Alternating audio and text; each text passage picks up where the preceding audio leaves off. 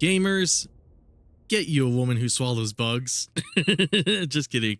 Welcome everybody. We're gonna be revisiting Resident Evil 3 Remake today.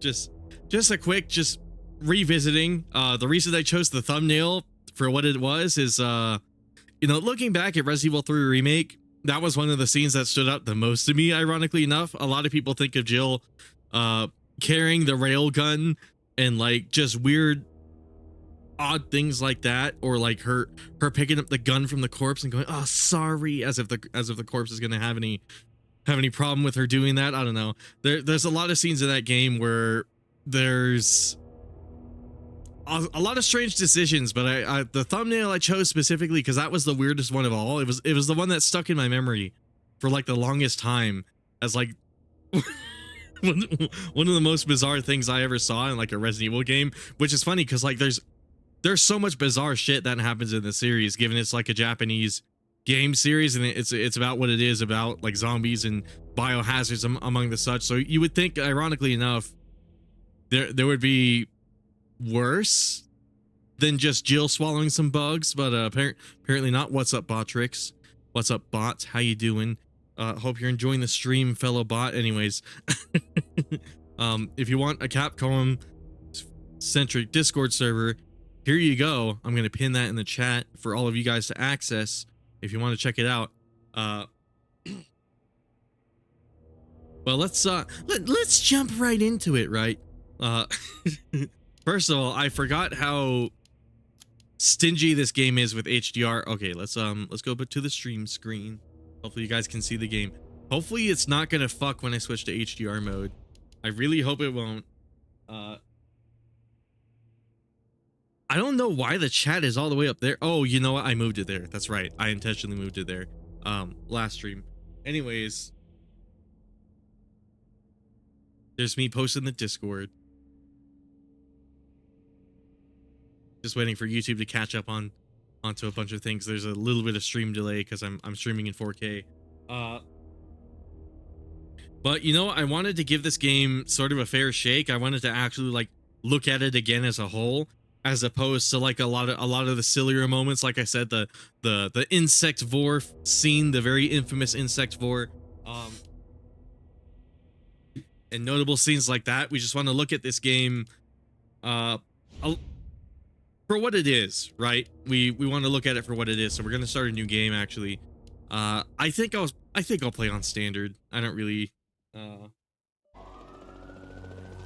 because if I recall correctly, we're gonna skip this cutscene. Oh, this is another part that like people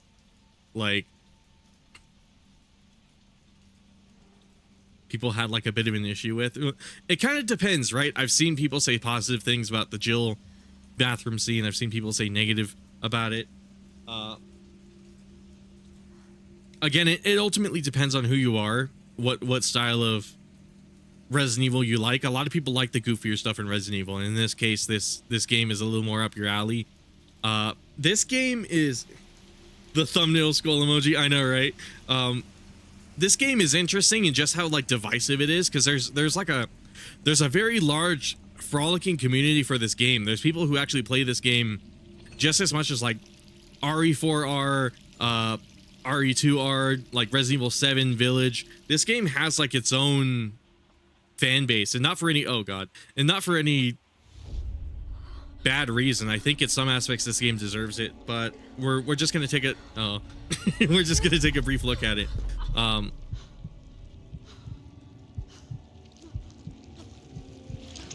Just revisiting it, just doing like a quick playthrough of it. I figured we might as well before we hop into the next game, which I think was going to be Dead Space Remake.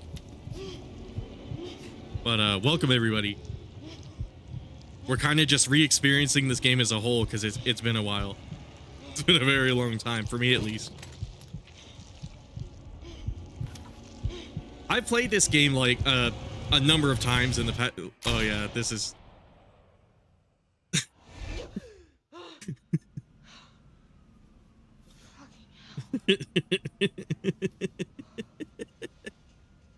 Oh, many a scene in this game is questionable, but we're giving it a fair shot. I'm trying to be fair to it.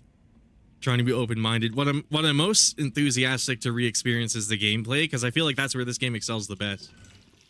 Maybe not. Oh, do I have the classic Jill? I might have wanted to use the regular Jill. I wonder if I can change that real quick.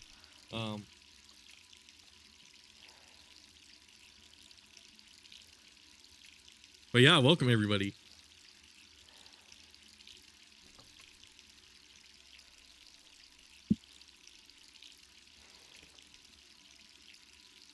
Let me know if the game's maybe too quiet. I don't know if it's because I have my headphone volume down or if the game actually is a little quieter. Good thing I know my mic's coming through. Can I change the costume right now, actually? Okay, cool. Let's see. Oh, I have classic. I didn't realize I had classic.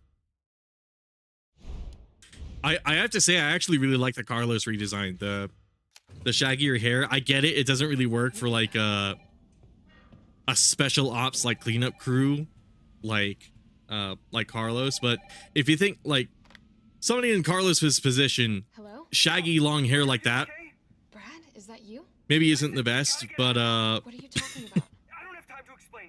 then again, Jill wore a tube top in the original game, so I'm willing to cut it a little bit of a break, because it's not like the original made any more sense in that aspect either.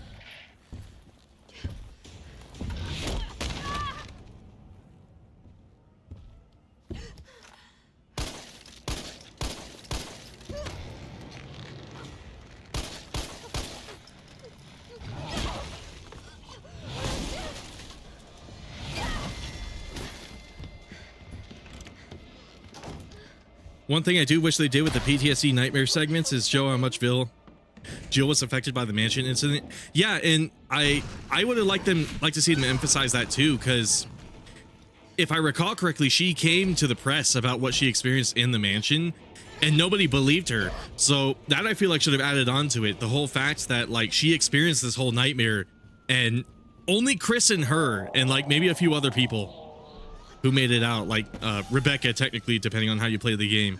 Well, only like a handful of people would ever like believe her. So there's also like another additional layer of that, where it's like she had to go through this like highly traumatic thing of like seeing pretty much all of her friends, like her coworkers, just die. And oh god, I forgot about this scene too. The cutscenes in this game tend to have like a lot of close-ups of her ass, which I know I don't mind, but given given how like semi-seriously you're supposed to take this game, it is a little out of place.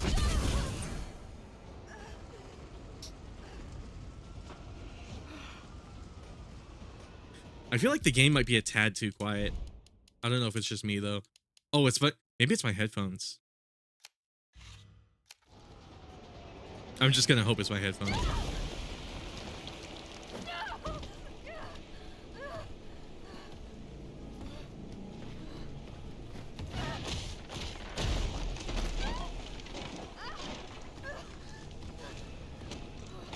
But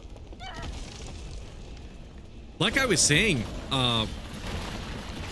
there was a lot of room for them to further emphasize that. Especially since a lot of the other depictions of PTSD in like the Resident Evil universe, it's kind of bare bones. You have sort of like the Hollywood style PTSD that like Chris has in like RE5 and RE6 too, I suppose. But they also could have done something like how they did with Remake, where they briefly showed what's been going on with Liam between 2 and 4. They didn't. They couldn't did something like that for Jill with the. I imagine you're continuing that, but that too. I remember starting Resident Evil 4 Remake, and they had some lore squeezed in from like Umbrella Chronicles, and it's like they're whole pressing, like you said, she was trying to expose Umbrella. Exactly, like they could have like further. I think what they were trying to do was they were trying to get you into the action right away, because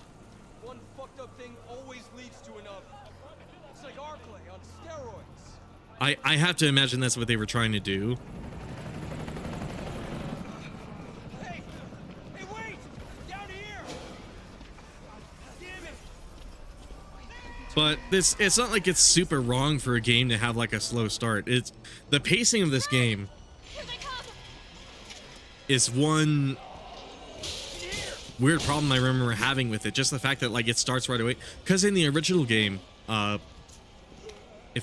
you know, in the original game, like you literally come out of a building out of fire. So maybe in that respect, they were trying to pay homage to the original. So maybe that's a moot complaint. But you know what? Instead of having that pre-rendered FMV of like all the TV channels and stuff like that, they could have told a little more of Jill's story. Don't think about it. We're gonna make a Now that I think about it, instead of pretty much saying the obvious, all like, oh, here's the. Are we still a team? always. Then do me a favor. Don't fuck up like I did. Go!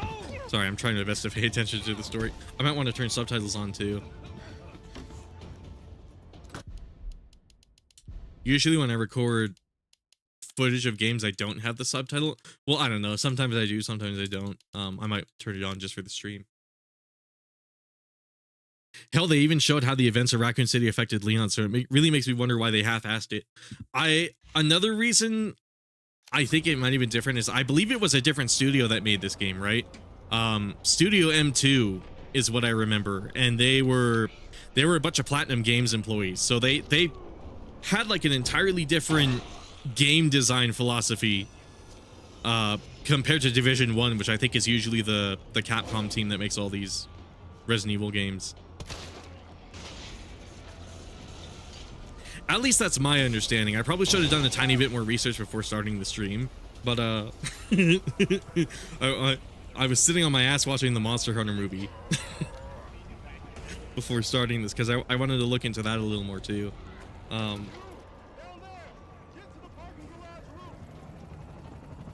I think in terms of story, like, this game has a lot they could have done. Sir, are you all right? There were a lot of missed opportunities. Don't come any closer! Hey, come on. There's a helicopter waiting to take you to safety. What safety? I'm not going out there! The parking garage isn't far. The only safe place is in here!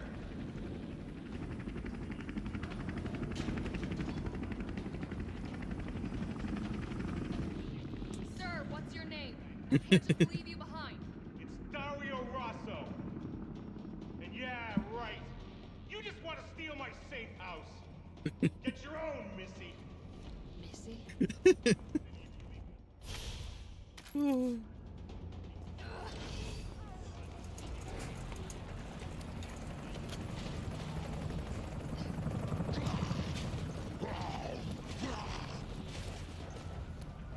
Yeah, it was a different team behind the remake, which is pretty evident in the gameplay and how the guns shoot in comparison to RE2 make. That and like they reverted some decisions too, which I guess I should comment on that. Some people were upset that Resident Evil 2 had a limited knife because it kind of made knife only runs a lot harder. In sort of a similar vein to Resident Evil 4 remake, where knives had a durability system to them. So I actually saw a lot of people that were happy that knives didn't really have that problem in this game, that they actually went back and reverted them to like an all-around use infinite tool.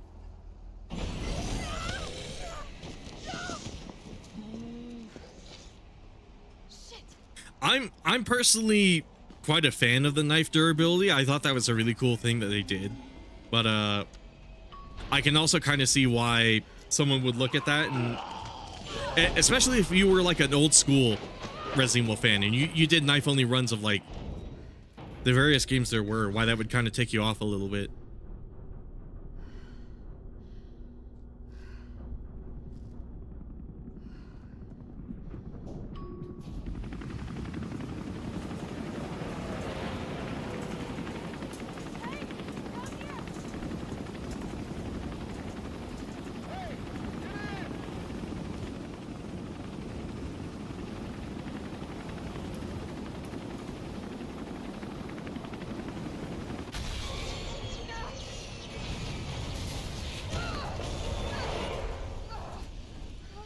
I also think this was supposed to be like the fake out scene from the original where they're like, oh, we're saved, and then Nemesis happens to shoot it down.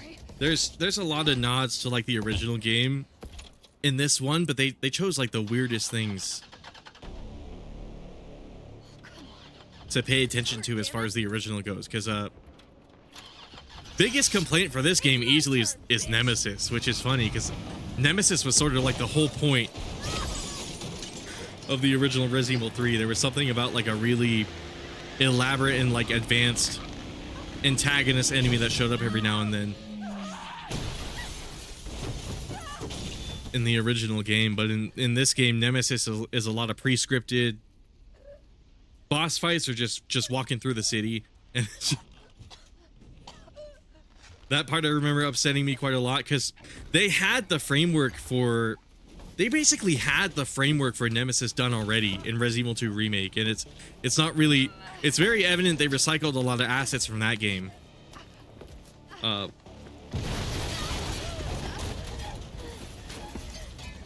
So it's kind of like a mystery why they went the pre-scripted route. I think it might have just been a matter of this game being made in like 1 year.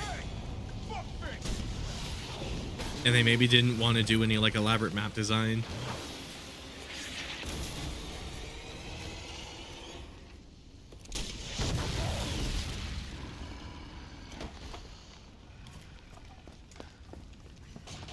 Hey, easy, lady. I got you.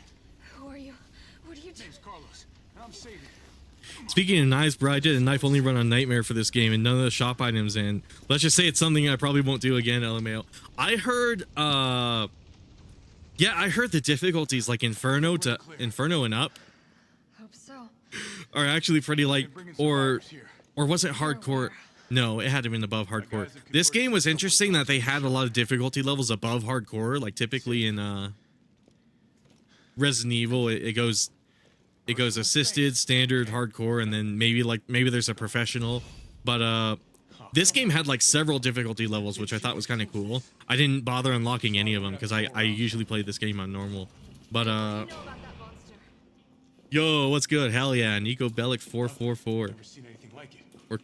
We're quickly revisiting this game, giving it a fair shake. Very cynical fair shake, but it's still a fair shake. thanks. Just commenting a lot on this game because I Promise you're in good. I actually was kind of playing it around the time it came out, and I remember this disappointing me quite a lot. Yes, for sure. But at the same time, Me? Are you fucking kidding me? You guys are the ones who caused all of this. Whoa, whoa, whoa, whoa. What are you talking about? You don't have to trust me, but I'm going to the shelter. You coming? I don't know whether to talk over these cutscenes or like just to Come on.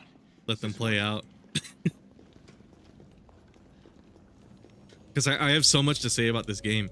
I was saying earlier, it's interesting that they didn't play too much into the whole nobody believing Jill aspect of it. I guess they kind of did right there. That whole conversation between Carlos. Obviously, someone working for Umbrella is not going to know Fine young lady could use our help. the secrets about Umbrella, but I'll have to get to knives in a moment.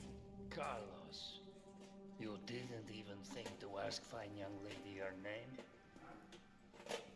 She is an elite operative of RPD, Special Tactics and Rescue Service. Her name is something Valentine. It's Jill. Nice to meet you, Jill. I am UBCS Platoon Leader Mikhail Viktor. My team was sent here to rescue civilians. Right. How's that going for you? The city is completely cut off, isolated. Most of the 100,000 civilians will wind up dead. Correction, undead. My platoon has suffered serious losses. Just keeping them alive is more than I can manage. Well, you can thank your corporate overlords for that. Yes. Well, we are doing all we can. If we can get this subway train moving, we can evacuate some survivors. But we need help. My men cannot do this alone.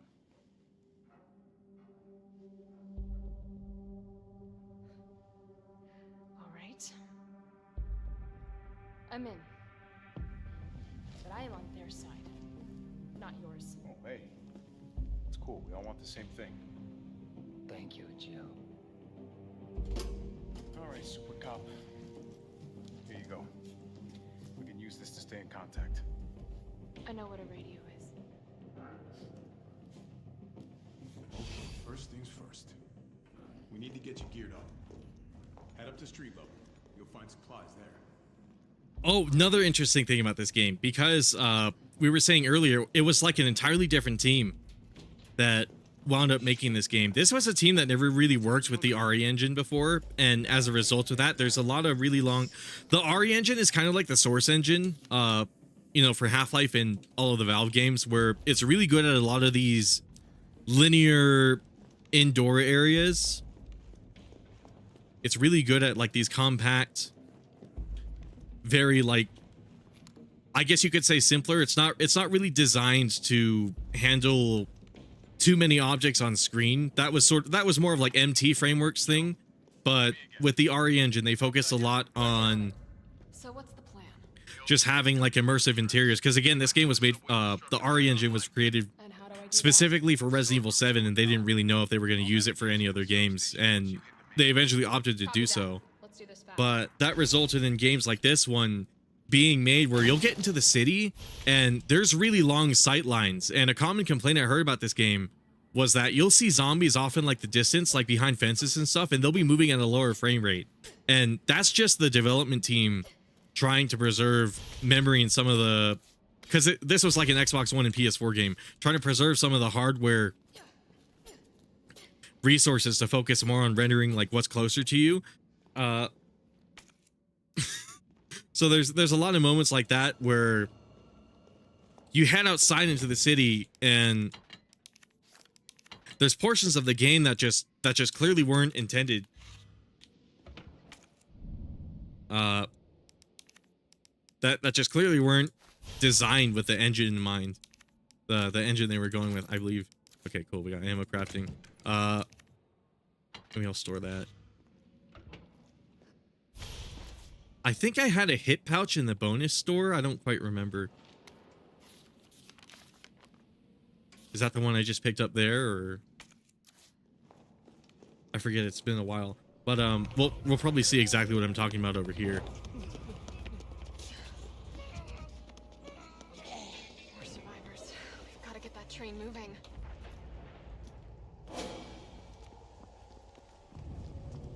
Let's see if I can find like a good example of that. Nah, it doesn't look like it.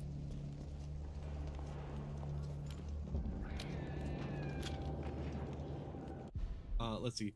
Although in a weird way, I think I enjoyed this one more than 2 Make despite its glaring flaws. Probably has to do with more being a huge fan of the OG and seeing this game has seemingly a lot of...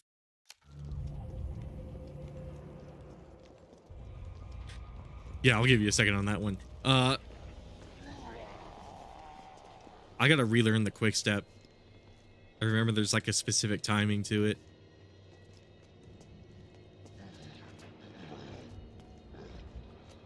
Let me see if I can relearn it.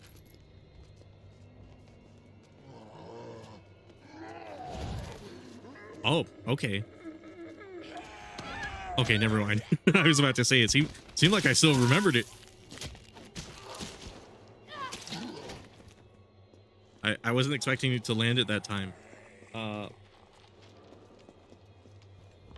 That is interesting that you liked this one more, but I think part of it might be because I didn't like Resident Evil 3 in general that much, which is funny because I actually really like Jill as a character.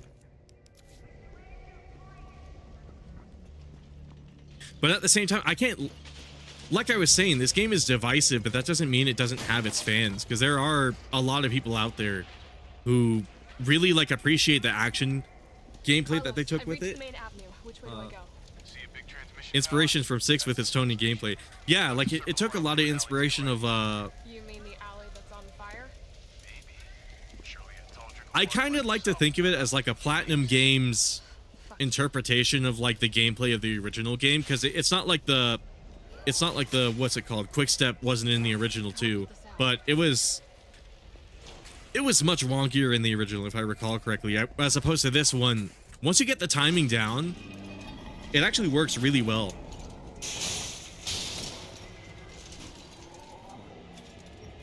I've seen people who've actually taken the time to get good at this game, just like quick stepping everything constantly.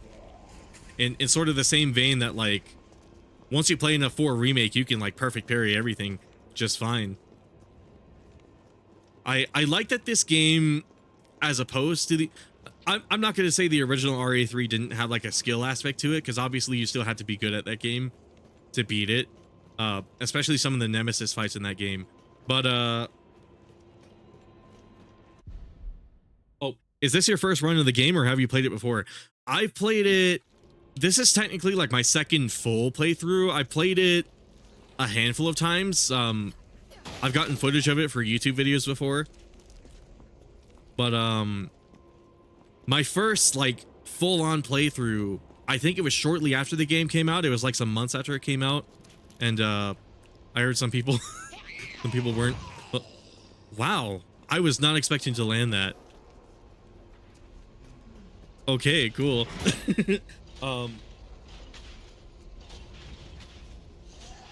Oh, I also prefer this one over 2. That kind of goes into what I was saying though. This game is divisive, but it actually does have its fans. Like if you're a really survival heavy Resident Evil fan, you probably didn't mesh with this one, but if you liked the more action games, oh yeah, here's a good example of what I was talking about with the low frame rate zombies.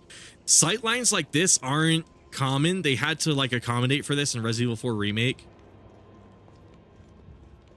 They had to kind of like adapt the engine to work better with that, but in this game those accommodations weren't made yet, because it wasn't their engine. They were just borrowing one from Capcom. So in some respects I can kind of give the game a bit of a pass for how it looks visually. It looks a little visually unpolished in some areas, but given it's not Capcom who made it, but they're using Capcom software and they had only like a year to work with, I can kind of give them a bit of a pass, because honestly, if I was in the same situation, I don't think I could have done any better.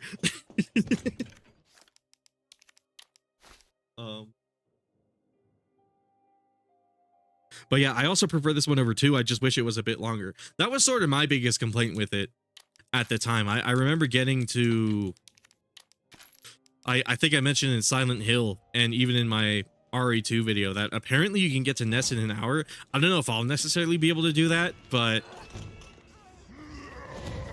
okay. That's a little easier than I remember. Do I have the dodge book or something like that? Hold on. I don't think I do. Was it always this easy?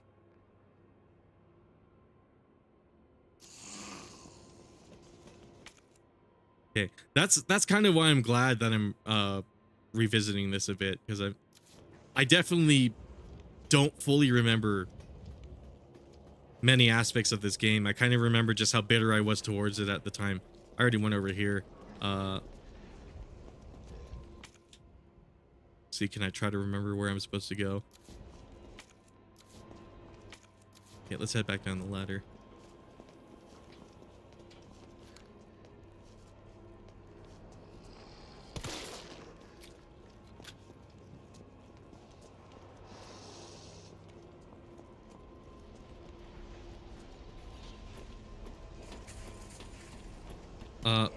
I'll be receiving my copy of RE4 tomorrow. I'm excited because RE4 is my all-time favorite game. I can't believe I didn't buy it on release day, but hey, better late than never, right? Is it, did you get the gold edition? I think that's supposed to be launching later this month, right? Also, I think it's because I love the action aspect of it, though, as I prefer some horror-focused Resident Evil games. The action ones like 3 Remake, 4 Remake, 5, 6, and 8. Yeah, like there's I kind of got off this tangent a little bit earlier. Sorry about that. But there is like a noticeable division of like Resident Evil fans who like the action games and the survival games. Honestly, I like them both. But if I had a preference, it was the survival kind. So this game wasn't really up my alley per se. And I think I was, at the time, I think I was a little maybe unfairly upset that this wasn't like a super action heavy game. But neither was the original Resident Evil 3. Maybe besides like the hardcore difficulty on that game. Wow, this is a lot easier than I remember it being. Oh wait, I might have wanted to go up those stairs. Or was that blocked off by cars?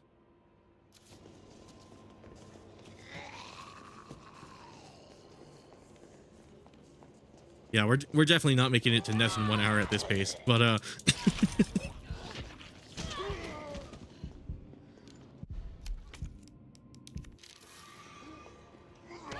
oh, missed it again.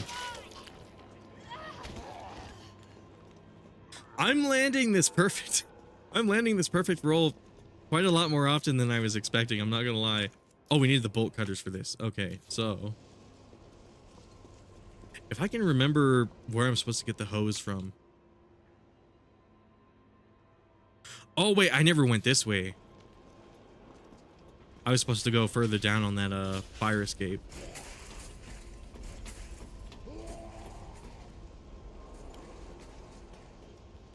This might end up being like a few parts, I imagine, despite this game being so short, because I do kind of want to explore it a little bit.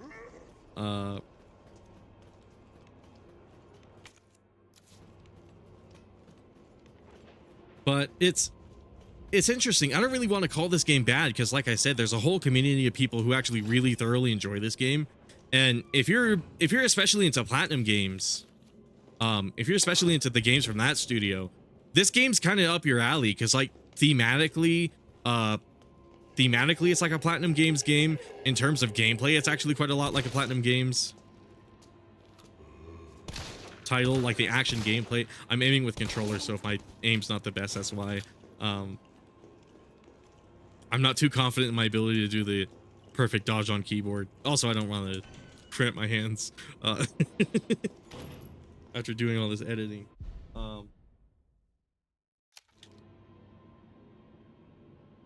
Okay, the action Resident Evil games I've always felt were extremely underrated because they're all amazing games. But the main issue really stems from how they stray away from horror rather than a balance of the two. And then Nico says, no, just the regular copy. I wanted to experience the whole game first and then see if I want to get the DLC. Okay, yeah, that's totally cool. To comment on the action games, I think those games are kind of underrated too. I think I was a little mean on those games purely on the premise of me just being like a really old school Resident Evil head and starting with like the first and like the second game and being all like, yeah, that's the Resident Evil I like, the puzzle survival horror games. But the cool thing about Resident Evil is it appeals to so many people, and that's kind of why it's one of the bigger communities you'll find, because there's tons of Resident Evil games for just about everybody. Kind of like there's the regular Monster Hunter games, and then there's like a Pokemon Monster Hunter game, or like a Pokemon style one. It was kind of inevitable that the series was going to branch out, and especially after like the tonal shifts they started having after the PSX games, I shouldn't really be surprised that they were going to focus more on action. Maybe I should have saved that barrel, but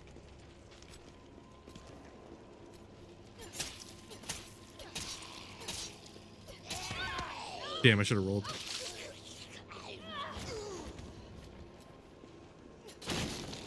But replaying like a brief amount of Resident Evil 6 for that one video, I was actually kind of impressed how fun it was. Because I remember it not being any fun unless I had someone else to play it with to kind of like bounce the experience off of.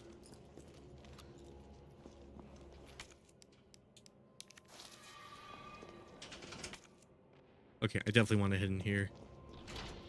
Okay, here it is. Here's the area with the bolt cutters and the shotgun.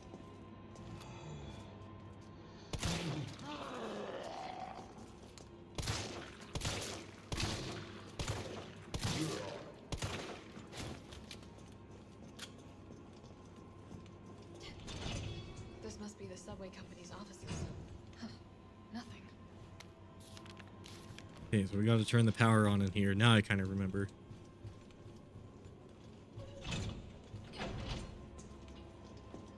Okay, here's the fire hose. That'll help. I might want to combine these.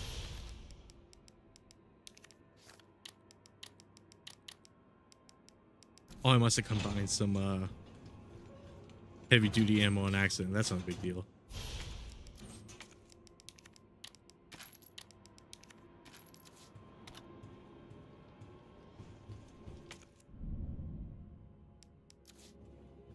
Or wait, the bolt cutters were somewhere else.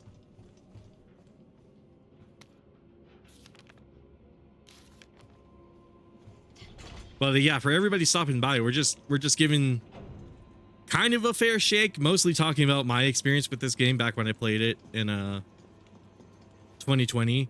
But we're just looking at this game again because I think it's kind of a fascinating case study as far as Resident Evil games go, because it's for the uninformed, this game wasn't made by Capcom. It was Studio M2, if I remember correctly. It was sort of like a weird subdivision of Capcom of ex-Platinum Games employees, which many of those employees were ex-Capcom employees, so it's funny in that aspect. Oh, maybe not this way. Have I gone down this alley? No.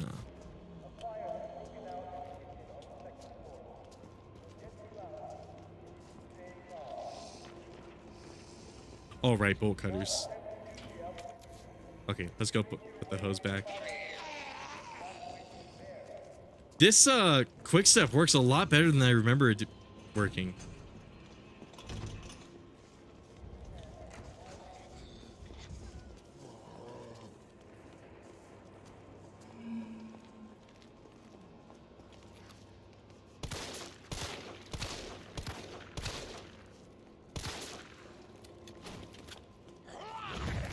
There we go. What difficulty are you on? I just picked normal. Now that I think about it, if I picked hardcore, maybe the quick steps would be the perfect quick steps would maybe be a lot harder. I don't remember if they changed those on the difficulty levels. I've been trying to run it on Inferno and get all the achievements. Yeah, I hear, I was saying this earlier and then I got, a little mentally mixed. I hear the later difficulty levels, like the new ones they introduced for this game, that they didn't really have for any of the other Resident Evil games. Oh, I heard those ones are particularly brutal. Like Inferno, from what I heard, feels like it wasn't even tested. At least that's one of the complaints that I've heard. Come on, don't look at me like that, all right? I'm not unaffected. No, Wait, please! What the fuck? He was infected. He might have been infected. Oh, stars, this soft. No wonder so many of you dead. And what are you, UBCS? Killing your own people? He would have turned. There's your sense of self-preservation. Oh, I was about to say this earlier. Don't need a bleeding heart like you getting in the way. Seeing how the cutscenes are kind of, what's the word I'm looking for? Seeing the difference in how they handle the cutscenes between Resident Evil 2 Remake and this game is also interesting, because in RE2 Remake, I mentioned this in my video, they went out of their way to make that game really dramatic. Oh, suicide note. That's an oof. They went out of their... I forgot about this. They had like recreations of some of the original music in this game, and it happens to sound quite a bit like the original like the original game. Oh.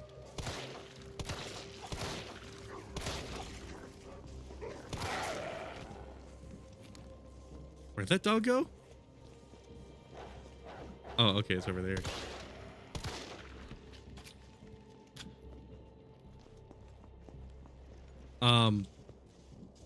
What was I about to say? Seeing the way they handle the cutscenes in this game is interesting too, because in Resident Evil 2 Remake, they were brief, but they were still very somber in the way that it was delivered tonally, as opposed to this game. They're kind of brief for the sake of, kind of like I was saying about the beginning of this game, where they just want to toss you right in the action. So I kind of appreciate that part of it. I appreciate that a lot of the conversations in this game are kept very, like, short and to the point. I can speak on Inferno. Lol, it's basically Nightmare, but every enemy is more aggressive and deal a lot of damage, and really requires you to be at least decent with dodging. Yeah. Again, it's not like I've done Inferno myself. Maybe someday, but I haven't heard like the best things about that difficulty level. Then again, it's possible everybody speaking ill of it might be a little salty too, because I remember hearing, I remember on stream before I've talked about some Resident Evil 4 remake posts I've seen where people were like decrying that game because of how hard it was, even though they were playing on standard. Okay. Oh, topple over. No. I should have just gone for another dodge.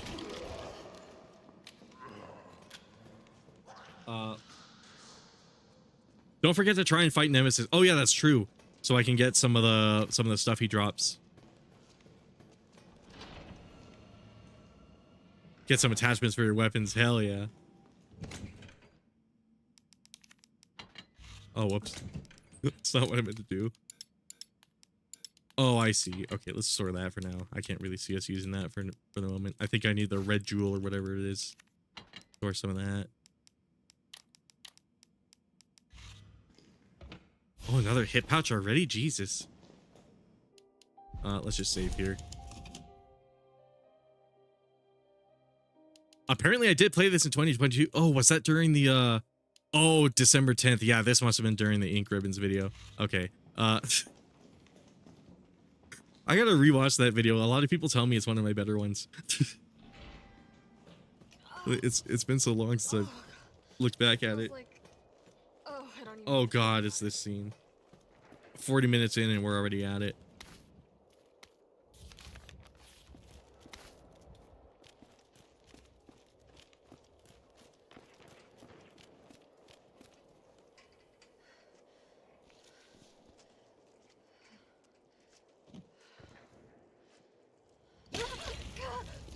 Let's see. I believe most of the complaints have to deal with the final boss where you basically play it like Dark Souls. Oh, that's right. The final Nemesis boss. Yeah. Inferno is no joke. Oh my god. Okay. All right. So.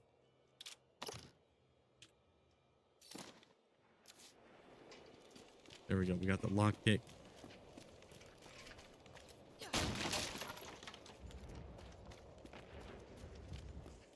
I had a whole, I've been working on this whole RE3 comparison video, and I have a whole section in that script just for this one area, because it really brilliantly describes one of the points I'm planning to make in that video, which is, oh, probably a me thing and not really trying to condemn anyone, but I never had an issue with Inferno.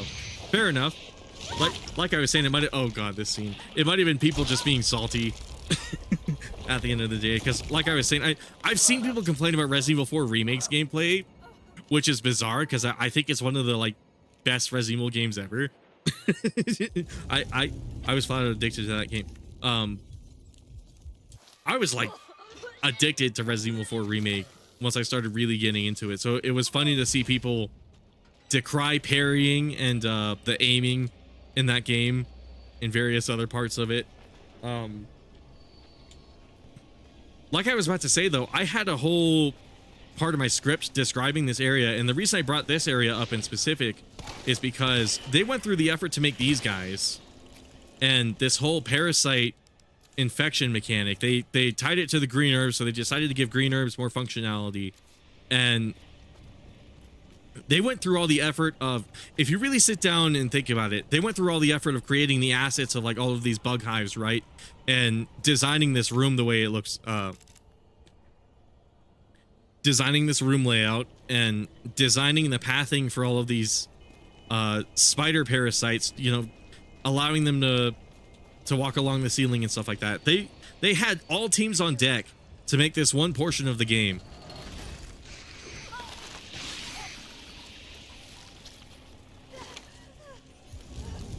The Jill sexualization continues, LMAO. Yeah. But they introduced this one little mechanic, and this is something that would have taken everybody on board to add this one tiny portion of the game. And the reason it's significant is it's a very brief portion. Once you turn on these 3 generators, you don't really see these guys again. Maybe you do, and I don't quite remember, but my memory of the game is after this part, you just don't really deal with this infection mechanic. And my point there is they had everybody on the team working together to add this element to the game, and it turned out to not really, it was all for like a very, very brief portion. I remember killing these guys a lot easier. Maybe I was playing on keyboard last time I played this game.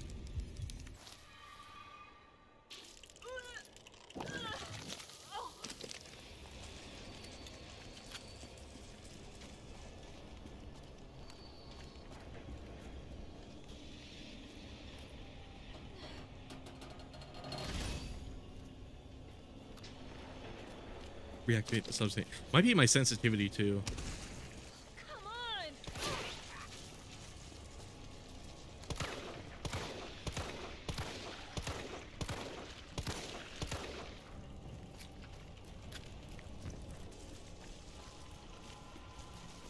Did I already turn this one on?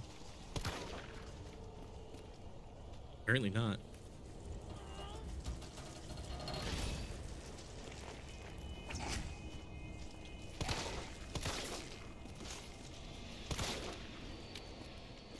What's it in here? Like 3 or 4 generators? I forget exactly how many.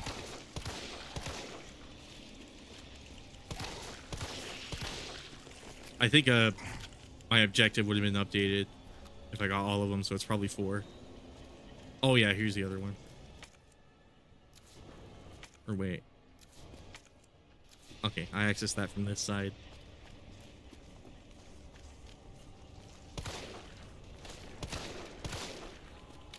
I could be wrong, but like I was saying, like after this point, which is kind of why I'm glad to be replaying it now.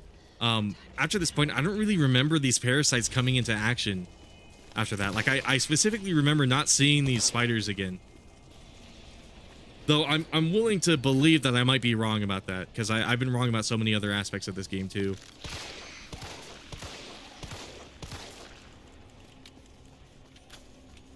But looks like we got all these activated.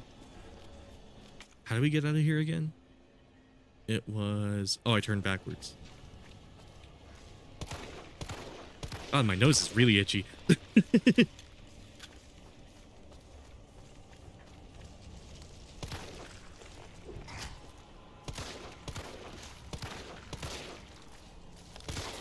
Maybe I should be playing on keyboard. My aim is so bad on controller.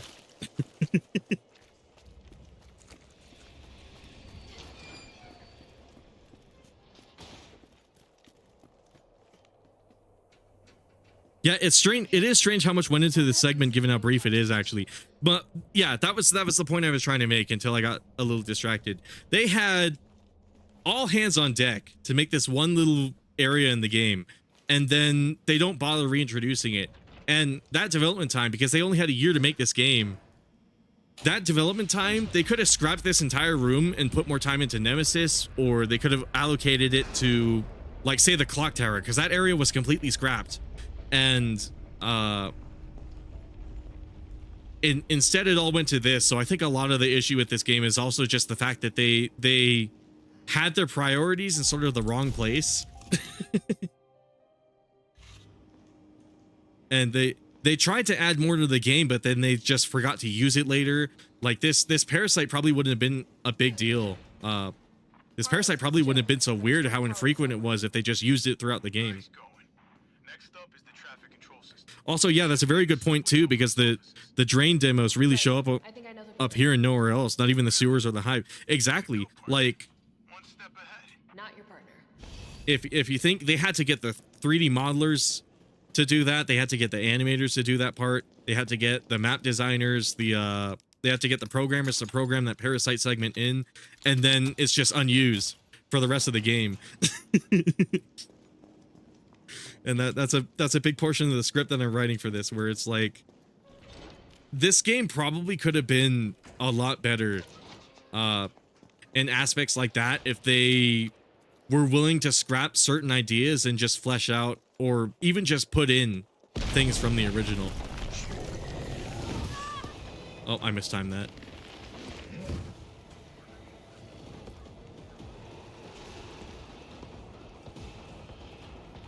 Run.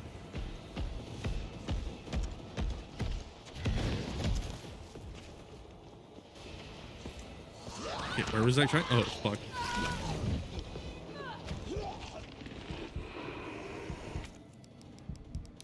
I didn't know they were called Deimos. I probably should have.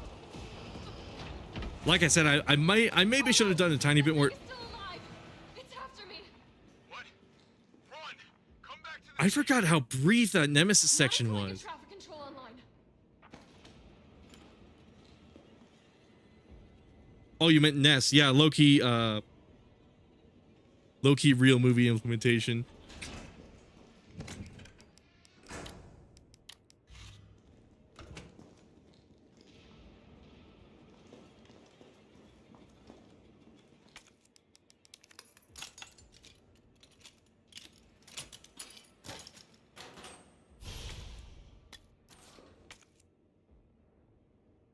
Let's see. I have the bolt cutters, right? Yeah, so we can explore some of the other areas in the game now.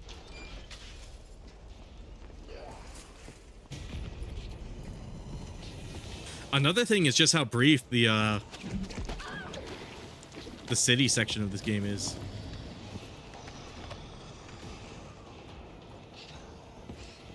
Like it's a somewhat substantial portion of the game, but if they, oh god, I forgot he did that. Stores.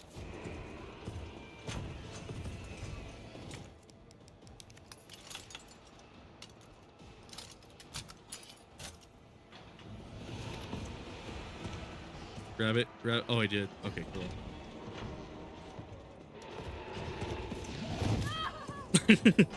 I should have rolled.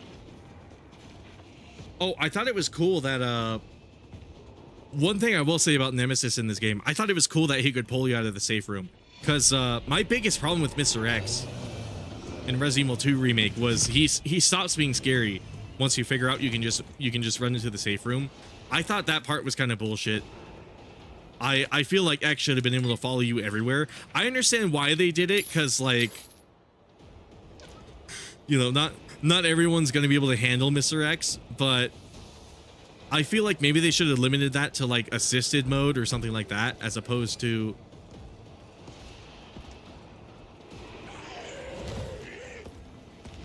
oh god.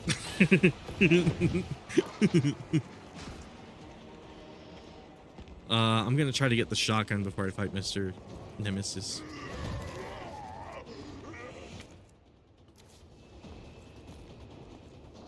Where was that again? Safe. I forget. It's gonna take a lot to read. Oh yeah, it was the subway station, wasn't it? Or no, that's where it came out of. Subway power substation, that's where I just came out of. Subway control room, that's what it was. So that was over here.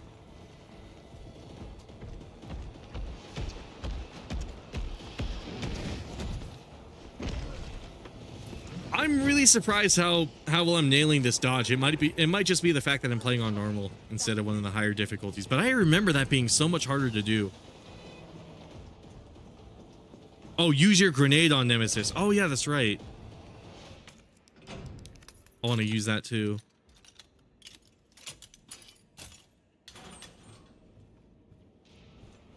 But let's get the shotgun real quick.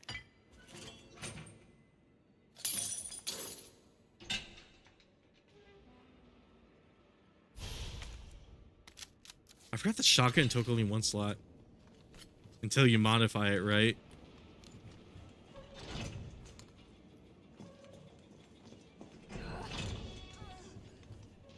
Carlos, I'm in the control room. Now what? Nice. Now you gotta plot out a route. Okay, give me a sec.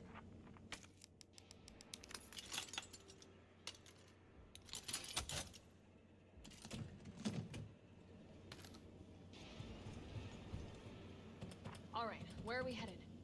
The train is stopped at Redstone Street. We need to reach Fox Park Station. Okay, so, Boss Avenue. Hey, I'm Super Cop. Consider it done. I'm guessing that's 2. Oh yeah, you can kind of see how they smudged it. Let's see, Raccoon City Central.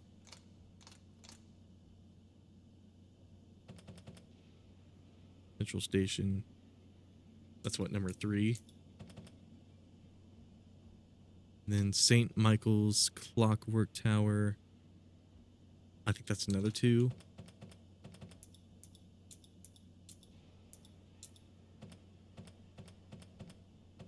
Valid route confirmed. I might not quite remember how to do this puzzle. Oh, I did. Okay. Jill, you are amazing. Tough as nails, too. Hurry back to the station. We'll make sure the subway's ready to deploy. Let's see. Another thing I find interesting about this game gameplay-wise is how this is the only game in the RE Engine titles that let you mash every button on the controller to escape. Oh, yeah, that's right. To escape from what they show. And to reduce your stun time. Yeah, like, I noticed Resident Evil 4 Remake implemented like a hold option for that kind of thing too. Oh, okay. I think I remember wanting to use the shotgun on these guys. I kind of remember these guys pissing me off, actually.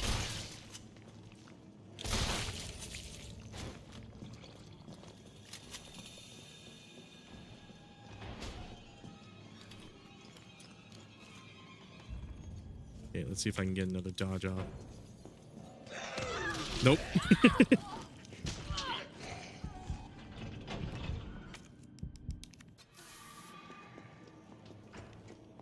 Oh, is Nemesis just gone? I guess I should have fought him earlier.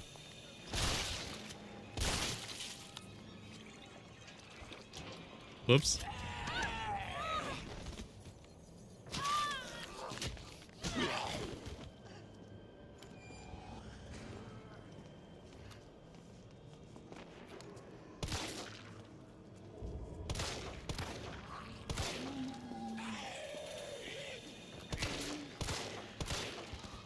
Yeah, hold up. I might switch to keyboard in a second.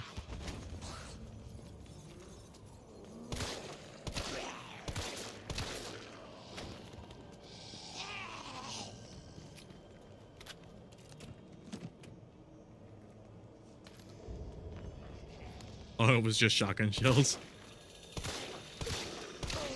That wasn't too meaningful.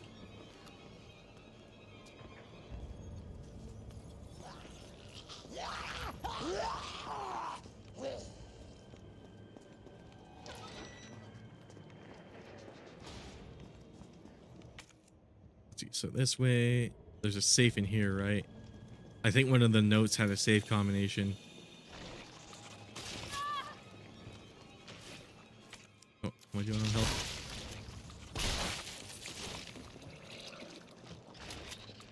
Yeah, thank God I'm not playing on Inferno. Oh God.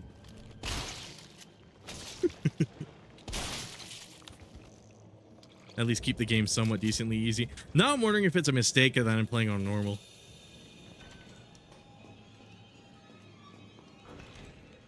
Maybe I should have done hardcore. Then again, it's like the beginning of the game, but still.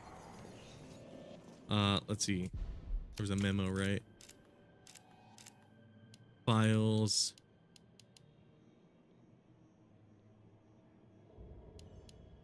Electrician's notice, railway. Or apartment building. Okay, let's see. Oh, hold on. Which one was it? Some kind of maggots.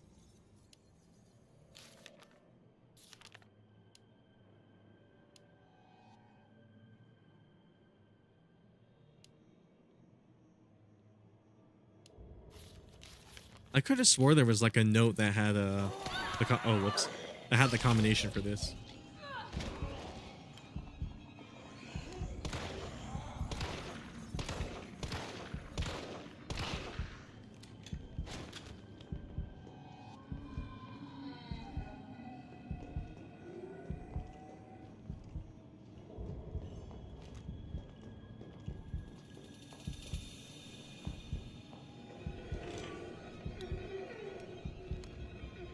Was it not in here? I could have swore it was.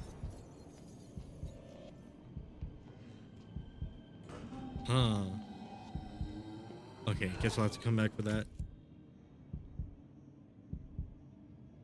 Yeah, dodging in this game is surprisingly really easy to do. It seems like it. It's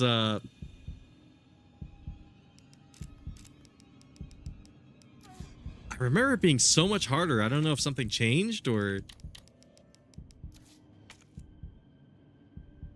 It might have also just been at the time, like I was, Oh, that was nice of him to let you finish reading that note and then attack. I know, right?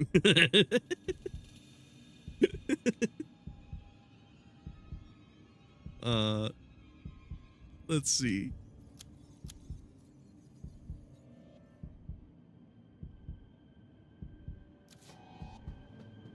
Let's just go this way. I could have swore there was like a note in that room that it was some dude who was like mad at his wife or some shit. What the hell is it doing to them? LMAO, yup. Oh yeah, did Nemesis infect people in the original game? I could have swore he was just a weapon meant to wipe out stars because they knew about... Oh, I probably should have healed. Oh well. There's checkpoints.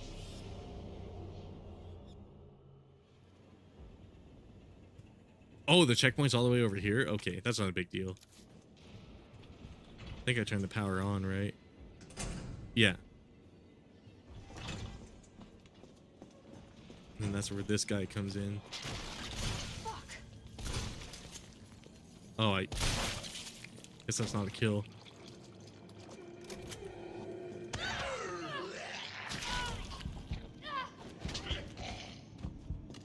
I should have rolled. Okay. Take one of these.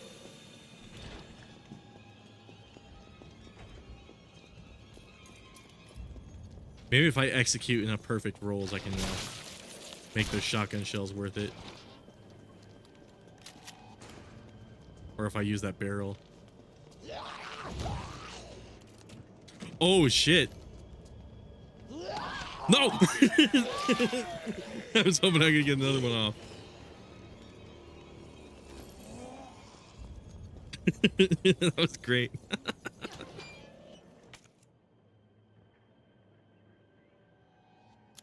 Oh, there was a hand grenade there. Oh. I guess we'll just leave it. Okay, simple lock.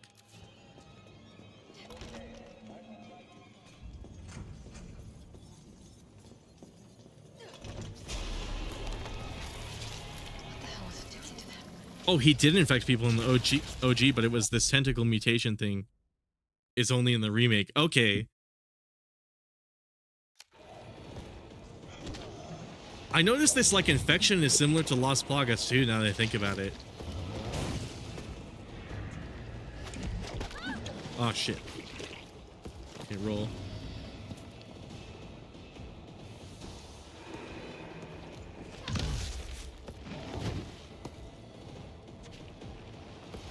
You know, I should fight him.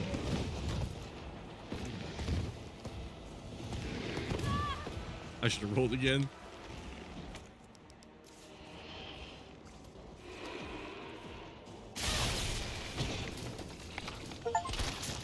Oh, that's it? Just one grenade? Wow, okay.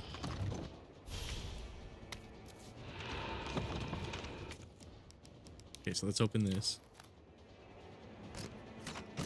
I didn't realize it would be just a grenade and that was it. Moderator for the G19.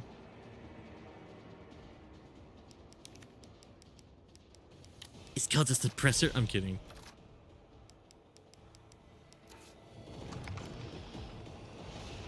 I didn't realize it would be just one grenade. Okay.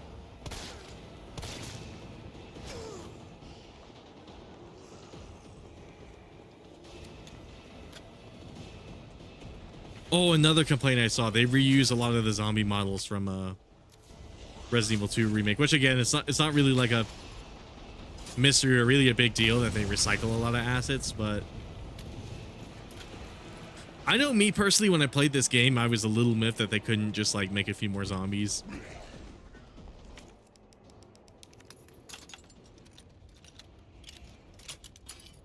Yup, is that easy? Yeah, I definitely should have thrown a grenade at him earlier then.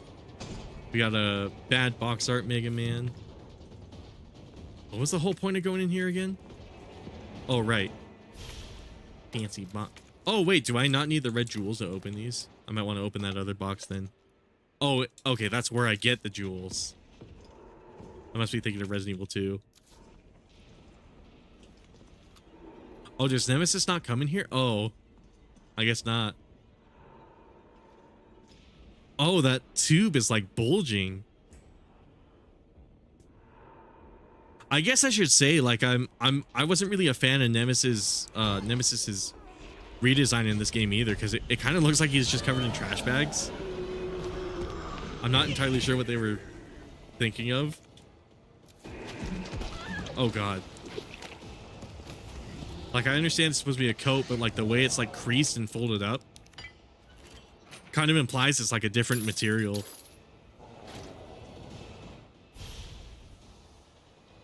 The Nemesis parasite did originate in Europe, same as Las Plagas. Oh, or in a way it came from a version of the Plaga in the recontextualized lore. Okay.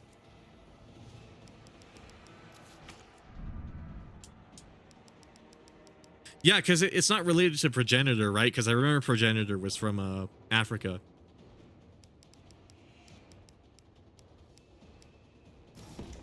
At least that's what I remember. High grade gunpowder. I don't have anything to mix with. Fuck it, we got a first aid spray here.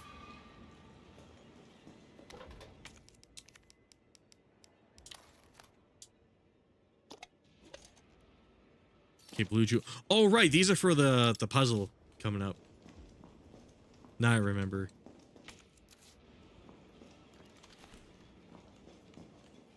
Okay, there's still a bunch of items in here, but I really don't know if I'll need them that much.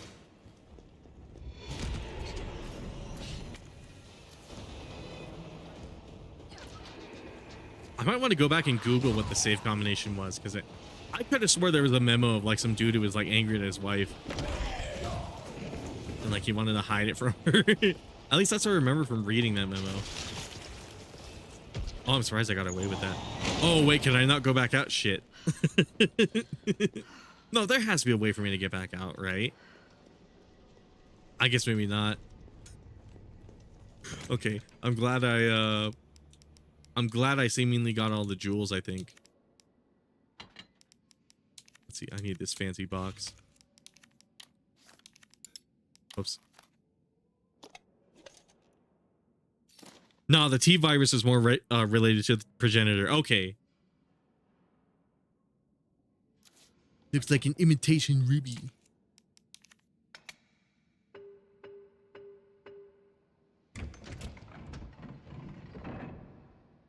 Oh, okay, cool.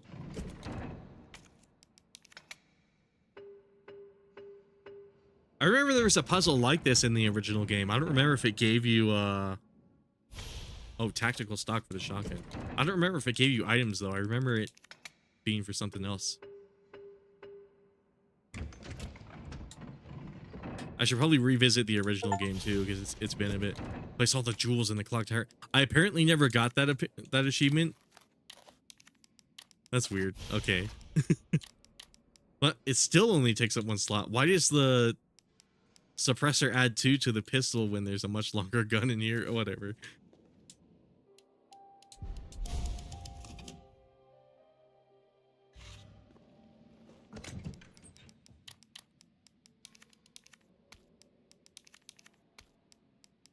It's a bit of a shame I can't go back out and collect some of those other. Oh, I meant to take out the whole amount. Bit of a shame I can't go back out and collect some of those other items I missed out on. Oh well.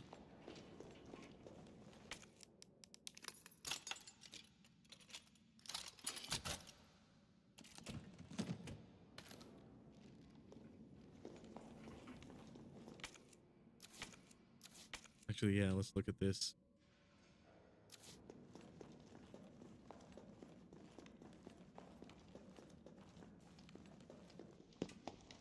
Nice job, Super Cop.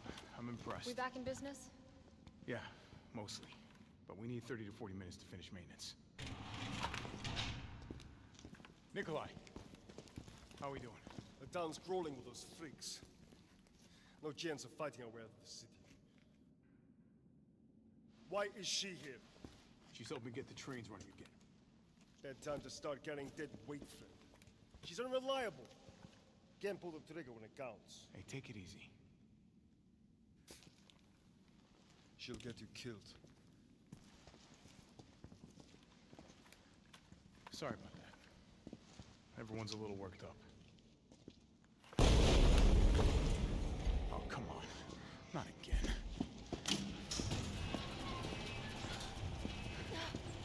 It's me he's after. One thing I do miss is Carlos hitting on Jill all the time. Come on, you creepy ass stalker. You want stars? Ah! I was hitting the roll button too. I saw that. I heard that punch coming. And I pressed it and I get... That was great. I remember in Spear Hunter's video, she made like a big deal out of that, and I can kind of relate, because the whole "you want stars" line is it's like, why did they make that a one-off line? Because it would have been so perfect for the end of this game too. It's so weird, all the parts for this game where they were like faithful, and then all the other parts where they weren't. I did that too late. Oh, okay. I should have done it as I was getting up. I got meatied. Whenever you encounter Nemesis the next couple of times, make sure you're using... That's right! Oh my god, I keep forgetting. Come on, you creepy ass stalker. It's because, again, I'm sort of used to, like, Mr. I'll X. give you stars. With stars, I'll give you stars. My bad. Oh, right, this. Get through. I totally forgot about that, too.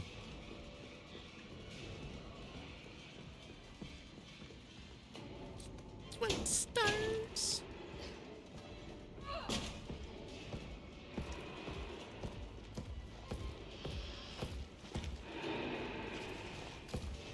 Oh, you... Okay, cool. Cool, give me that. Give me that! Now's my chance.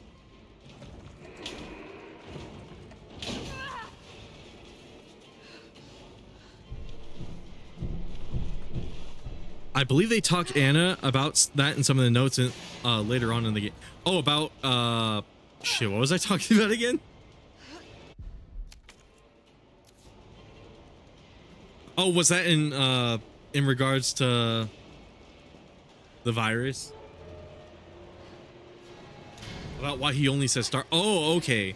Yeah, because I remember he was a weapon developed by Umbrella to because it was really only Star's team who knew what happened at the mansion. Carlos. Oh, shit. Oh, I need to find another way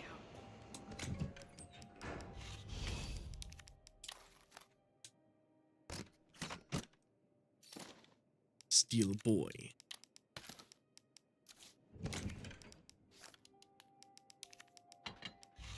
Yeah, let me try keyboard action.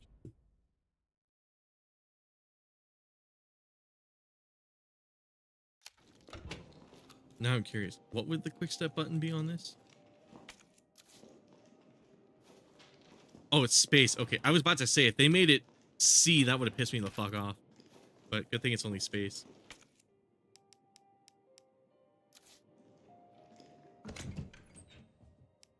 I hate when games just bind shit to C for like literally no reason. It's like, why?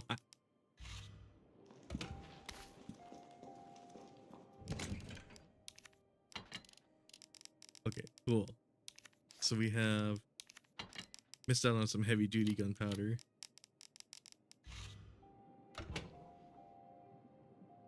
Not the biggest deal in the world though. I have to say, I know some people like Jill's design in this game. I don't know if I would say I necessarily hate it. In some respects, I can actually appreciate it because, like I said earlier, in the original game, she wore like a tube top. It's not really for me, but I can see where they were going with it. I think the biggest turnoff for me is the hair. I don't know why they did her hair the way they did. Oh, I guess she's not going to face the camera.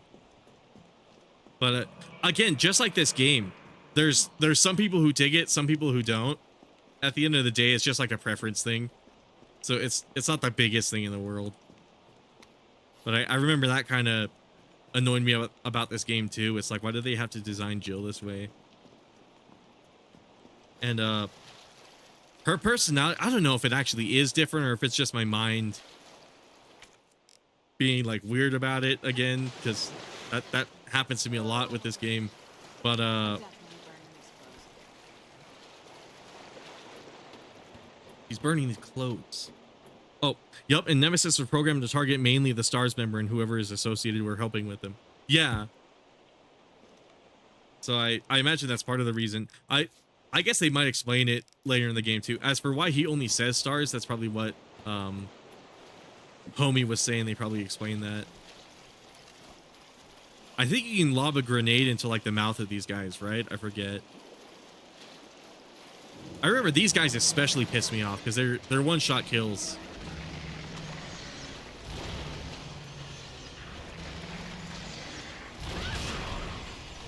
Oh, I guess not. What the fuck was that? Okay, I might have done some damage with that grenade, it looks like. I thought I threw it in its mouth, but I guess not. Another problem I had with this game is I died a lot. And a lot of it was me trying to follow that survival horror mentality where I was saving my ammo. So for enemies like that, I wouldn't have thought to use the shotgun or the grenades, because I usually save those for like until I got the grenade launcher. I was usually saving that kind of stuff for bosses, because it was really like the only kind of high-powered weaponry I had. But because again, this game has like a different team behind it. They actually want you to use those weapons as early as possible. So I remember when I came across, I think it's, what's it called? The Hunter Delta or Epsilon. It's either one of those. I think those guys are called. But, or was it Gamma? It might have been Gamma. But, when I came across these guys, I was just walking backwards with the handgun, shooting them perpetually, wondering what I was doing wrong. And I kept, there came a point where I just gave up on them. Because I was like, these guys are not worth it.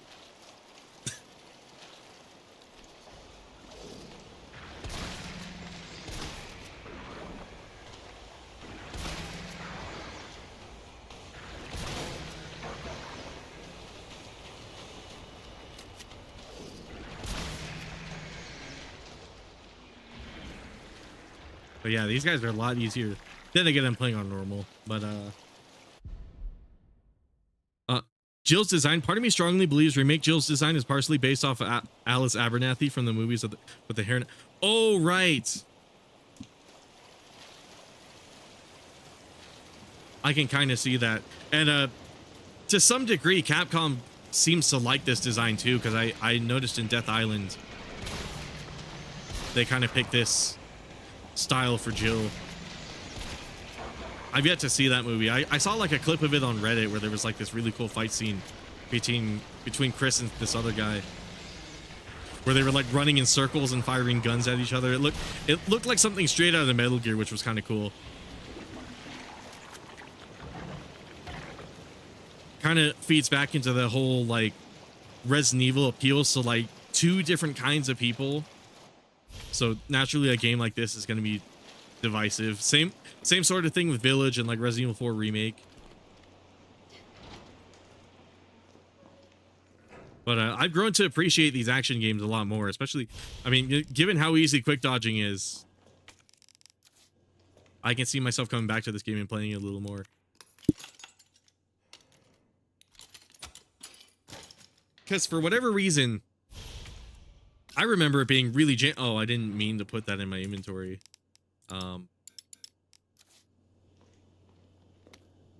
Whoopsie. Can I use something right away? No. Okay, I didn't need to use that anyways. I'll have to come back for this.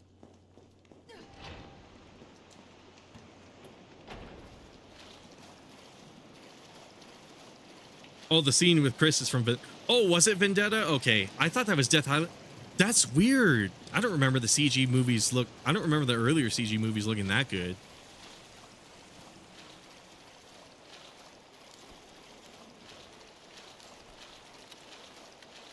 I might have, like I said, the only Resident Evil movies I've seen so far are the Welcome to Raccoon City and the Mila Jovovich ones. I've yet to see any of these other ones. I thought that was Dead Island because I saw they had some like really good use of ray tracing and lighting in that one, and the design of Chris they used in that one kind of looks kind of like what I saw on the cover for Death Island. I keep calling it Dead Island as in the game, the game series Dead Island, which those games I should probably go back and revisit because those were pretty cool. I imagine I can't go back up this. Is there a safe room? There was a safe room down here, right? Lab battery pack. Yeah, it was down this way, right? Or no, this way. Shit was awesome to see. That's crazy. That movie looks so good considering it's like an older one.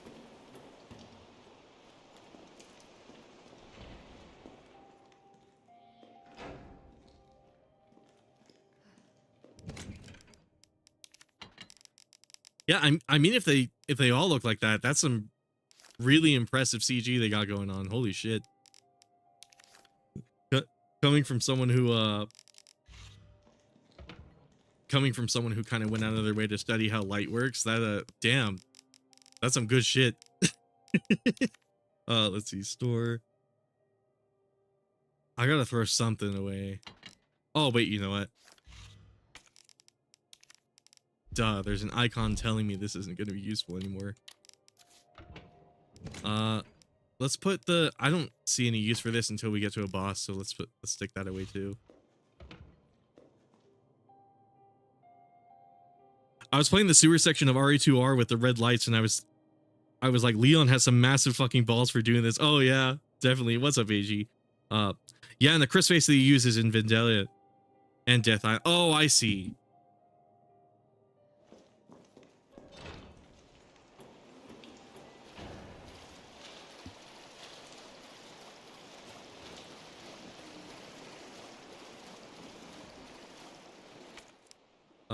Let's see. I really got to check those movies out. I still got to finish the Paul W.S. Anderson movies. I'm kind of sitting down and watching those. Like I said at the beginning of stream. Oh, which is funny because even though Death Island takes place after Vendetta, Leon's face is reused from Infinite Darkness. I forgot about Infinite Darkness too. That was on Netflix, wasn't it? I have to catch up on all these movies. Oh, that opens my reshade window. I wonder if I can assign that to like a different key for the moment. Let's see. Maybe put that on period. I don't see myself using period. Oh, what?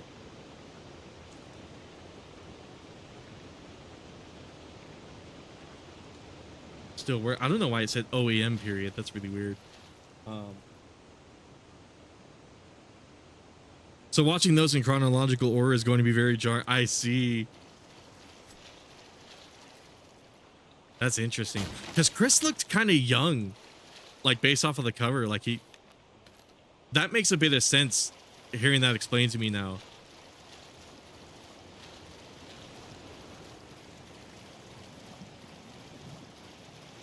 Part of it might also be a tiny bit of my my facial blindness, though. I'm not the best with faces. But I noticed he looked significantly younger.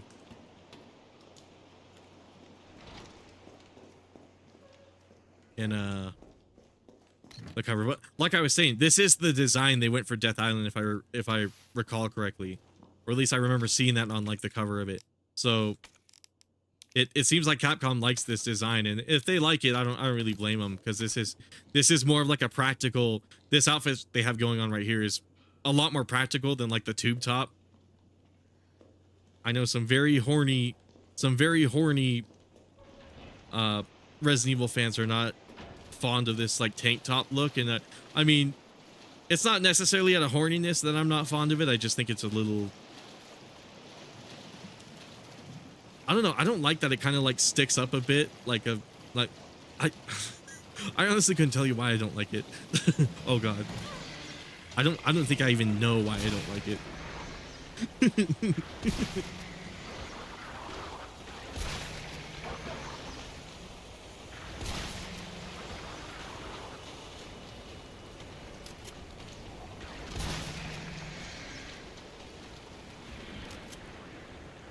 I also need to catch up on the CG movies. I only seen the first one with Leon.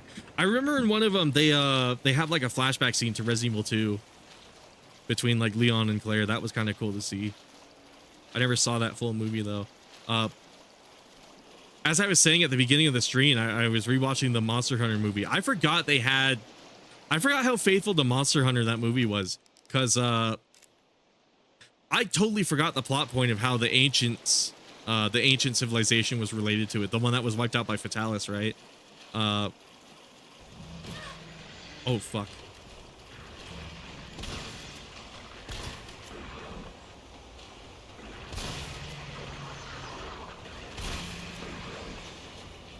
I guess another interesting thing about this game is how much vor it has. Like I know I covered this in my Horny Company video, but this game especially, for whatever reason, has a lot of particularly creatures that either want to be inside of you or want to eat you. It's very strange.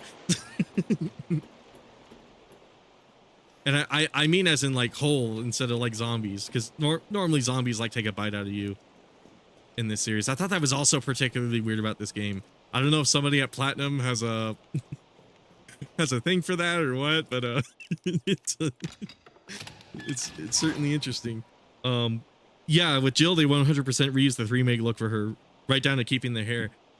You know what, I was saying this earlier. The thing I don't like about, I think the biggest thing I don't like about is the hair, because I don't know why. I remember it being shaped differently in Resident Evil 1. Oh god, bad idea. Bad idea to just randomly dash like that. Yeah, my aim is way better on keyboard and mouse. I'm kind of glad I switched to it. But I remember this dodge being so much wonkier than it actually is. Like, I was perfectly able to dodge that just fine. It was like intuitive too. Which is also funny because one of their concepts showed her with longer hair, but they scrapped those looks so that she'll be familiar to those who were introduced to her through Remake. Really?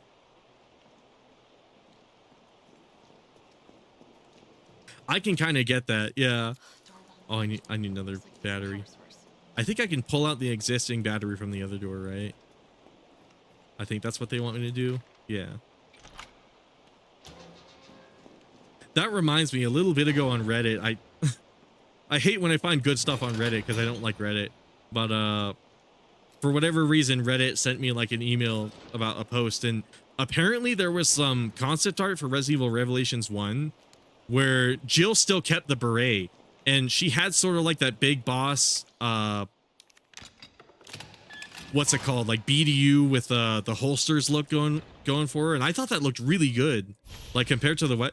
I know a lot of people are fond of the wetsuit. I wasn't too fond of that either. I thought it was a tiny bit dumb,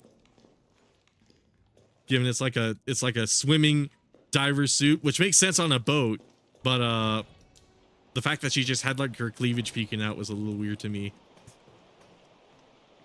No lie, RE5 Jill is my favorite look on the... Oh, just as I was shit talking the wetsuit character so far. I'm interested in seeing how the remake is going to look. Again, it's just like with this design, just like with Revelations and RE5. Like there's people who like various versions of Jill. I'm sort of like an old school elitist, and I like my RE1 Jill. Oh, I forgot to grab that battery. Sometimes I think I know too much about RE. I mean, everybody's got like a hyperfixation for something at the end of the day, you know.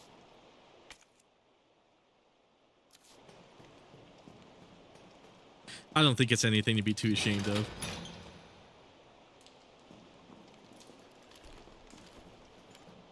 When you're passionate about something, you tend to research it a lot, unless you're me, in which case the only time I do research is when I make videos. I should really get in the habit of researching shit before I start my streams. But it's funny, you guys never really see this because a lot of the time I take it out. I'll write my scripts before I do any research, and then while I'm editing the video, I find a lot of parts where I'll do like a basic preliminary fact check on stuff, and I'll find there's several parts of the video where I'm completely wrong, where I've like completely misremembered shit, and I'll be like, oh shit, I should probably research before I write these scripts, and I still haven't gotten in the habit of doing that, so I always, before I release a video, do like a, well, while I'm editing it in general, I'll usually, oh fuck, I'll usually be all like, okay, I need a fact check pass. Every single thing I say in the video, I need to Google and make sure it's actually true. Which I'm really happy that I at least do that. Oh, I can't go in there. I would have thought there would be like a sneaky little item in there or something like that. Like I was saying though, I would have really liked to see that One Revelations concept art come to fruition, where it's the combat uniform with the holsters and the beret. I especially miss beret Jill Valentine, but it's not like this design's bad.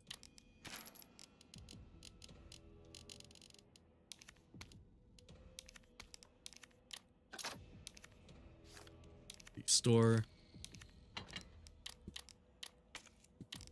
I might want the healing items actually. Yeah, let's combine this. This boss, I don't remember how hard or easy it was. I kind of remember it being hard, but that might just be me. I'll need this. I'll need some of this. Okay, certainly during the Nemesis boss fights, a grenade isn't going to be enough, right? I imagine he's going to have a little more health than just that.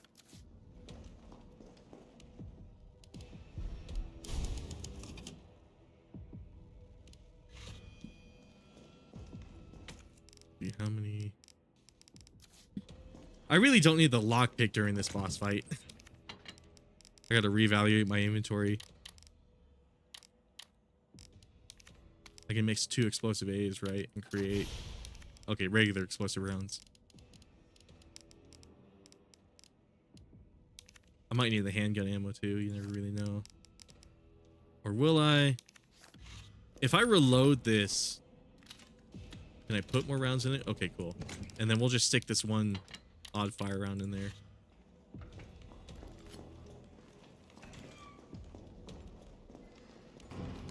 This game does actually have some elements of the survival gameplay. Like you just saw me there. I was still managing my inventory, which is to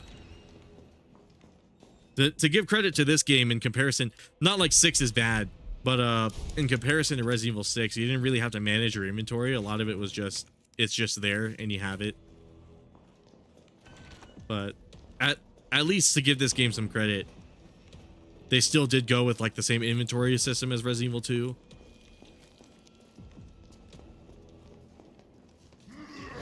There we go. Or Resident Evil 2 Remake, I should say. Quick.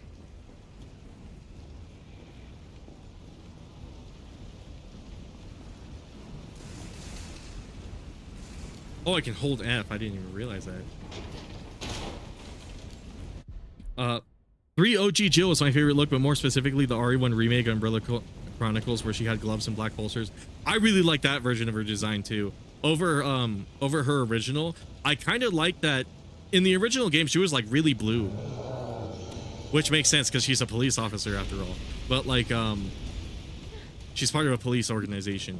But I like that in Remake they made it a little more green and they kind of militarized it a tiny bit more. Because it felt fitting considering STARS is essentially a SWAT team. At the end of the day, it's supposed to be like a more combat ready police force. So it makes more sense that like her design would kind of reflect that in that game. But that's also why this design works so well, because like she's not in her STARS uniform while this is all happening. This is all just, she was in her apartment, so it makes sense that she's just in like a tank top and like another tank top underneath. And just like some jeans with boots.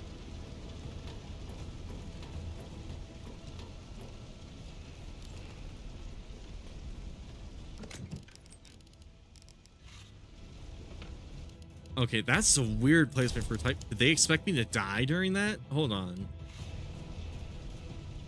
One thing I'm noticing is they place a lot of these typewriters. Demolition delay. That's probably a hint for the boss. It looks like I shoot the generators.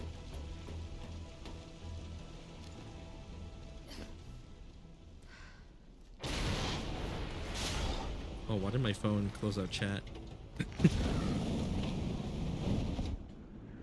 right, let's do this. Defeat the creature.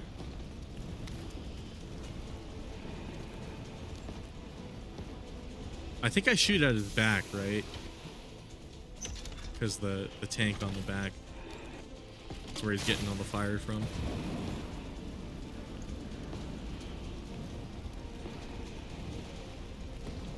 I don't know what it is. I feel like this game's a little too quiet. It might just be my headphones though, because I tend to turn my headphone volume down a little bit when I'm editing videos, so oh fuck. Totally missed that. I should probably stun him.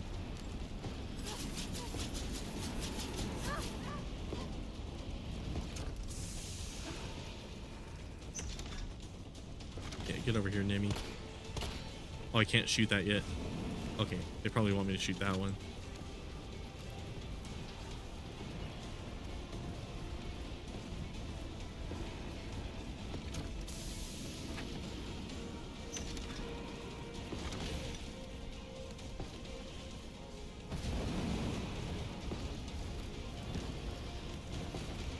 Does he ever walk around?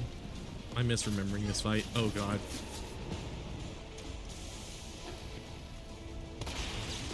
Oh, okay, it has some range to it, I see.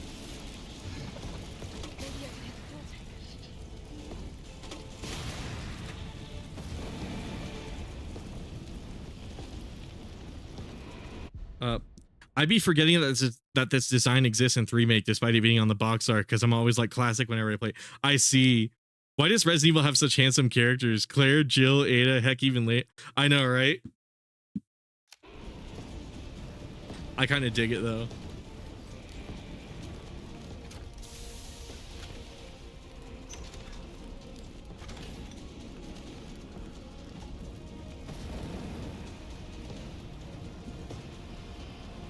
Oh god. Oh god. Oh god. Okay, I must not be supposed to dodge. I'm probably supposed to just give it a normal run.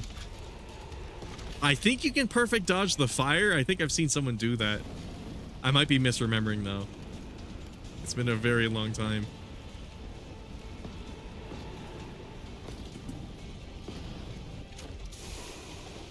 Oh, can I not shock him again? Is there only one of those? I guess so.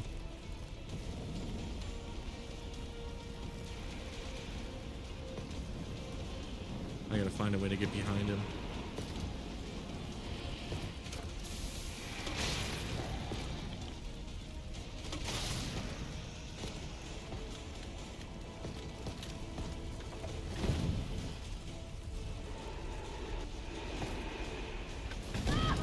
Oh shit, I tried to press space there. Oh. Exactly, LMAO. Capcom just knows how to make characters look good. They really do. No, I don't want assisted. Come on. I forgot it does that. I haven't even died that many times. I think I've died, what, like twice so far? I don't need assisted.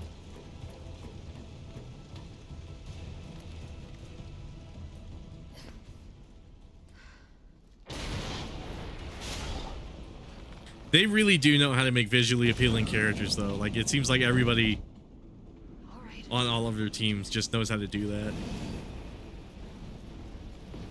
As opposed to, like, a lot of AAA studios, I've noticed, like, Crystal Dynamics is kind of the one that comes to my head when I think of, like, that Avengers game. Like, they still look good in that game, but, like, it's still very much, like, well, actually, maybe I picked a really bad example because they still look good in that game. What the fuck am I talking about?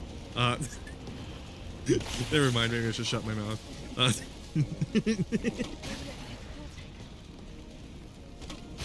I might be talking shit. What was it? There was some studio that, like, took a good-looking character and then, like, made them look fucking butt ugly for some reason.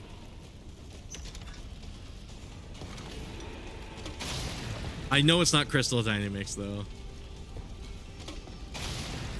I was about to say Tomb Raider, but then I think of the new Lara Croft, and I'm like, she's not ugly. She still looks good. I have a weird story related to that, by the way. When I was working at a grocery store, this was like my first job ever. I walked in on my boss and the produce manager having like a casual conversation about Lara Croft, and I walked in on the middle of it.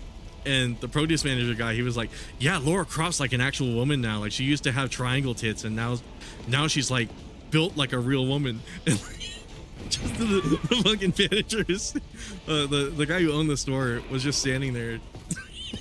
just fucking hearing all about this. Like, I interjected, and I'm like, what are you guys talking about? That shit was funny. Oh, of course he dodged that. And like they were like, get back to work. And I'm like, okay. I don't know why I thought that was so funny.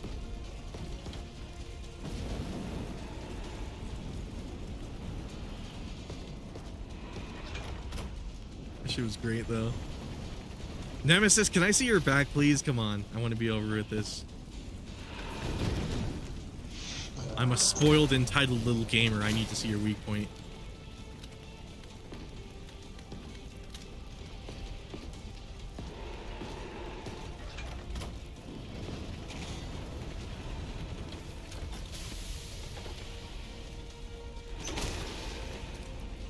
Do I even have the right idea using the grenade launcher for this? Would the shotgun be more appropriate? Because I am using a lot of this ammo. It's not really accomplishing much.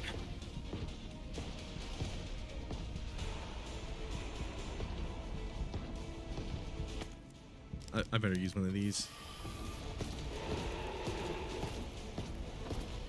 Oh yeah, I should probably look down at chat. Let's see. They hit him with the easy mode is now selectable. I know, right?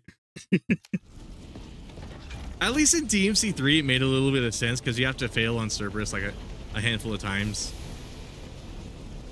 If I recall correctly. Or no, wait, that was also true in DMC1. Like if you died once, I think they told you about easy automatic mode. Auto assist is what it eventually became called, but it was back then it was easy automatic, and I could have swore it was right after you beat the first mission that it tells you about that, but apparently it's when you die after a few times. But that's weird because when I first played DMC1, I didn't die at all in the first mission because the first mission is literally collecting red orbs. So I'm not sure. I'm not sure what that's about. Oh fuck. I found it easier shooting the tank with a handgun. Yeah, they probably don't want me to use the grenades on this.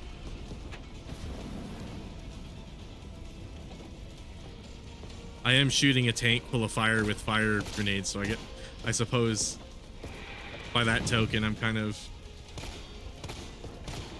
choosing the dum-dums way to do it. Oh yeah, that seems a lot better. Oh, and I probably use the grenades here. Still kicking? Yeah, he dodged it.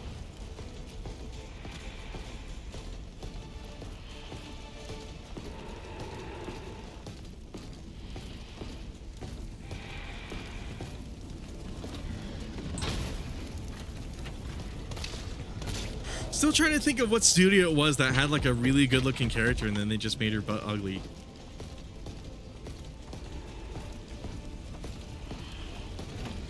But I find a lot of the time with newer media, they tend to do that. And I can understand why. I think too many beautiful women being protagonists does kind of damage. Does kind of damage a couple things, but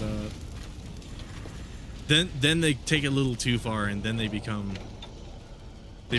deliberately unappealing, and I don't really get that aspect of it. You could just make them look like a normal person. Just saying, they don't have to be super good looking or super bad looking, you know. They could just be average. I had someone in the Discord telling me that they were pretty sure they were ugly, and I'm like, no, I genuinely believe maybe Mary Jane and Spider-Man 2. Oh, maybe, yeah. I never really played Spider-Man 2 though. But you know what? Now that I think about it, it might have been an Insomniac thing.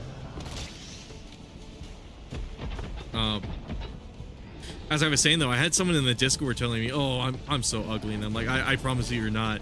And I showed them a particular individual named Cyrax, who I've talked about him on stream a tiny bit before. I guess I should be using the shotgun because the tank's gone by now. Oh, okay. Yeah, I probably should have used the shotgun a while ago. Oh, hold on. Was it Dante when he went emo black here that you're talking about? Oh my god, yeah. That's not exactly what I was thinking of, but that's like a good example of that. Where a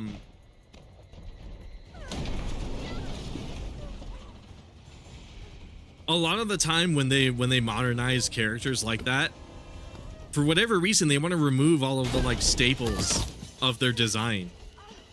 Like all of the things that made them unique in the first place.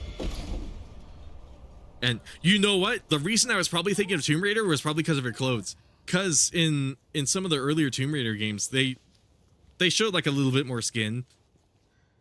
Which, you know, is cool and all. But in the newer ones, they seem almost like afraid to do that. Which I'm not sure why. She will literally be in like a jungle. And for whatever reason, she's still wearing, I think, like multiple layers of her tank top. And I'm like, I don't really get that. Yeah. Bastard's dead. It's like, isn't it hot? The jacket made sense in Rise of the Tomb Raider. Like, I don't have any problem with that, but it's like, isn't it hot? Don't start. I did what I had to. I know. Because she was gorgeous in the first game, which is in line with her character in the comics, with her being a model. But the second they made her look like one of those oh no, don't fucking tell me. I should look at that actually. Maybe I should Google this real quick. That game might be. Because I've never played. Oh my god, that's who this is. They made her look like a completely different person. What?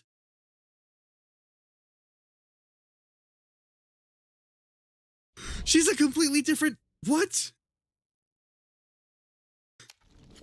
I'm glad you brought that to my attention. What the fuck? Yeah, that is kind of... I'm not going to say she's unattractive, but why did they change her face model so much? I guess they must have gotten a different model or something. That is bizarre. What? That is such a bizarre change. There had to have been some reason for that behind the scenes. Dude, that's nuts. Here's the police station from RE2, by the way. I thought this was kind of cool. I thought it was cool that you could go back into the mansion too. I mean, you could in the original game, but in this game it's surprising. I guess it's not surprising because they literally just copy and paste the map. But I remember reading somewhere that they modeled the female characters from some of the people that work in the office. Wait, and people still claim it's the same face model from the first game? They must have worse facial blindness than I do, because that's clearly a different face. That is clearly a different face. Both Mary Jane and Black Cat. Oh my god. I think there's being fair to a game and being all like, okay, there must be a reason for that, right? And then there's like flat out denial, and I feel like some people when it comes to these newer games are just in like actual denial of whether a game is good or not. Like I get it. I kind of like to hate on games for the memes sometimes, but like to be fair, like I'm kind of being more fair to this game and like actually experiencing it. To be fair, some games like get tiny bit shit on more than they deserve, but then there's stuff like that where it's like, no, it's very clearly different. It's very clearly something changed behind the scenes.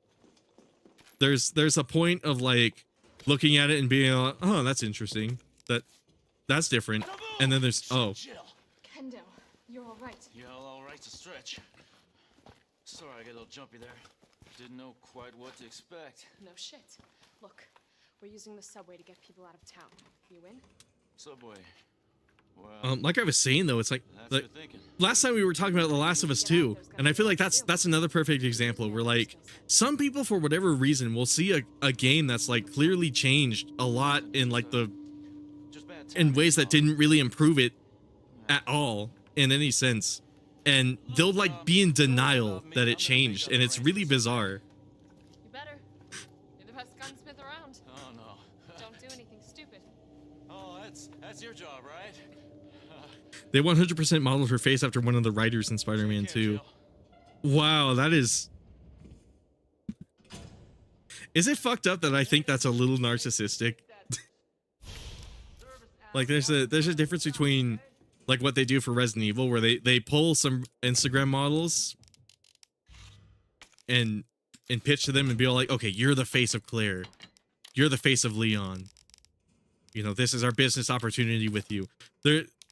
Is it fucked up that that's a little narcissistic that like they designed it after like one of the writers? Black Cat still got it going on. Yeah.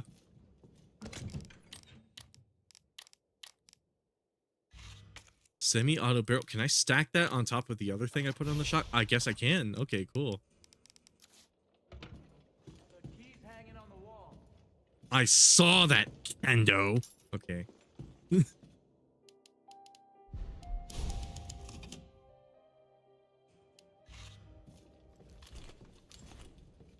It's I can't believe people are in denial that her face is different.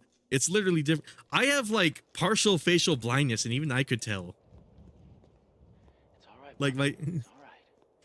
That's a good girl. oh god, this scene.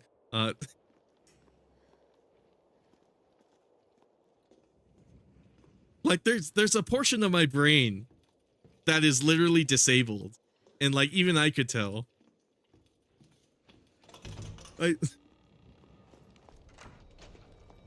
Jesus, what the fuck? Oh.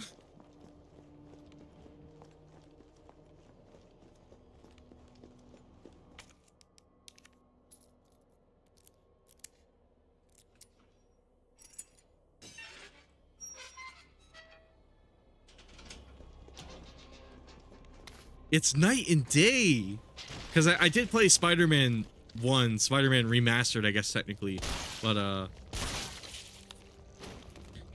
it is night and day. Holy fucking shit. That is crazy. I hope I'm not being mean by saying that about the writer, but that is such a weird, like, dick strokey move.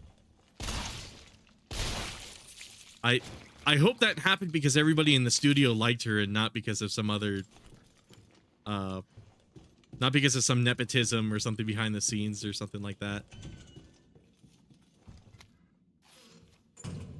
That's something I might want to look into. I like it when there's like spicy game development stories like that, because like there had to have been a reason for it. I better go back and grab the lockpick. Can I even go back and grab the lockpick? Probably not. Oh, cool. Still waiting on those DLC though. I haven't touched the game ever since I beat it and got all the trophies back on November. I probably should buy Spider-Man 2 at some... Oh, fuck. I probably should buy Spider-Man 2 at some point, because those games remind me a lot of the Arkham games. And let me tell you, those Arkham games are fucking god tier. They're some of the best.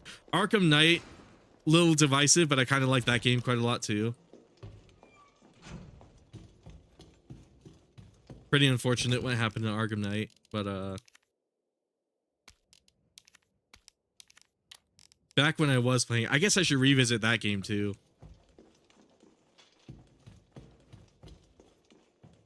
Shit, I literally had a dude block me on Twitter when I was exposing how Western devs do their characters in comparison to... Wow, really? Like, that's the kind of mentality I can't get behind. Like, there's a difference between, like, disagreeing with someone and, like, actually filtering them out just because they say something true. Like, that's crazy. That's fucking nuts. What the fuck? Have you seen the new Kill the Justice League? Oh my god, what was it? Suicide Squad? I haven't been hearing the best things about that game. That one's also in the style of the Arkham games, right? I think I remember hearing Rocksteady made that game.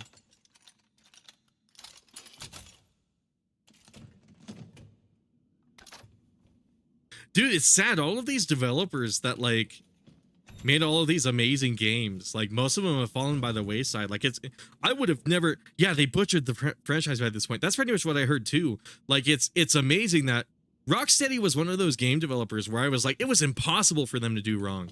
Even when they kind of fucked up on Arkham Knight a little bit, I was like, okay, there had to be some reason for, you know, it getting taken off Steam because it was so fucking buggy. And then it eventually got put back once they fixed it a little bit, and it was when they fixed it that I played it. But I was playing that game and I was like, oh, you know, even with all of its flaws, this game is still really good, and I was enjoying it quite a lot. But then, did they make Gotham Knights, or was that a different team? Because I remember that game was in the style of Arkham, but I don't remember if Rocksteady necessarily made that one.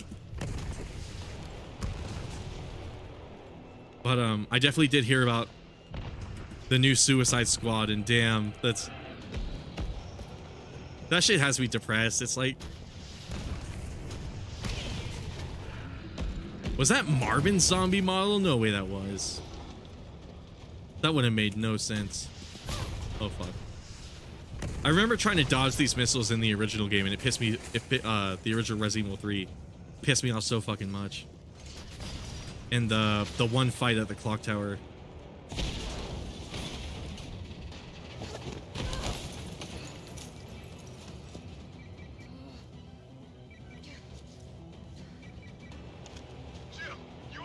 The craziest part about no, yeah, Rocksteady also made Arkham Knight.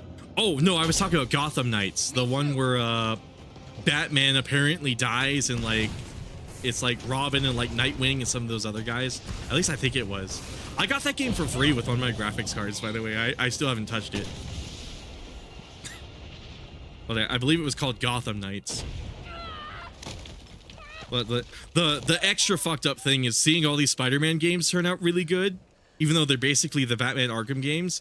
But seeing all of these Batman games suck ass, because I'm way more of like a DC guy than Marvel.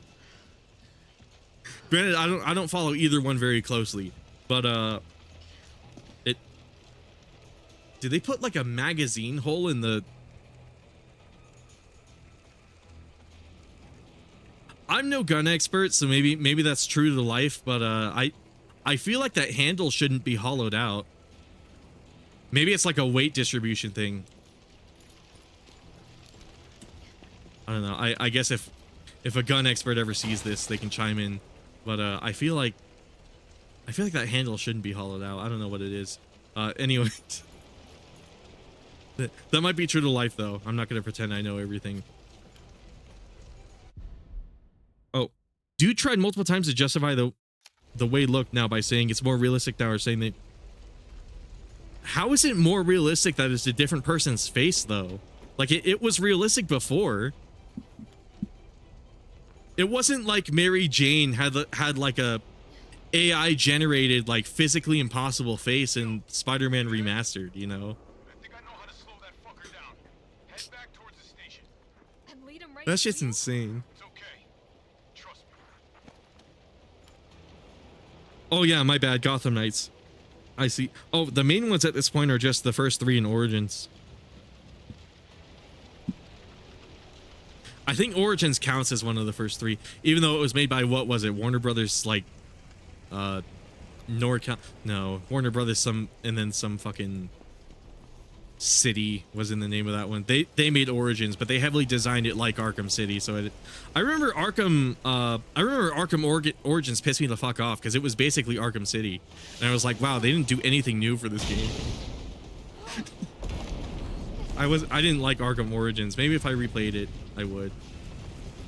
But I was like, at this point, I'd rather just play Arkham City.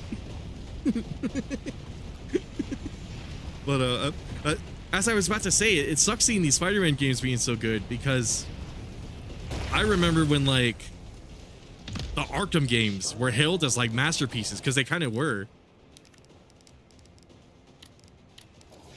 It was incredible that like games like that existed.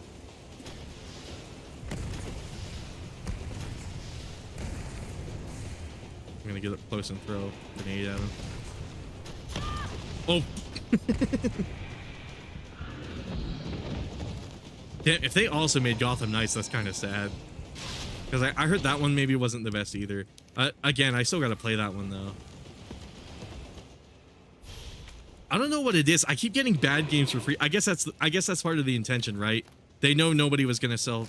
They know nobody was gonna buy Saints Row 2022, so of course they bundled it with a AMD graphics card I was testing out, and then I still gotta make some videos about these Intel cards I got. But I bought some Intel graphics cards just to kind of play around with in my spare time, and they came with Modern Warfare 2, which was kind of cool, the new one, the newer one, like the 2022 one, which that was actually kind of a steal. And then they came with Gotham Knights. Sad part about it is those last games were Kevin Conroy's last roles as the Batman. That's true, yeah.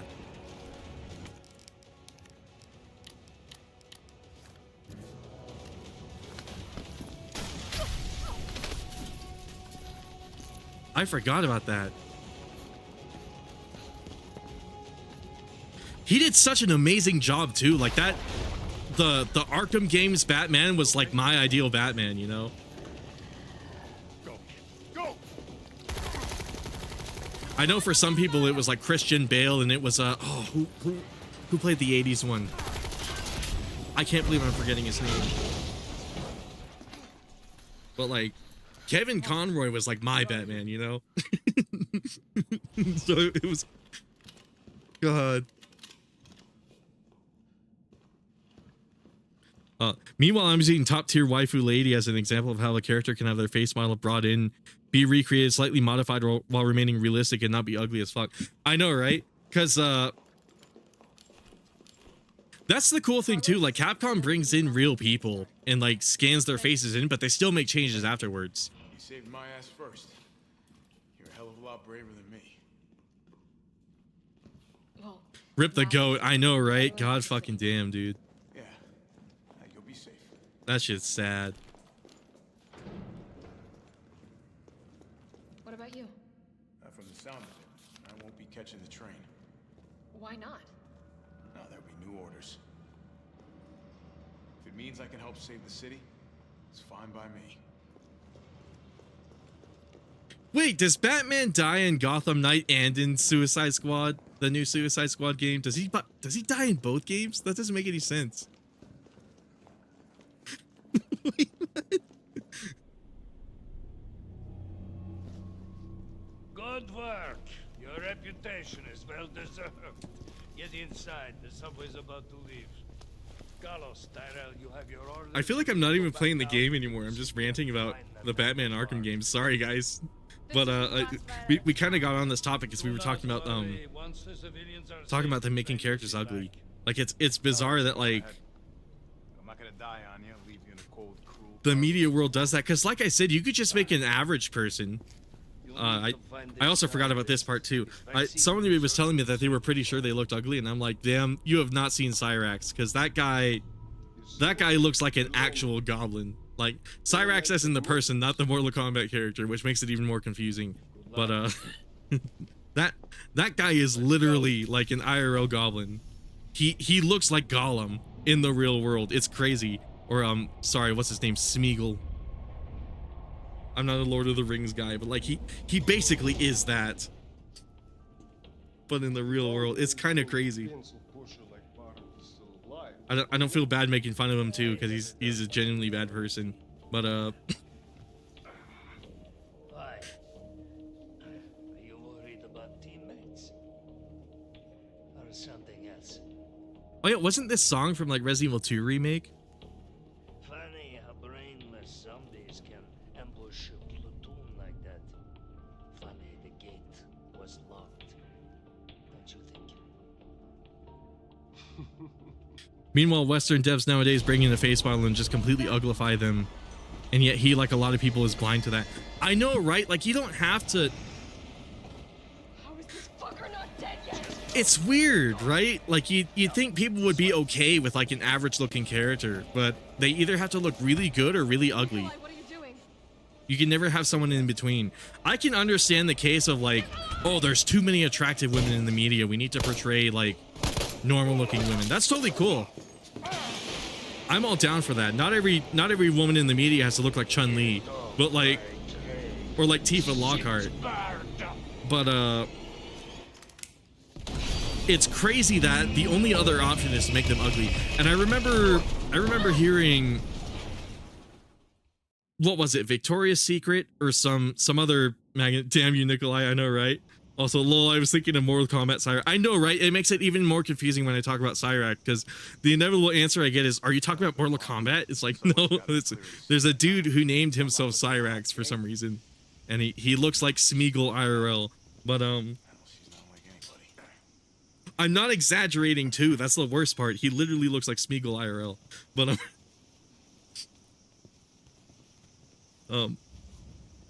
like I was saying, like there was a, I don't remember if it was Victoria's Secret or if it was some other magazine, but they had like an issue that was praising larger women, and I don't really have a problem with that. The problem is when you glorify obesity and you make it sound okay. There's health risks associated with obesity. Like nobody should want to be obese, you know? But the issue with that at the time was that was kind of what it was saying. It was all like, it was saying it's perfectly fine to be significantly overweight, and it's like, that's not true. There's a lot of health problems associated with that. It's kind of like deliberately telling people they need to be unhealthy when really the best answer is the compromise in between, just having a normal weight. You know, you don't have to be supermodel thin. You also don't have to be morbidly obese. You could just be, the normal weight that your BMI ratio determines that you should be. You know, like. Okay, I gotta kill Brad. I'm sad to say, but sorry gamers, I had to kill him. Or actually, is there a way to avoid killing Brad? Like, could I theoretically walk in there without doing? Oh, I guess he is lockpicking the door. Apparently normal-looking women is women that look like something I probably cannot say unless I want to get banned. Ooh, by their standards, yeah. These stars.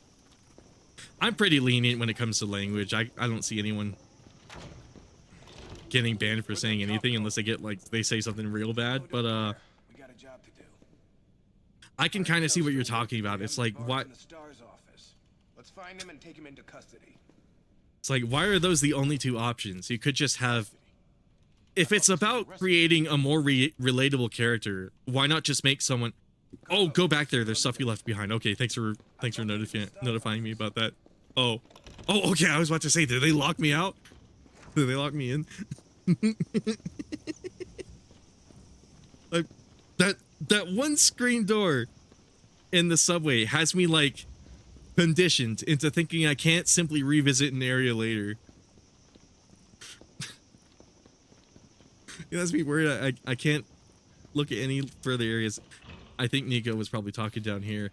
Email outbox. Oh yeah, there's Brad. Somebody didn't have time to put his blues on.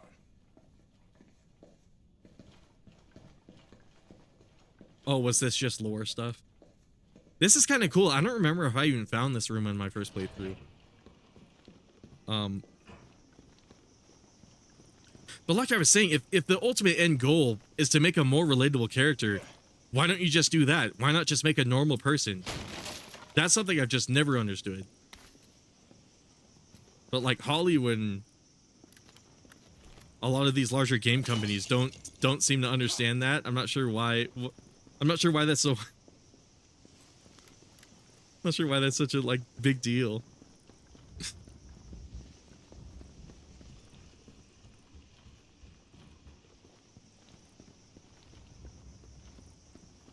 What am I missing? There's stuff in this graveyard, right?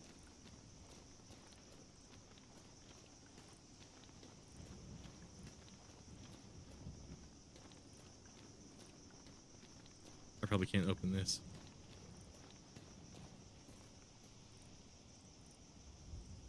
No, what I gotta say, gonna give me a lot of labels just for being truthful. Oh, I see. I think I know what you were saying now.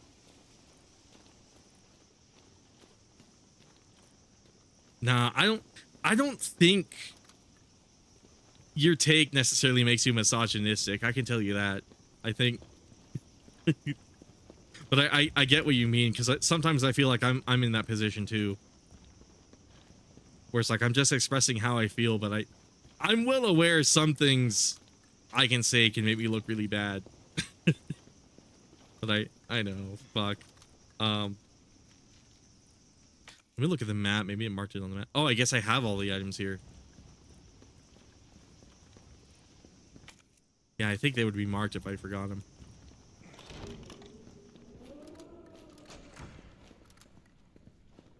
Keep out. All right, you want me to keep out? I'll keep out.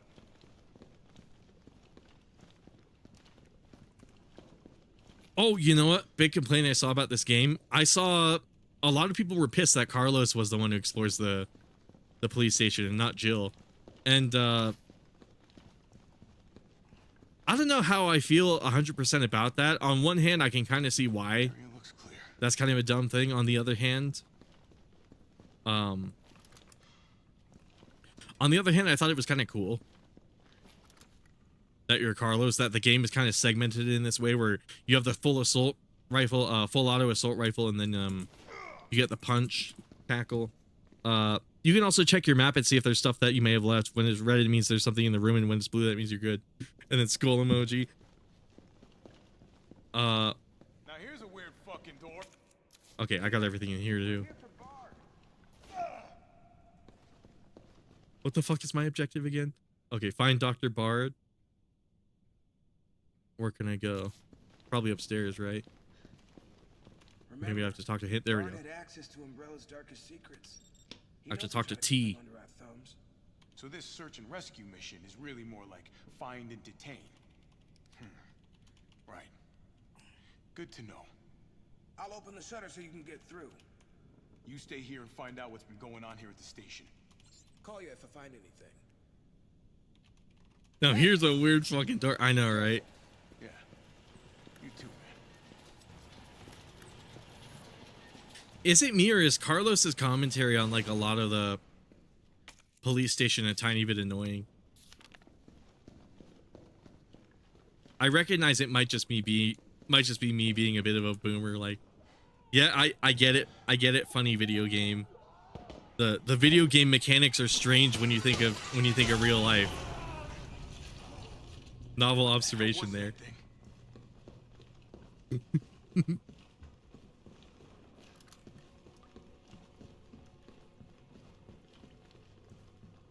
I kind of do like I remember liking the Carlos segments, except for the hospital. And it wasn't necessarily because of Carlos, but it was because of, one, the fact that they were trying to recreate the cabin from Resident Evil 4, which I think is easily one of the worst parts of this game, if I remember correctly. And then, also the fact that the hunters, I remember were particularly annoying, but the hunters were annoying because they had that one-shot kill move. If I recall correctly, but given how easy it seems to perfect roll, I imagine the perfect parry punch is like the same timing window, so who knows, the hunters might not be a big problem for me, given it seems like I'm kind of nailing this whole thing. I was wondering how Jill and Carlos never run into Leon and Claire during all of this. I don't know my history very well, but this is maybe days after RE2. I think this happens before Resident Evil 2, at least it's kind of implied, because Marvin was just bit by Brad. So I think this is either like, but that confuses me because don't they nuke Raccoon City at the end of it? So I'm not sure. They might be happening concurrently. It's because at this point in RE3, the story takes place a day or two, I forget, before RE2. Okay. But yeah, they do nuke the city at the end of RE3, right? If I remember correctly, and that presumably takes place after RE2. It's kind of weird. It's really weird how they went about it. But that is one detail I kind of like about this game. The fact that it kind of makes it a little more clear that's happening before RE2. I actually really like that they set up how Marvin was bit. It kind of makes Marvin a little more tragic because it recontextualizes the part of Resident Evil 2 Remake where he's like, oh, if the uniform or not, don't let him bite you, you know, because he was bitten by Brad. He was bitten by somebody you knew. So that part of it I actually really like. I think if they approached the whole game story like that, as opposed to, oh my god, I think if they approached the whole game story like that, instead of just this one-off scene for this one character who arguably in Resident Evil 2 Remake wasn't really fleshed out that well either.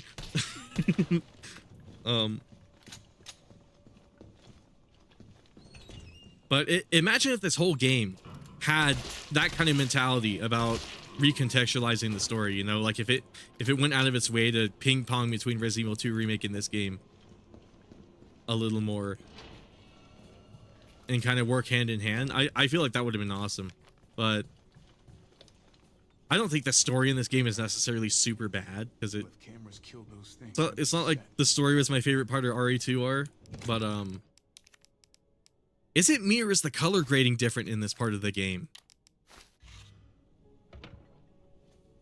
I don't know what it is, because the red herbs are like a different, the red and green herbs are like a different shade. I might have just turned HDR off too. Now I think, oh yeah, that has to be it.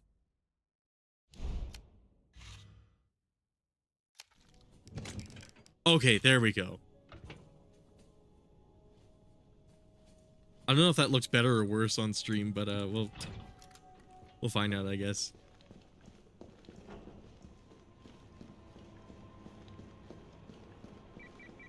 Carlos, the STARS office is up ahead.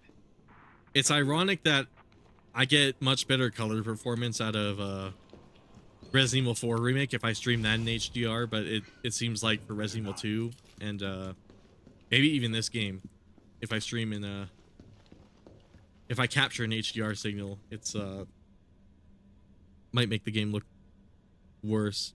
Hold on. It's just after Jill is given the vaccine of the T virus when you see that a few days have passed. That's right, because she's knocked out for like a little bit. Oh. Okay. Guess we'll be doing this the explodey way. Oh, I think they want me to examine it and then turn it on, right? Oh, I need batteries. Okay, so we'll put that back. Just so it's not taking an inventory slot. I remember, I wonder, are the codes the same as Resident Evil 2 or did they change them? Oh, it's not like I remember anyways.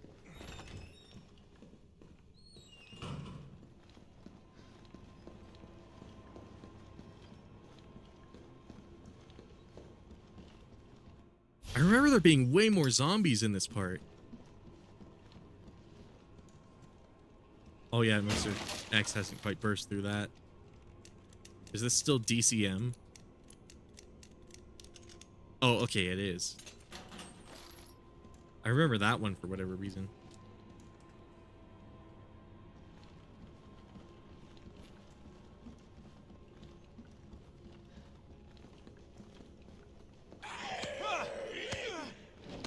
Oh, it's weird that they make the mouse button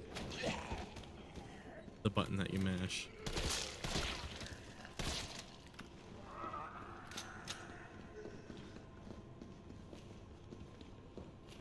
I need the battery. Okay, so I apparently went in here. Dial lock, detonator. We need to get the stars. So one of these rooms down here probably gotta have a battery. One thing I will say is I'm having way more fun with this game than I remember having. It's actually really cool revisiting this game. Oh, fuck. Ooh, I landed that. Oh, wait, and it gives you aimbot afterwards, too. I didn't even know that.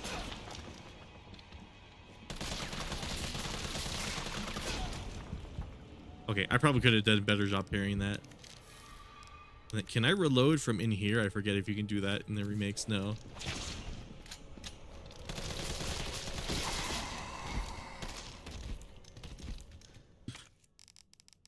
Oh, wait, I probably can.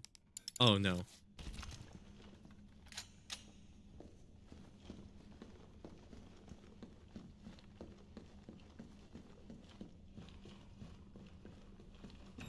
This game's like a really fascinating case study, though. I'm kind of glad that I'm sitting down and replaying it, because it's been so long, and like the number of things I remember from this game, everything from this game is like so hazy to me. Oh, I guess I can't really go in there, huh? Oh, maybe that's what this is for. There we go. Damn, Raccoon City sure had a rough first couple of days. Nemesis, Mr. X, and Birkin. I don't know how these characters survive all of this. I know, right?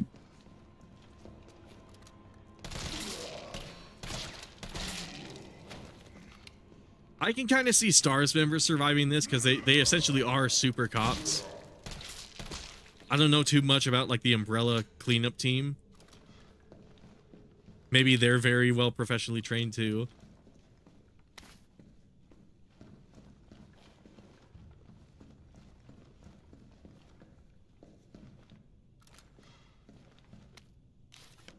Oh, third floor locker. Yeah, it was DCM. So the codes appear to be the same as Resident Evil 2 Remake. Let's see. There was a gun in there, but I can't really grab that. Lockers terminal. Operation. Oh, right. The battery must be in the operations room, right? Because I think that was where it was in 2 Remake. It was on this table, right?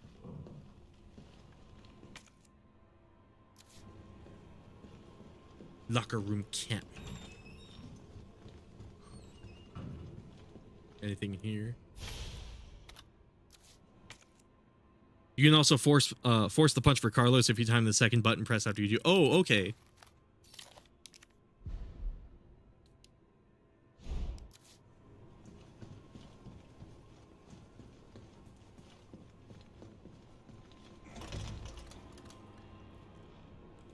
Like I was saying at the beginning of the stream, though, even as impractical as it is, I kind of like his new hairstyle. And like the facial hair too. I do have to say his voice in the original, though, I prefer a little more. But that's probably because it was a little goofier. I guess I have everything in this room. It was just that flashbang, huh? Safe, storage box, storage box. Do I already have what I need to open that storage box? It looked like I had to insert some kind of item. Oh, wait a fucking second.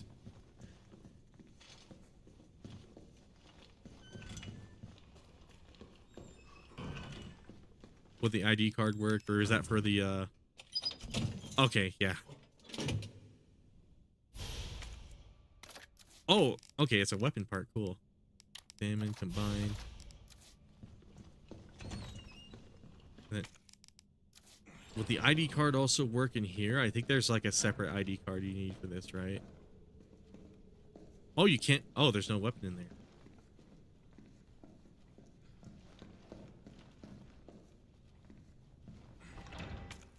What do I need this for again? Typewriter item box. There's still something in the dark room, apparently.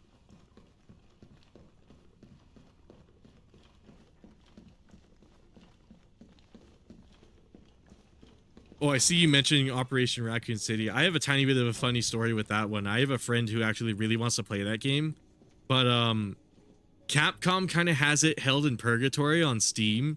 They won't allow you to buy it because of games for Windows Live. That DRM scheme they used for it ended up expiring. Like it's completely defunct and it doesn't work anymore. And then they patched it for Resident Evil 5. They patched it for Street Fighter Cross Tekken, which was like the last game I expected them to fix it for. And then but I think still for Operation Raccoon City, oh, they changed the save room theme. I think still for Operation Raccoon City, they still haven't fixed that game for whatever reason. I'm not sure why.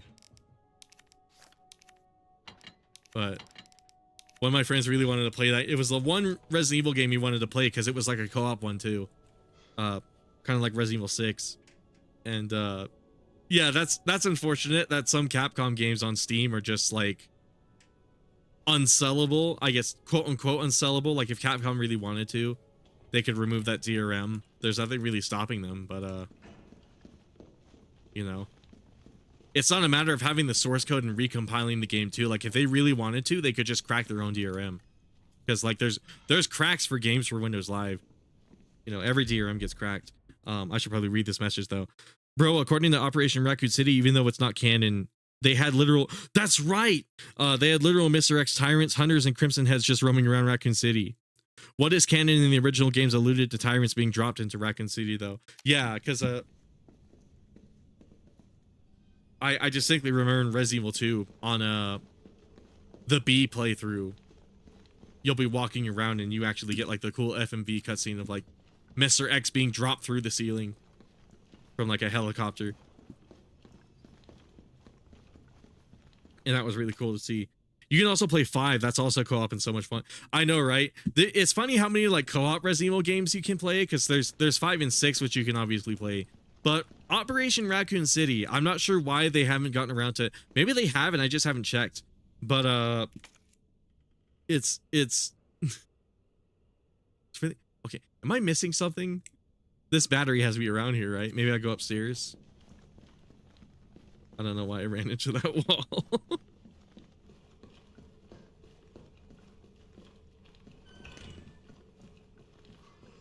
Oh.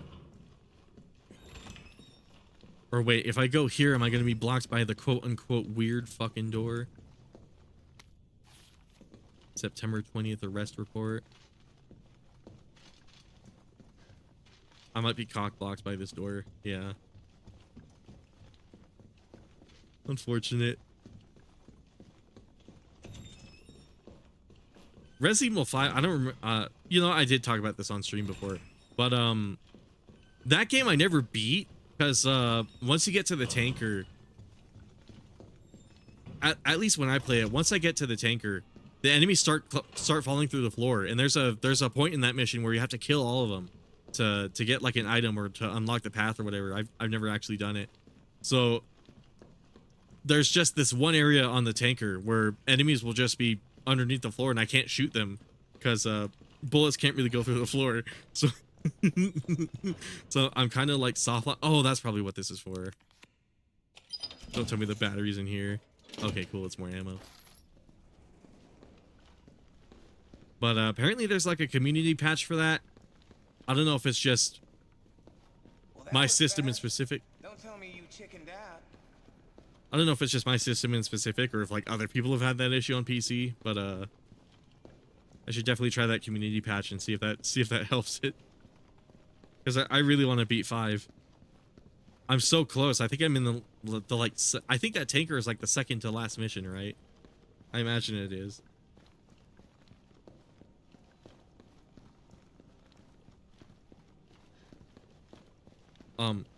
Is Raccoon City only online oh, Operation Raccoon City. I actually never played it myself. I was hoping to play it with that one guy that I was talking about. I think Operation Raccoon City has a split screen option, not entirely sure. I might want to check on that actually. Because I know I have it on my Steam account. I bought it before Capcom kind of like purgatoried it. Thankfully, so I technically do own it on Steam, so I probably should start it up and see if it does have split screen. At least on PC. I can imagine the console version does, which, by the way, sorry, I noticed a bunch of people joining in. We're just revisiting Resident Evil 3. I'm not playing on like Inferno or anything crazy. We're just taking a leisurely stroll through the game. Given it's not a long one, this might be like a 2-part series at most. But yeah, we're just looking at this game. We're giving it a completely fair shake. I have to say it's a little better than I remember, which is actually really cool. Because I've always wanted to love this game. I'm not gonna lie. I've always wanted to love it. Where the fuck is this battery? Is it in the safe? Don't tell me it's in the safe. Files, let's see, 3rd floor locker, internal memo. Left 9, right 15, left 7. 5, 6, 7, 8, 9. 2, 3, 4, 5, 6, 7, 8, 9, 10, 11, 12, 13, 14, 15, and then 11, right? 1, 2, 3, 4, 5, 6, 7, 8, 9, 10, 11. Did I get it wrong? It's either for the wrong safe or oh, it was 7. That's what it was. Okay. 1, 2, 3, 4, 5, 6, 7, 8, 9. 1, 2, 3, 4, 5, 6, 7, 8, 9, 10, 11, 12, 13, 14, 15. 1, 2, 3, 4, 5, 6, 7. There we go. Oh, okay. It was just a hip pouch. No complaints here. Where the fuck was the battery again? Did I completely forget what this is?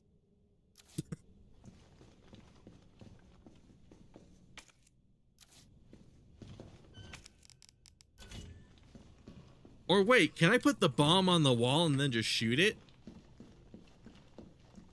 It's been a while. In theory that might work.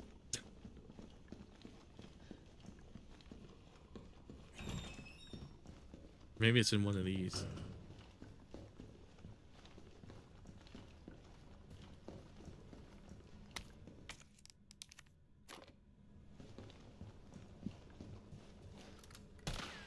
Yeah, that's not working. Damn. Damn, I thought I was pulling a fucking 500 IQ right there. Cosmo 13, at that point, I would rather just get blown up by the missile if I was in Nanchin Raccoon City. Yeah. I can agree with that.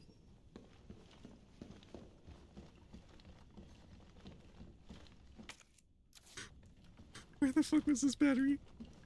Facts, LMAO.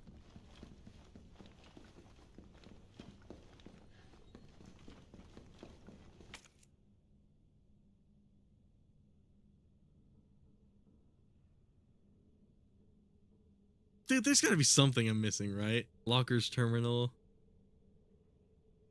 Because, like, it implies this is the hand grenade, which I missed in here. But all of these other rooms are blue.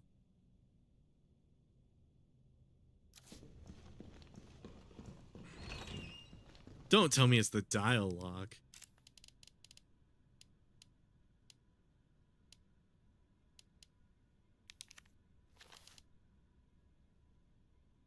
You're reading this, I'm already dead. Oh, but we don't have any batteries. I'm pretty sure I sent one to the safety deposit room during intake last week. We need that battery, so I headed upstairs to find you since I know you have the safety deposit room key. Since I left the shower room, I was attacked. One of them bit me. The key for it is up here? My bad. I should have read this memo like a while ago. But safety deposit room key is supposedly up here. Maybe in one of these lockers? No, that's not openable.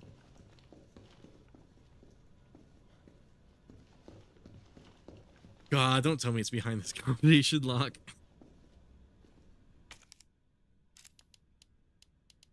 Note to a friend.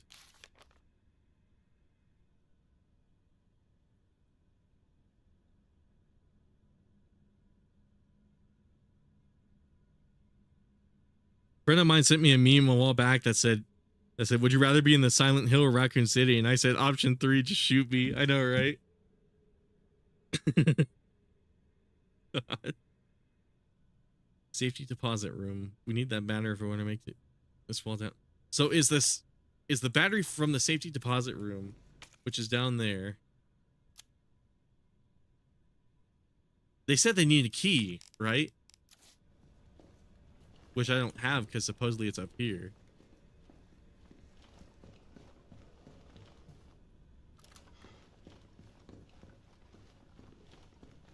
And they're saying not to open this locker, but I imagine that's the game telling me I need to open this locker.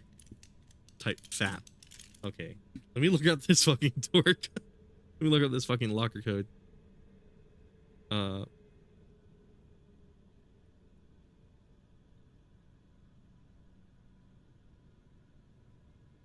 Fat.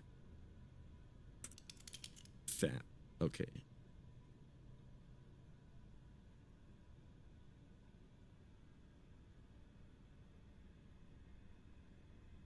Okay, DCM, sure. It's Cap? Okay, it was just a flash grenade. Okay, so I'll also take option 3. I ain't got no time for all that. I know, right? Fuck, man. Did I pick up the key already? No way. It would be in my inventory. Do I not need the key? This game's fucking with my head. See, we need that battery if we're gonna knock this wall down. So I headed upstairs to find you, since I know you have the safety deposit room key. As soon as I left the shower room, I was attacked. One of them bit me. I washed the wound best I could. I hope I don't need to spell out why you must not open the. Oh, they're talking about the locker that had the dude in Resident Evil 2 Remake. Okay, they're talking about that locker. And I guess Carlos isn't going to investigate it. I guess let's head down to the deposit room. This is weird. Like, so supposedly I need a key, right?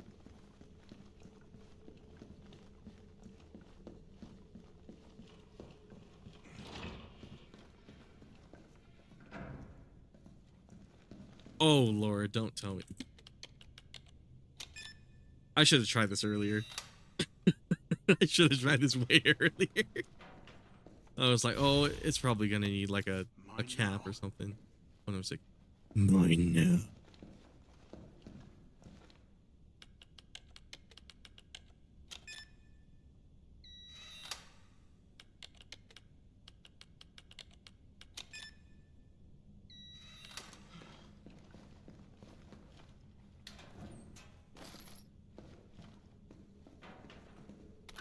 My bad. Brain a little dum-dum. I don't think I can get anything from here, right? Yeah, there's nothing in there anyways. Why did it mention a key? They had it highlighted in green too. That's so weird.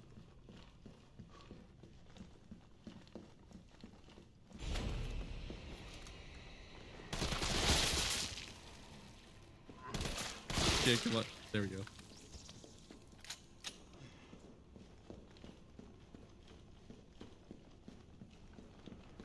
Okay. Apologies, everyone. I think Carlos,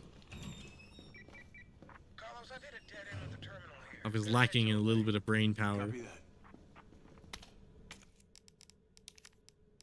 But I'm like Legos. Gotta move. 3 seconds.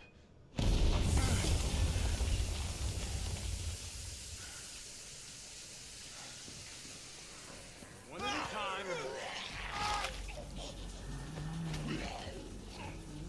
Wow, okay, this must have been the part I was thinking about.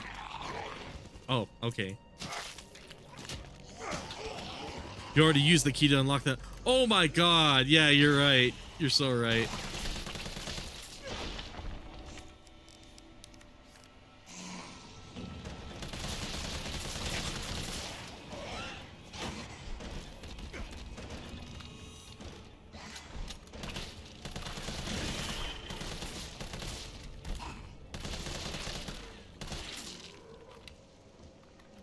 Yeah, the key must have been to the door of it, not the fucking...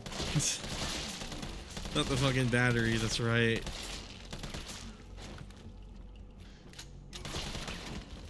I don't know why my brain power, like, completely went away the second I had to deal with that. Oh god. What? Okay, cool.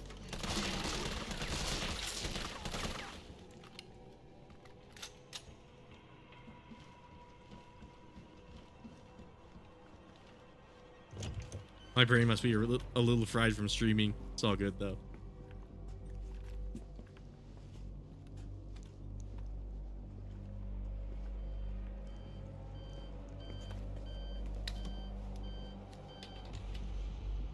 Dr. Bard. Oh, thank God. Do you know how long I've been trying to reach somebody? Don't worry, we're gonna get you out of there. Just tell me where you are. Grenade? Yeah, I should have used a grenade. Hospital surrounded by every kind of abomination.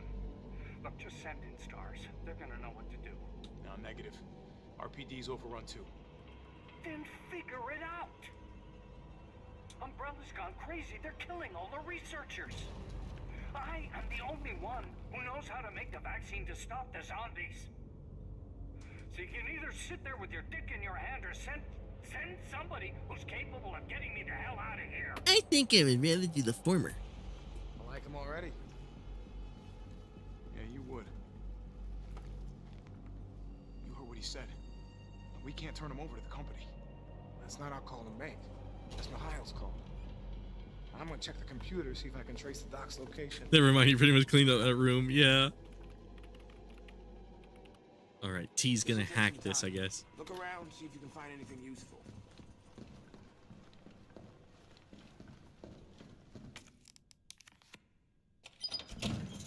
Gonna use our stolen valor from Brad.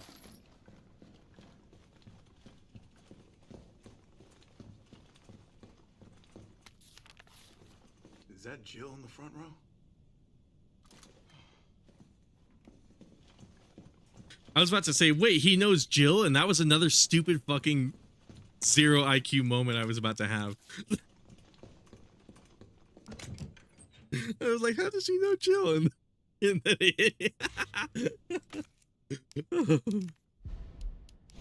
I think my brain might be getting fried from how much fun I'm having.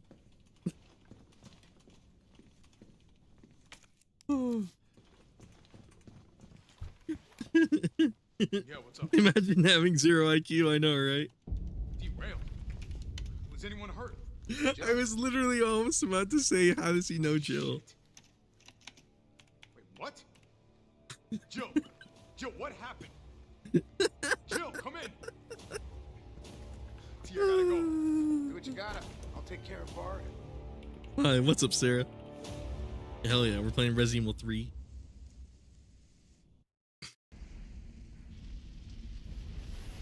We're doing a 0 IQ run of Resident Evil 3, specifically.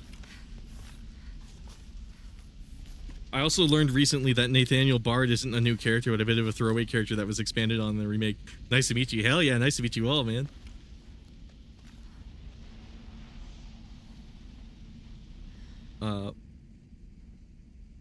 Throwaway character that was expanded on in the remake. Yeah, he was, Am I the only one who made it? Oh my god, you just reminded me. There's no Barry in this game.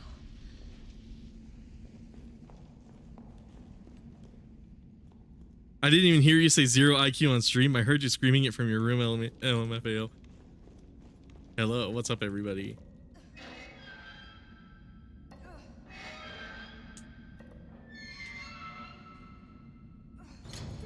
Hello, how are you doing? Apparently, when I stream, my IQ goes down a good 100 points, so, forgive me if I almost say out loud, how does Jill know Carlos? But, Damn it. I guess I'm out of range. It's all good. We're just giving this game a fair shake. It's been some years since it came out. I think the 4-year anniversary for this game is in April, right? April or May, one of those months. But I remember when this game came out, I didn't have like the nicest things to say about it, so I'm taking another look at it in preparation for a video. In preparation for a video I'm making. Fuck, my speech impediment is really coming out. But yeah, they did remove Barry in this. I know, right? That shit was so weird. But yeah, I'm doing good. I'm normally a bit of a buffoon when it comes to streams, so don't mind me. But, we're having fun. Let's see, what else do I want to put away? I probably don't need this.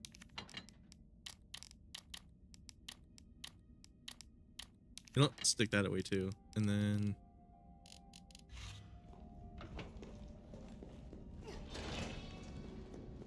dude, it is like a little nuts that like Barry's just not in this game, but then they expand on Brad, because Brad was the helicopter pilot, right?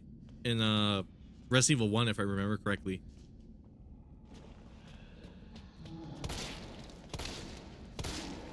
Maybe instead I should be rolling through these guys.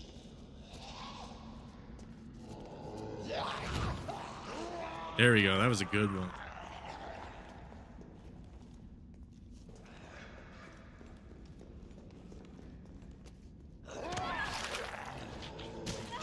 OMG, I totally forgot about Barry. Yeah. Imagine having a speech impediment. So dumb. So doomed. Fucked up. I should stop reading chat while I'm playing. It's all good though. I think I went back literally the way I came. Yeah. Okay. Give me another perfect dodge. There we go. Oh no! Cool. Probably should have dodged again after that. Put all this stuff back.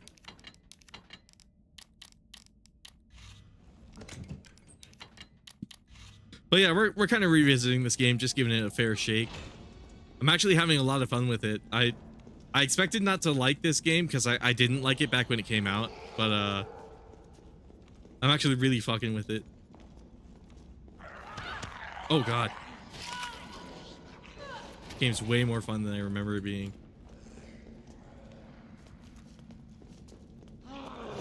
Okay, cool. I think I'm starting to get the roll down.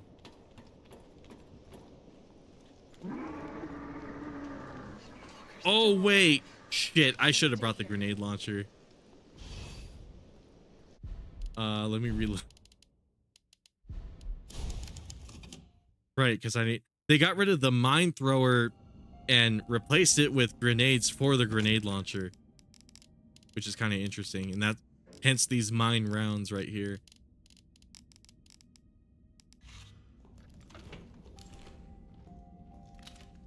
Which I better load those right away. Then, is there anything else I'm gonna need? I think this might be good. I probably don't need the lockpick. And then right after this, it's the hospital, which means I gotta play as Carlos again. You're bad at playing, what an L.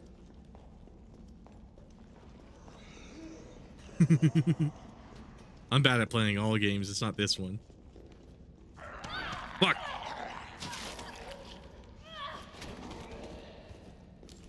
Oh yeah, you definitely need the grenade launcher in this fight. Yeah, I almost forgot. It's weird, there's some parts of this game where they have like way too many typewriters, and then in this part, I remember specifically once you get on the bridge, it's like a quick time event. And you don't really get any like time to prep for the fight. Yeah, they expanded on characters like Tyrell, Nathan. That's right, Tyrell. Nathaniel and somewhat Brad. He barely did anything both TBH. And then Beans cooking rain in LMAO. He's just having fun. Ew, the IRL echo versus the video.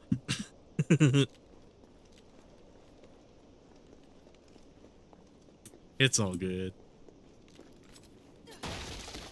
I don't mind being roasted. I always bully Rain. Yeah, you always do.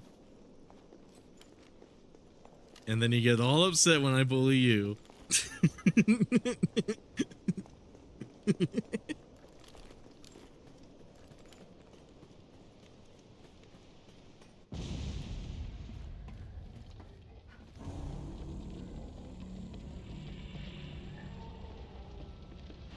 Bitch can't even swim. That's another scene I remember so distinctly. Carlos, respond. Yeah, what's up? We didn't make it. The train derailed. Derailed? Was anyone hurt? No, everybody's dead. Mikhail, everybody. Oh, I left us to die. Wait, what? What the fuck?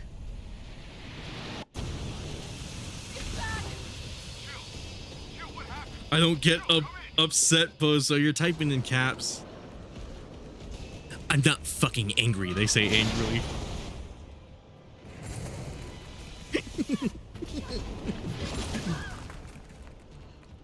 Oh, question mark eyes.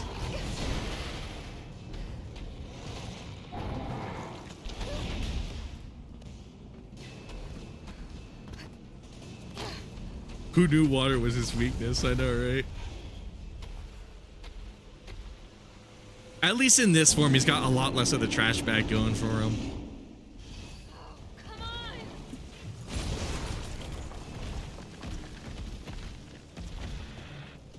Okay, run along the walls, buddy.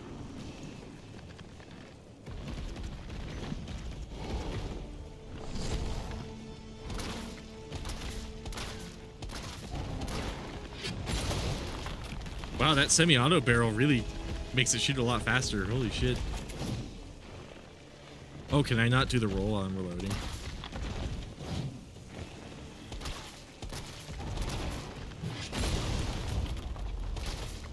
Oh! It always gives you the auto aim if you aim right afterwards. Okay. That's actually really cool.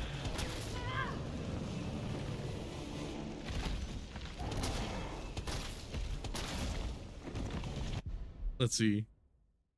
I like playing this game. It was good. And then every time I see this, I'm like, bruh, Nemesis became a furry. Yeah. That perfectly describes it. I remember kind of liking this fight a lot because in the original game, Nemesis doesn't really evolve until you get to like the final boss segment. He kind of just, you know, one thing that does annoy me about this fight though is this is basically a stand-in for the clock tower fight, which I wasn't. Hey, can I shoot him while he's up there? Like, could I theoretically, or does it have to be while he's running? I forget.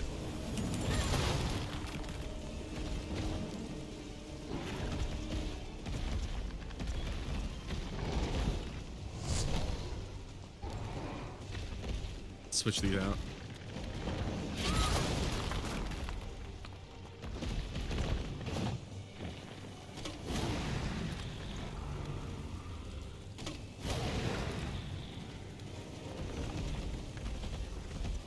And then now he's gonna run along there.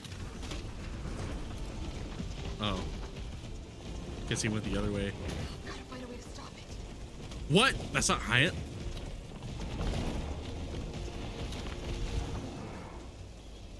Oh, is he gonna jump from here? Of course. I don't think I've ever seen him jump from there, actually.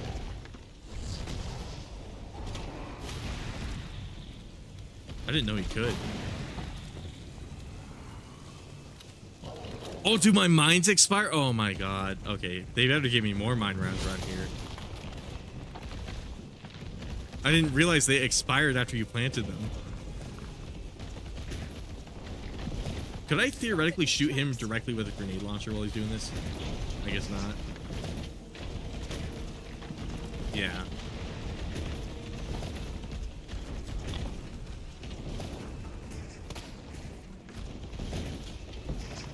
I might have to retry this fight. Ironically, not because it's hard, but because I kind of fucked it with the mines. I remember them placing more mine rounds around here though. Like I remember there were more ammo types.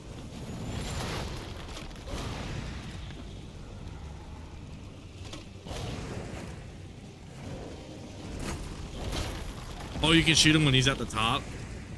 That's right, I could, yeah. Now I remember, now that you mentioned that. And then, oh, I think you can shoot him up there, but it's just really fucking hard. Yeah, you can shoot him when he's at the top of the tower. Also, this fight knife only a straight up endurance round. Oh, really?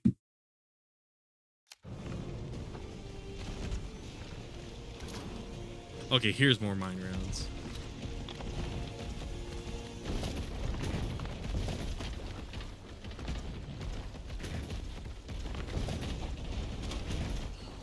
Fuck.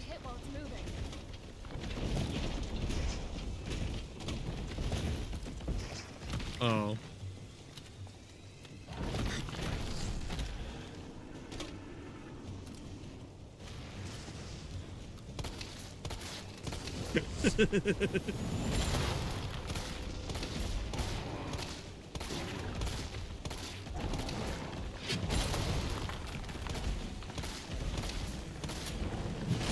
God, I couldn't imagine doing this boss knife only. Not necessarily hard, but I can see how it would be really boring.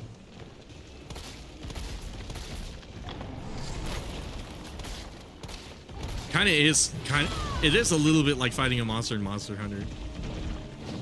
Now that I think about it, because he is this beast with like super telegraphed animations on. Oh. I was playing, I fucking ran out of ammo, so I had to use my shotgun and it took so fucking long. Like almost as long as Peace Walker. Oh my god, really?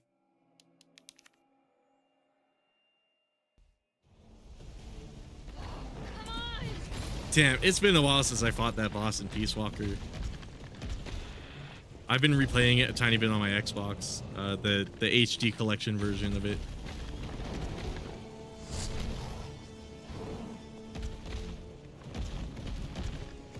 I'm still very early in that game on my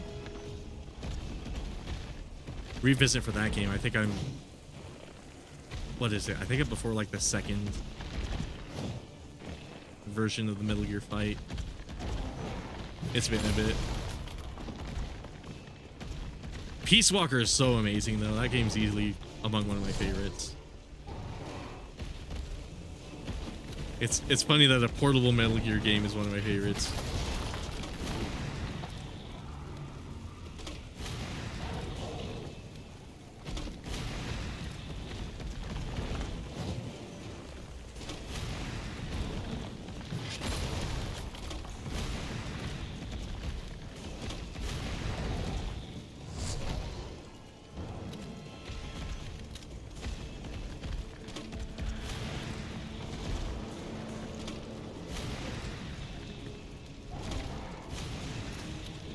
Mine rounds.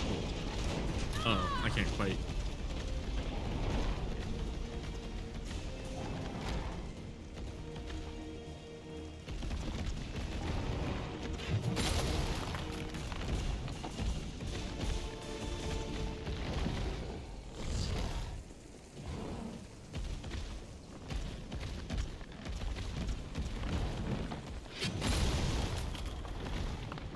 Okay, you gonna start running, buddy? Okay, now you probably will.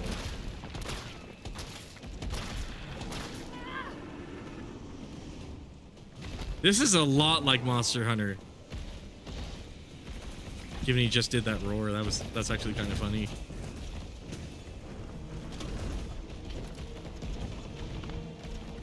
Oh.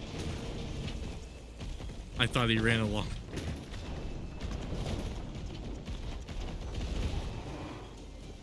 Okay. So I should really be targeting this building over here.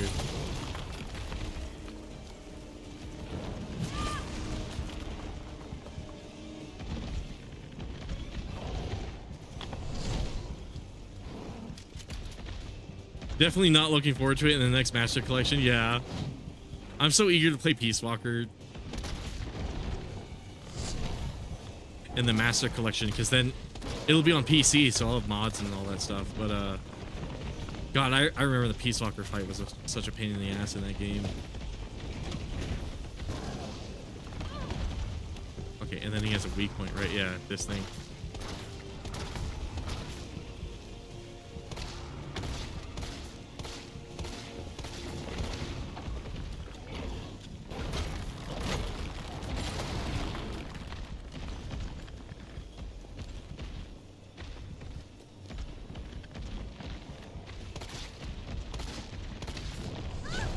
Oh, I thought I pressed space. Okay, I probably should have healed.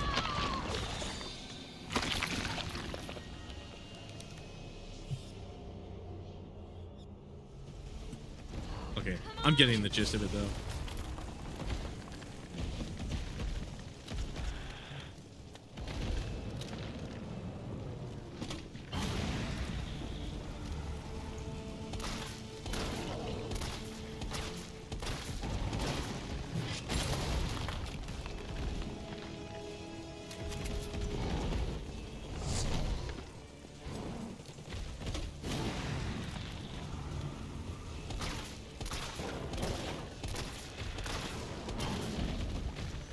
Okay, there we go. We got the Monster Hunter roar. I should probably arm this.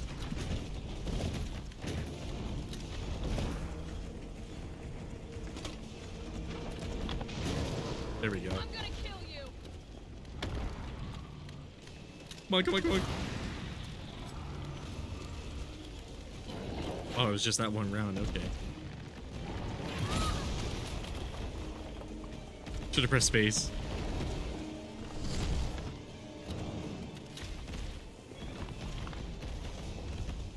Oh, okay, he's running again.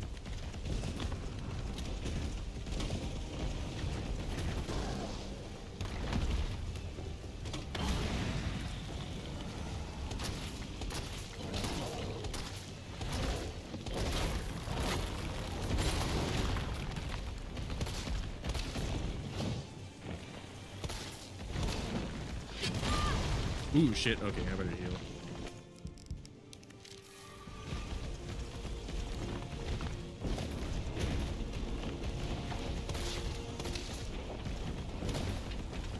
I need to stop it in its tracks.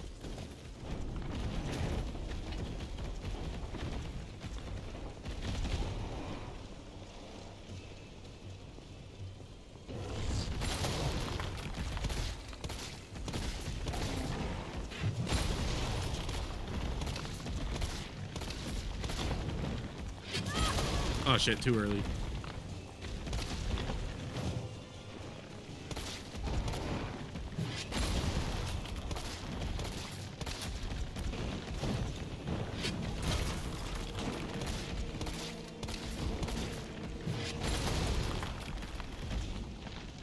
Oh cool, pick up more mine rounds.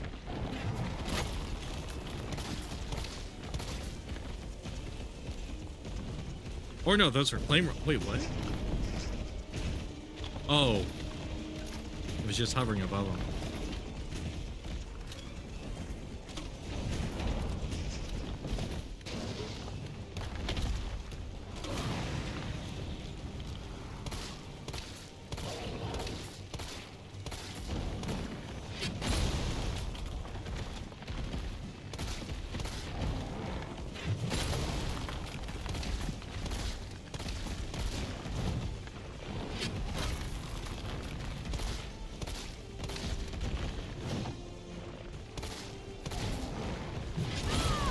Oh shit, I thought I pressed it.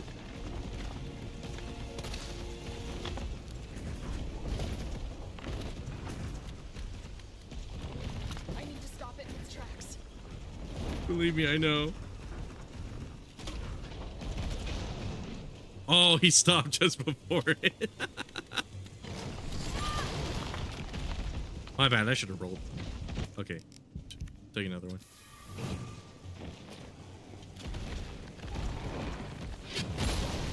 Oh, hold up. You're around the vehicles, there are a lot of items laying around. Yeah, I definitely should.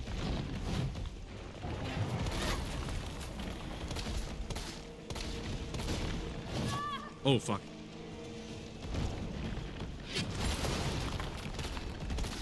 Okay, yeah, there's one in there, actually. Oh. Right?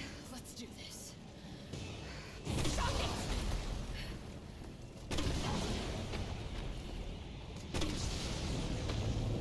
They repositioned a lot of the like cutscene moments too, because in I remember in the original game, You still there? Jill would walk towards Nemesis with the Magnum at like the very end of the game, but then they kind of recreated that with a grenade launcher just now. And then time for Carlos to shine again. I didn't realize this. We just finished playing Carlos, and then it was this one boss fight, and then we're playing Carlos again.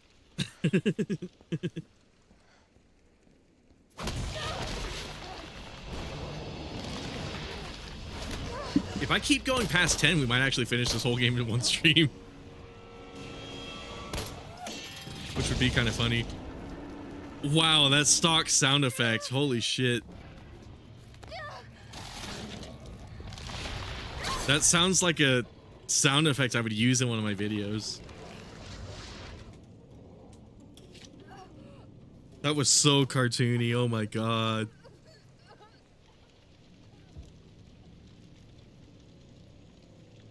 Interest. You have done me a big favor, miss.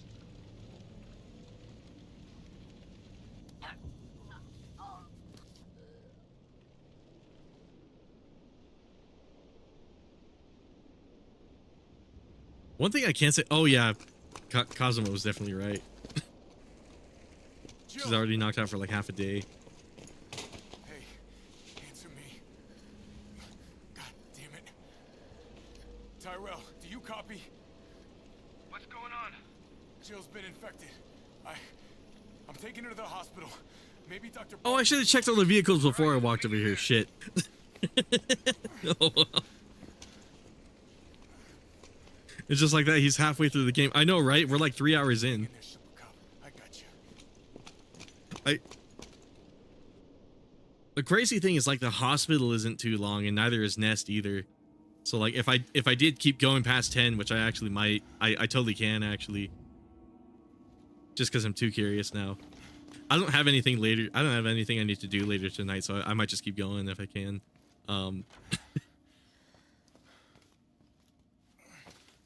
Spencer Memorial Hospital. But wow, I can't get over that sound effect. I know there's like a Nickelodeon like splat sound effect they use when they despawn all the zombies in like the cabin part 2. I don't think I ever finished my rant about the cabin part. I'm sure you've all seen it by now. There's like some footage of the big fight as Carlos while you're protecting Jill, where the zombies, because the engine's not really designed to handle so many zombies, they have to despawn them just to keep the performance up. But the problem with that is they use a very stock splat sound effect, like almost straight out of Nickelodeon. And I'll go on ahead. the other part of that is it's like a very generic like splat visual like particle effect too. Like they just randomly just splat out of nowhere. As opposed to like Resident Evil 4 Remake, they'll turn into mold and then they'll kind of siphon themselves into the ground, which I thought was a cool detail. In this game, it's sort of like it's funny looking back at this game after playing 4 Remake and seeing how much the two actually have in common.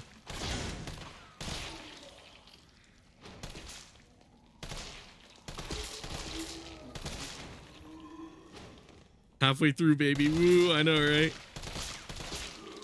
One thing I can say about this game for sure, that's like a guaranteed bad thing, like there's no arguing out of it.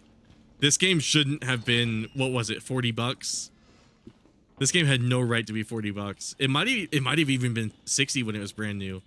I'm trying to remember.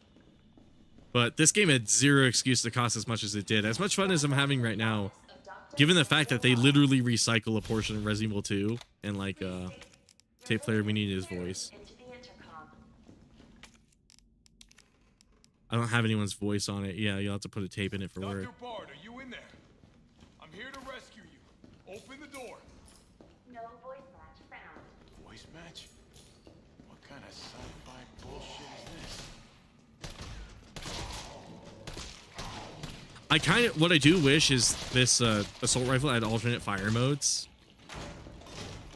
I like when games like MGS3 even does this actually. I didn't realize this until I started playing it recently, but in MGS3 you can actually change the firing mode of all the automatic weapons to do burst fire or single fire. That way you don't have to.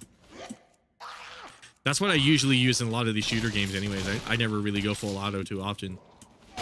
Unless I know I'm gonna hit something. Like if it's a particularly big target. I only paid $10 for this on sale. I think I got this game on sale for $20 back when I got it.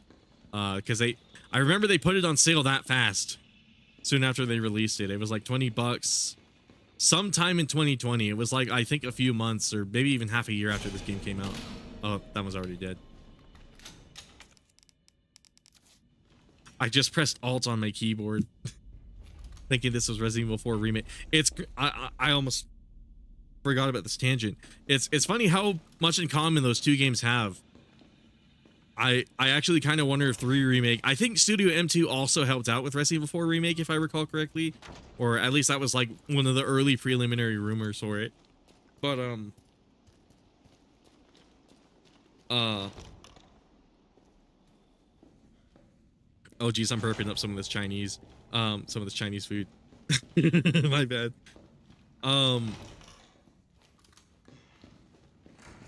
There's some ideas that, like, looking back at it, I'm kind of like, wait, did that get into 4 Remake? Like, wow,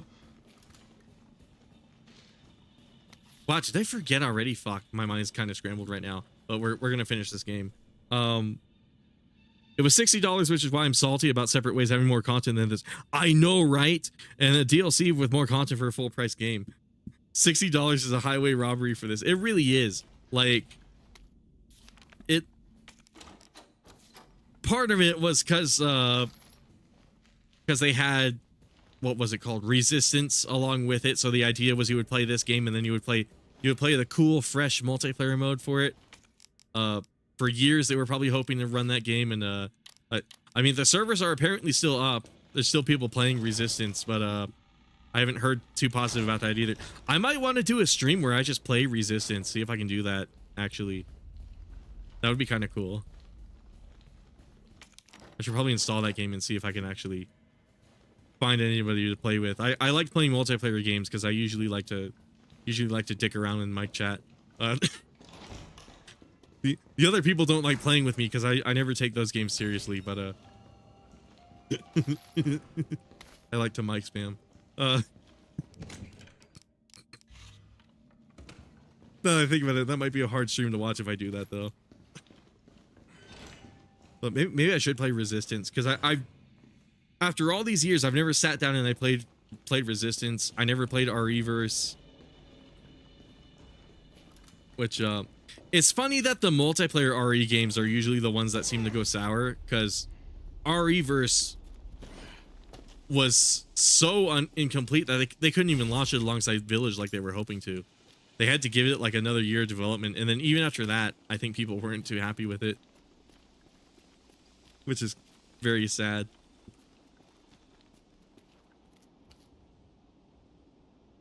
I played Resistance for 2 seconds. I paid nothing for this dab. Yeah. I played Resistance for 2 seconds. God. That is sad. Resistance seems like it. That's a dab emoji? What the fuck? I didn't even know there was a dab emoji in the YouTube thing. That's hilarious. That's actually kind of crazy. It's funny, I have so much more to say about this game than I did about Resident Evil 2.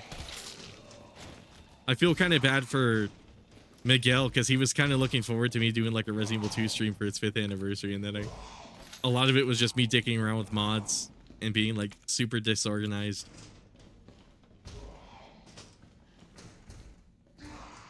LMFAO, I saw it and I knew I had to use it. That's great. I gotta get my mind out of the gamer though. Oh, wait, where should I go? Padlocked door. Lab reception. That was the voice locked door, right? Emergency entrance? Hold on. Oh, needs a card. Okay, if I just tap it, I'll remember that for later. On the map, yeah. And then this is the door that was voice locked. I probably got to go upstairs. I don't think I fully explored that before I hopped out that window.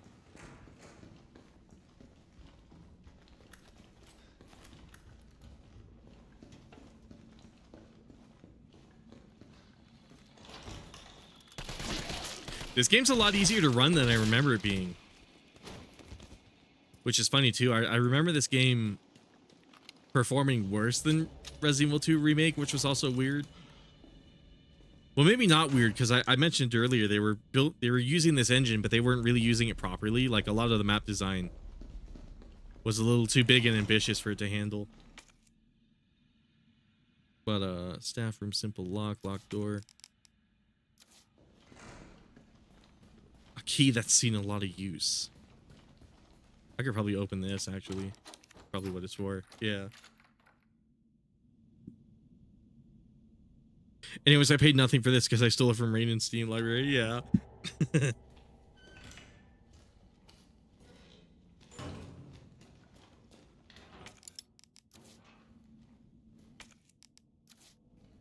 Inventory is full. Can I open this?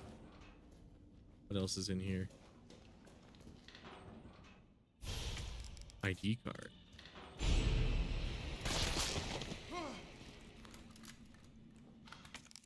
Then discard that. I might want to combine some of these actually.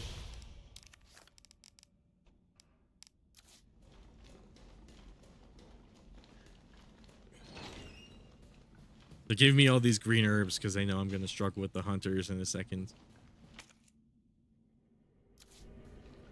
The simple lock is for Jill, right? That's the lock pickable locks? Yeah. It's for when Jill comes back to this area.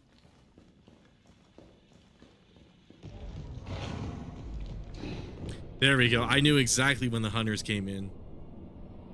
I don't know how, but I knew exactly.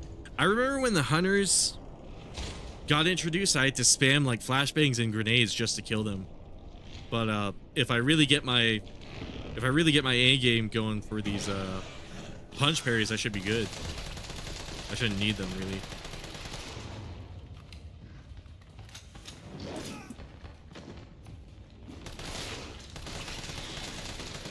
Probably would have helped if I was facing it. If I was facing towards it, I might have been able to parry it.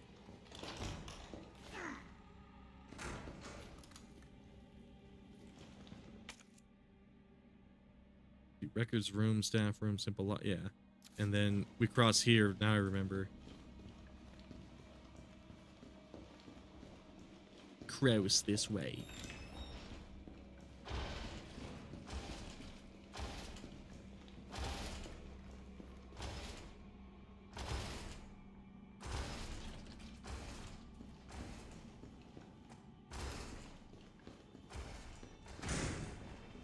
It is funny how short this game is in terms of length, because technically I would have Resident Evil 4 Remake beaten by this amount of time if I really wanted to. Like, I know I can beat Resident Evil 7 in like 4 hours. I think Village I can beat in like 3.5. And then 4 Remake, I think, what's it, like 5 hours to get Professional S Plus on it?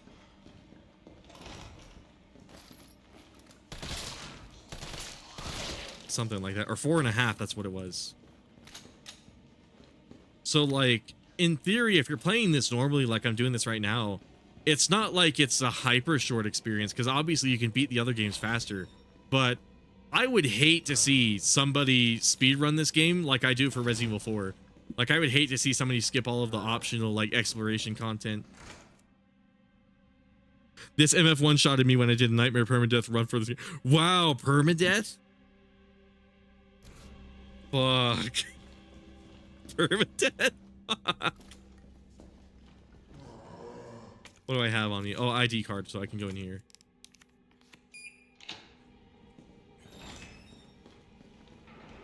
I don't know if I would ever do permadeath with the hunters in this game, because some of them get away with some crazy shit, if I recall correctly. But yeah, I explicit. Oh fuck. Yeah, I was right on that parry somehow. Wow, this pistol does a lot of stun.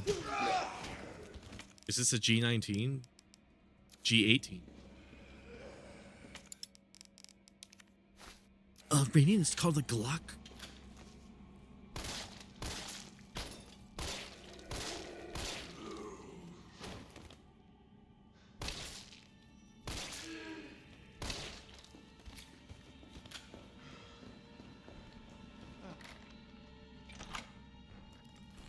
Anyways, I explicitly remember my first time playing this game. I don't have them right now, but my very first time, this part pissed me the absolute fuck off. And there came a point where I just slightly opened this door and I just threw a bunch of grenades in because I was so sick of dealing with the hunters.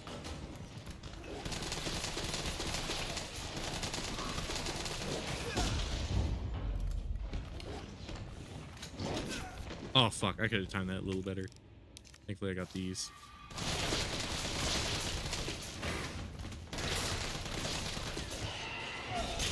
Oh my god, wait, what? He was behind me?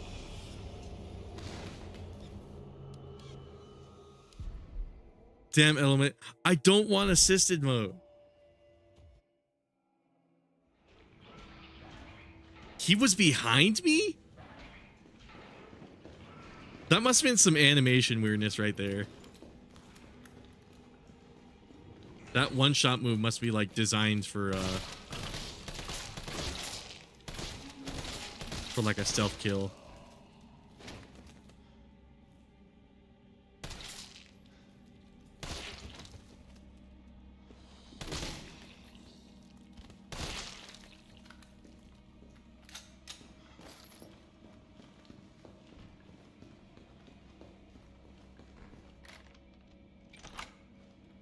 Dude, I kept getting jump scared by them. That's the shit. Oh, that's what ended your permanent. Oh my god.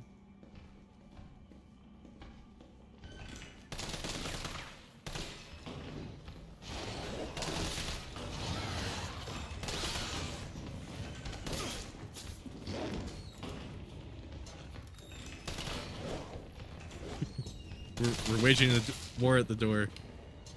Okay, please don't. Okay, turns out I can parry while I'm reloading. That's good. I was like, please do not hurt me while I'm reloading. What? Oh my god. Imagine dying so much it tries to assist you. Well, that's the funny thing, because on my second death in this entire playthrough, it offered me assisted mode. You know, granted it's not the first one. That would have been extra insulting, but it did it on like the very second death, which was really weird.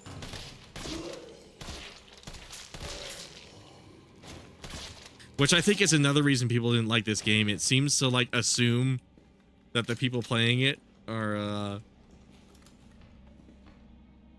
not willing to tolerate a hard game, which kind of understandable, because there's enemies like the hunters where if you don't know how to parry them, you kind of got to do what I did in my first playthrough and just like spam grenades and hope they don't come out. You kind of got to cheese the game a bit if you don't know how to play it properly. So to some extent I can see what they were going for with that mentality. But yeah, permadeath for this. Oh my god, they can open those doors. For this game was literally hell when I did this. I am not doing that again. I'd do 2 make again before 3. What? I did. Can you not parry that? I saw him raise his hand like he was trying to give me a high five, and I pressed space. And I died. Can you not parry that?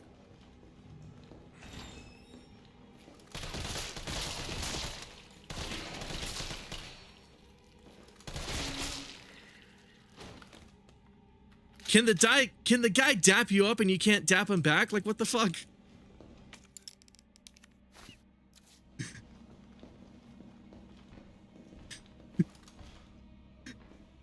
He can't dap back.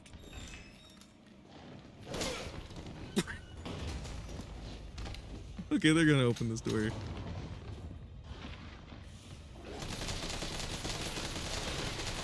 That should have been a parry. I swear to God. What?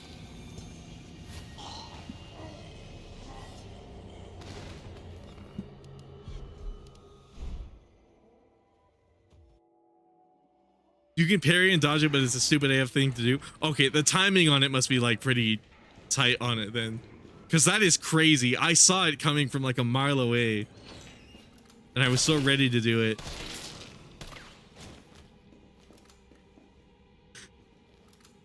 He just wants to high five.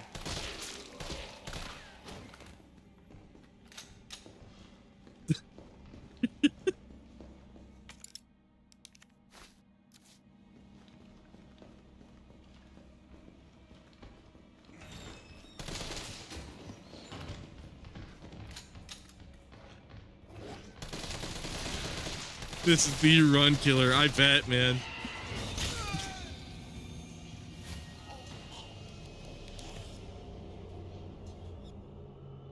Now I'm remembering why this part pissed me off. Because I can only imagine how frustrated I was before I knew how to parry.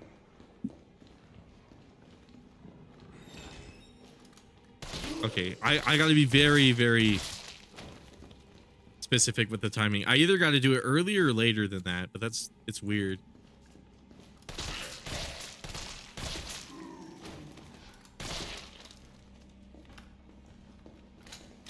Is there even anything in that room worth getting? Like, do I need to go in there?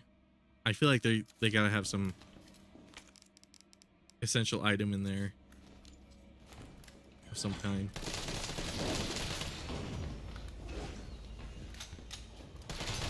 Okay, if I give myself space, that might help me too.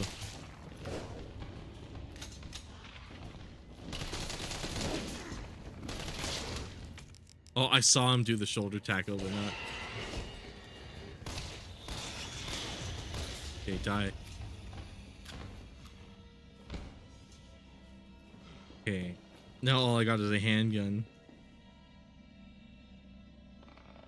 I was better at this than you, and I'm bad at RE. Are you sure about that?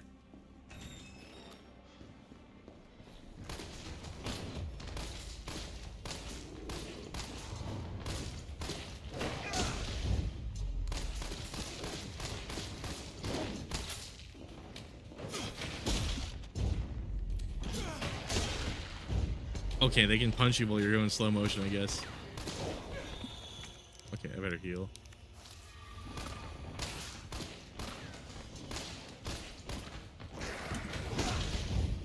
Okay, I do it earlier. I do it as they're like priming to do it.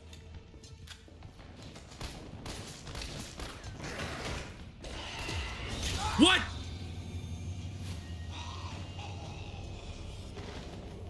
Fucking what? Oh, this just reminded me of the room that spawned like 600s on night. What? The knife only on and permadeath was annoying. I just ran for my fucking life, both runs respectively. I mean, yeah, dude. 6 of these guys? I think I'm just gonna, I think I'm just gonna run away from these guys. It's weird because in this game, they design it so that you can kill everything. It's weird that this one room borrows the like Resident Evil philosophy of like not killing everything and just making it out alive. But like the rest of the game is like this highly action-oriented experience. That is bizarre. It seems a lot like they want me to run away though. Either that or they want me to be on my A game when it comes to parries.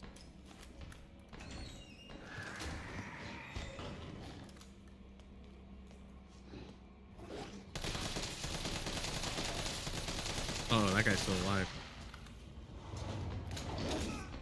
Shit.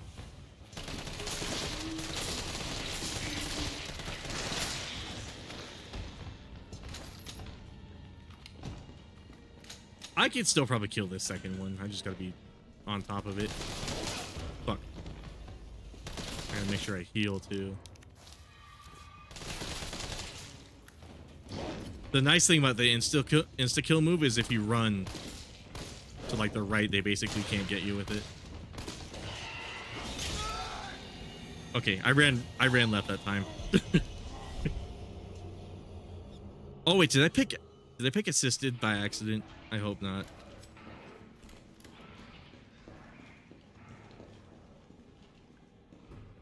If you had a flash grenade, you can somewhat bypass them. That's actually what I did in my first playthrough. I think I threw a bunch of flash grenades in here.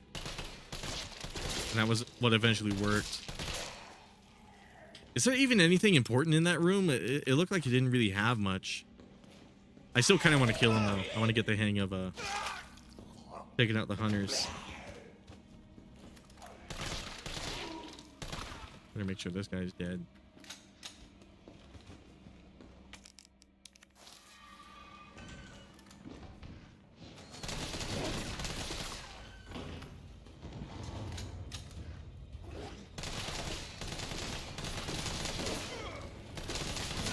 Shit. Okay, cool.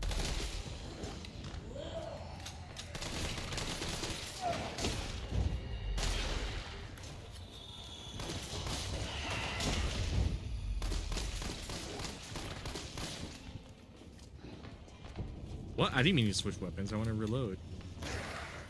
What? Okay, I'll avoid these guys. Most Resident Evil titles, they do that when your health is in caution status. Not here, though. They don't give a flying fuck. I know, right? Not that room specifically, but I think the next room is where you can find the tape recorder for the door.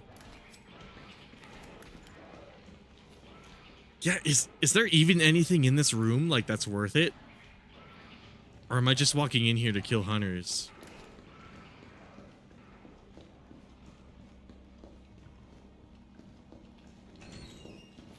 It seems like there's something important in there. I'm gonna use the handgun for the zombies and save some of that full auto ammo for those guys.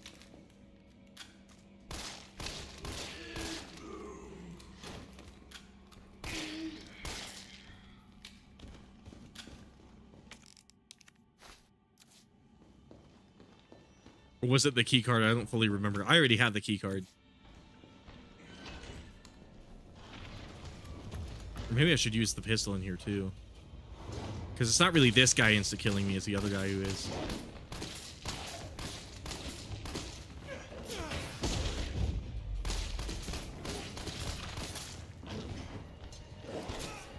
Ooh, what?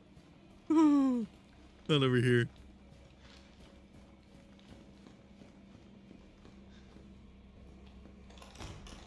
No, there was an extendo for your CQB. That's right. That's the gun Carlos has. I forgot.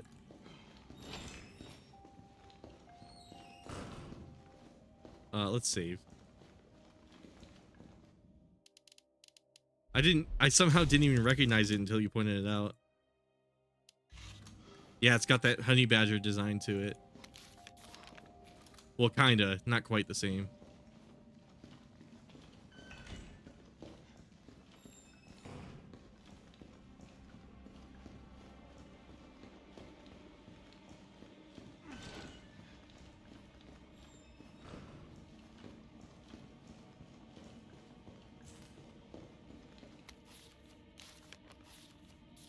Treatment room. Okay, so 9 clockwise, which would be 3, 4, 5, 6, 7, 8, 9, 2, 3. There we go.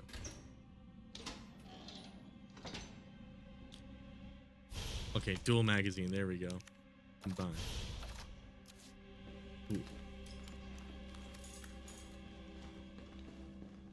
Faster reload. That also would have been really helpful for the hunters, but oh well. Yeah, I definitely should have went downstairs and used that ID card first. My bad. I just ran around like an idiot trying to remember where I needed to go. Damn, played it like it was Tomb Raider. Yeah, that's crazy. Oh, that's great.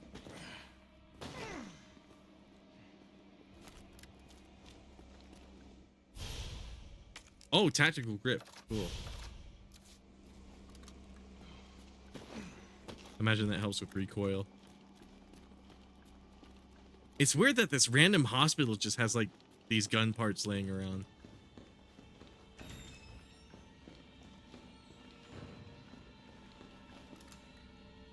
I was about to say, from like a glance, that looked like Peter Griffin.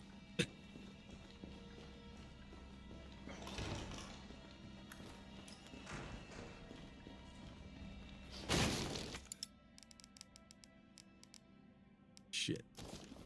I need to use an herb, don't I? Yeah. There we go. Problem solved.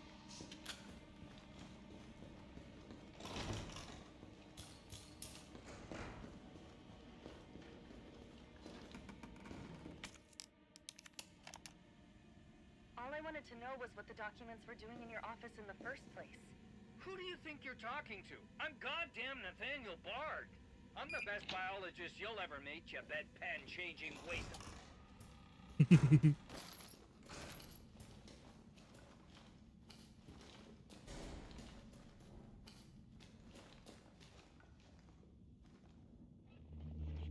Bard. Tyrell. Bard's dead. He's been shot. Shit. And the vaccine? I'm looking. Well, look harder. There's gotta be a computer, right? Actually, yes, there is one right next to him, as a matter of fact.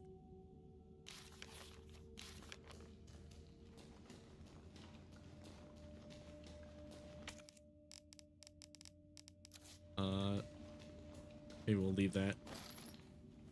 What did I just pick up? Oh, more ammo. Oh, I should have thrown away the tape and grabbed that shit. This is VRC Chief Nathaniel Bard. As usual, this making me want to play this. Resi and DMC are great comfort games for real. I know, right? I am acutely aware that my time's running out.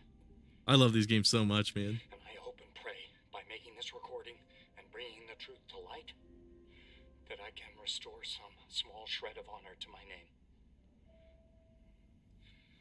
All of Raccoon City's suffering began with the release of a biological weapon known as the T-virus. My employer, the Umbrella Corporation, engineered this virus, and they ordered my team to develop a vaccine, which we did. Now, I keep samples of this vaccine here in my office. The rest of it is stored underground. But those sons of bitches in the board, they want to destroy it. They don't want the world to know what they've done. So they're trying to erase all evidence that the virus ever existed.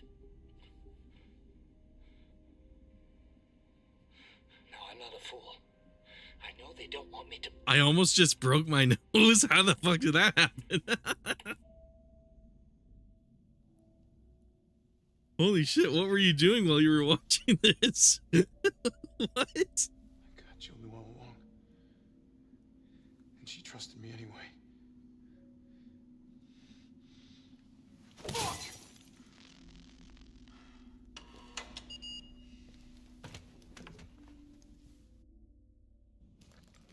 Is it here? Yo, it is. I leaned on the chair too far and almost fell. God damn. Oh, okay. Yeah, I should delete this item. All right, Jill. Hang tight. T, I got it. Good. I'm headed your way. Be careful. Careful.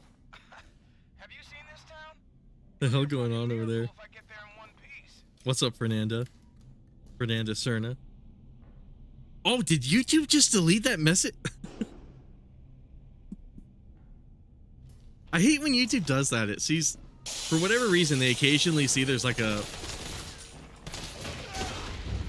They occasionally see like a message and they'll just retract it for zero reason. Oh my god, I'm glad I didn't get that off. What's up, Fernando? Alright, Fernanda. Sorry, my bad.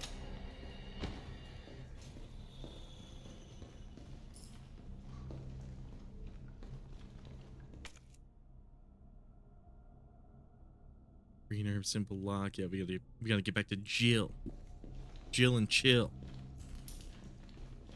Bro, just doing shit. School emoji. Yeah. Dude, if that was YouTube that retracted that message, goddamn. Oh, was there an item that... I'm gonna go upstairs. I'm gonna go upstairs and I'm gonna fall through and see if I can grab that.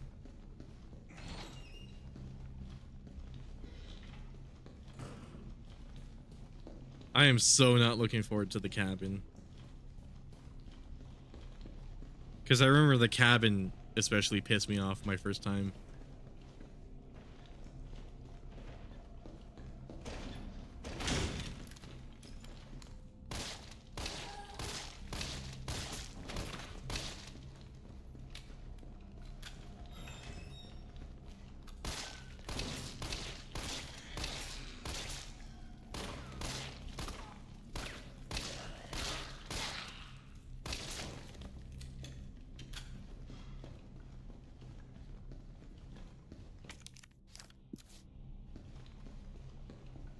Is this Jill? Yeah.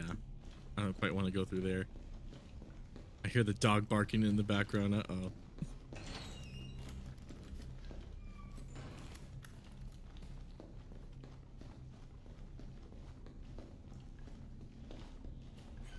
By the way, I hope you're okay, Cheshire. I completely forgot to say that. Jeez.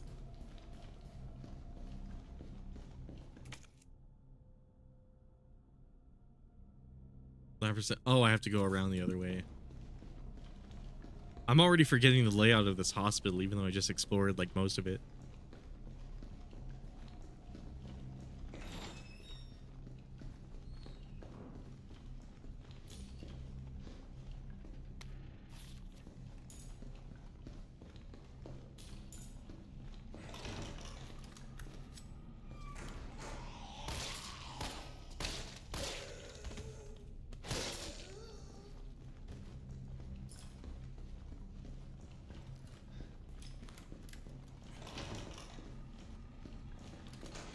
Oh yeah, I have to go up here.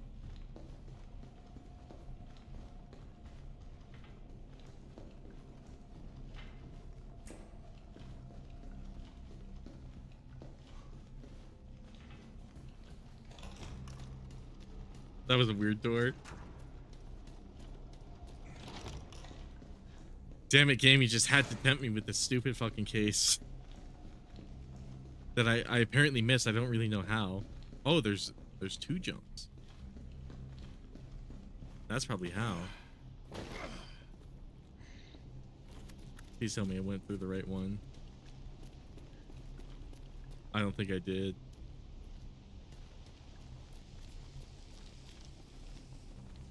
Yeah, I have to get over there somehow. Hold on. Is there a jump over there? Yes, there is.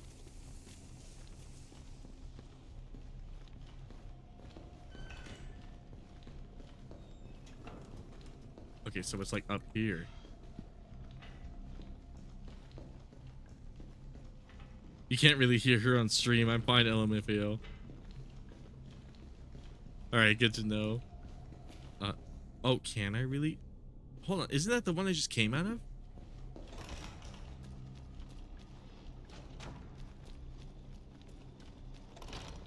Did I already open this case? Hold on. I got it. Okay, courtyard still has 90 minutes, so I don't think I did. Okay, so I know this one over here is the one I came out of. So it must be whatever's on this side. Yeah, that one.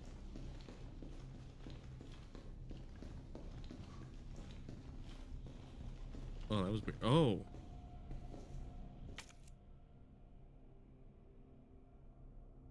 Oh, that portion's like completely inaccessible. So how am I supposed to get over there?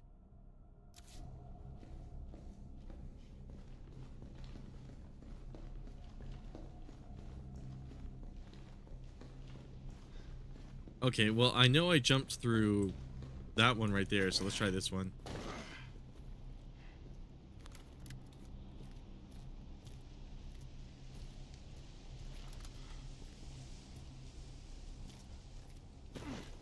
Oh.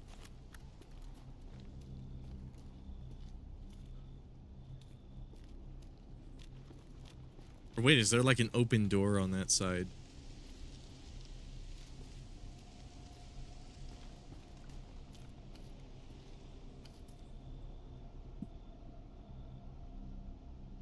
I'm just now realizing this. That's a Jill only thing. Okay, that makes sense. Yeah, I was looking at that and I was like, what?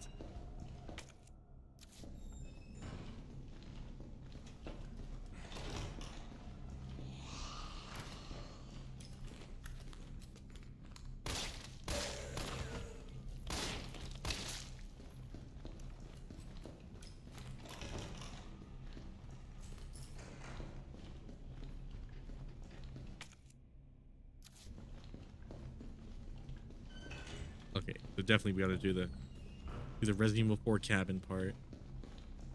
Yeah, because one of these glass panes probably break as soon as Jill gets out. There's a little spot you gotta crawl through as her. Okay. Oh, yeah, must have been under all those chairs and shit. Yeah, I did notice like a little dent in there. That makes sense. You're gonna be okay, Joe. Okay, I better save.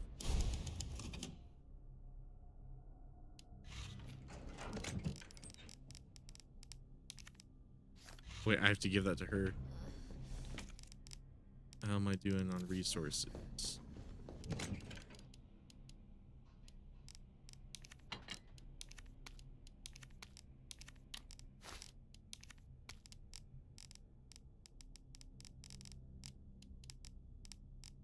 I don't think I'll be using the knife now that I think about it. I'll probably take that. And oh, they don't stack. Okay. Am I doing on health? Okay. These 9 bullets probably won't help too much. Let's do that and then save again.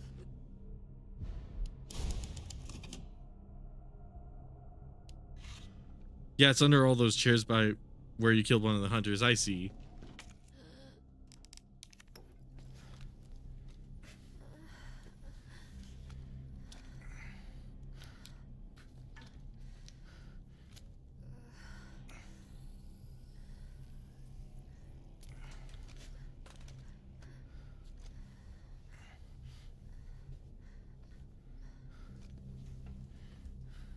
Come on. This shit better work.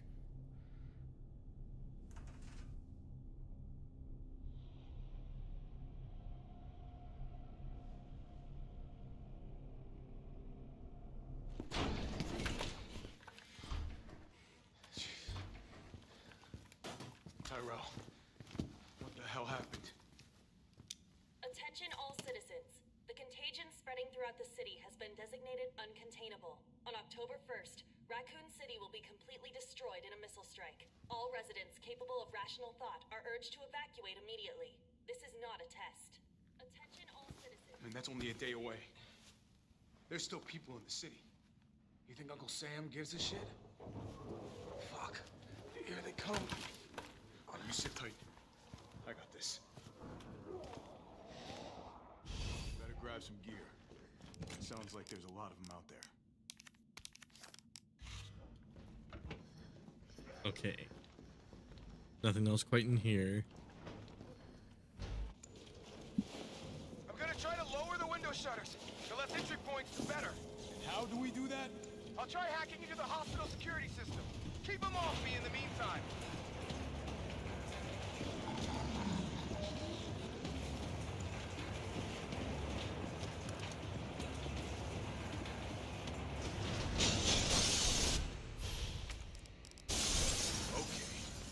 Okay, I'll have to free up some inventory space.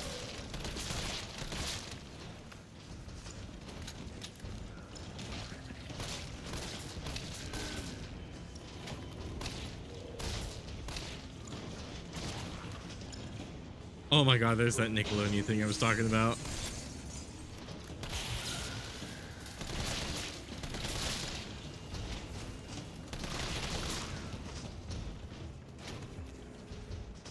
Detonator.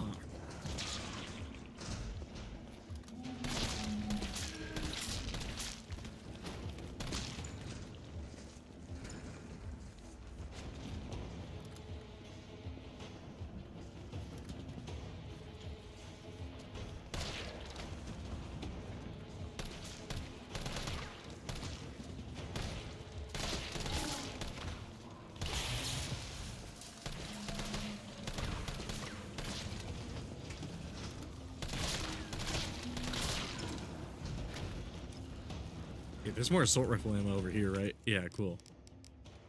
Full of what?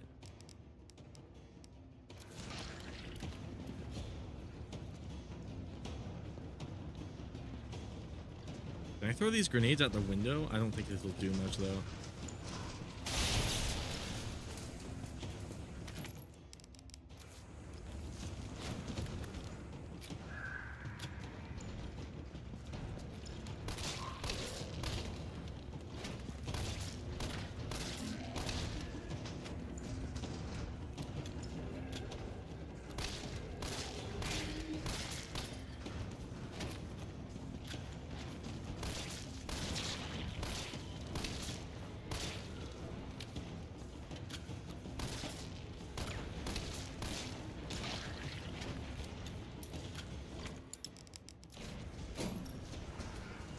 Powers off.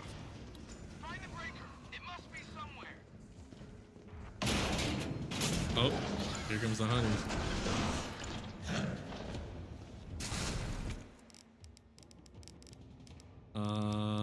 Let's see. What should I? Oh, I should really be using these flash grenades, and then I can.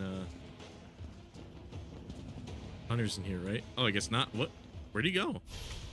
Oh, cool.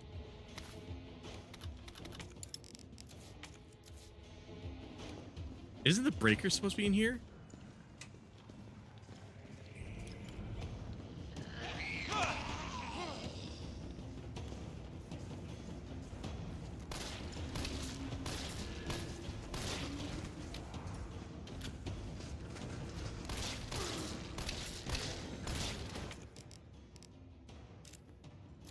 Okay, it's still on defend Jill. Still wishing Capcom added mercenaries to this game because of this segment. You know what, mercenary? Yeah, I completely forgot about that too. How is there no mercenaries for this game? Because it's not like it wasn't in the original. It like debuted in Resident Evil 3.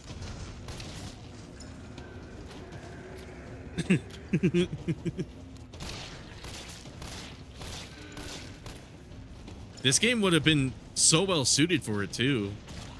Like, it wouldn't have been anything like Resident Evil 4 Mercenaries or Village, but like, still would have been like a competent. They should have done that instead of what's it called, Resistance. They should have done like an extra comprehensive, like really fleshed out mercenaries mode. I think that would have made the $60 like a much easier pill to swallow. Fuck. I wanted the grenade. I wanted the grenade. Okay, cool. Oh, it didn't land over there. I guess there's technically an invisible wall. Okay. Okay, I don't think I play as Carlos again after this, so I'm just gonna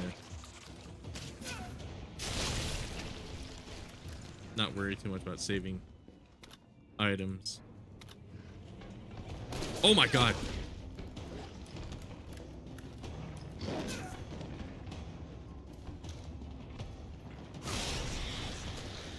Oh, is a grenade all you need to take those guys out? Really?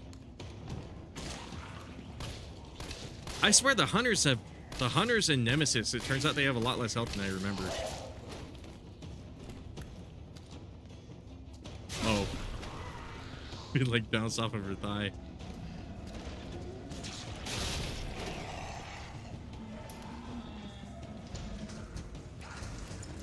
Okay.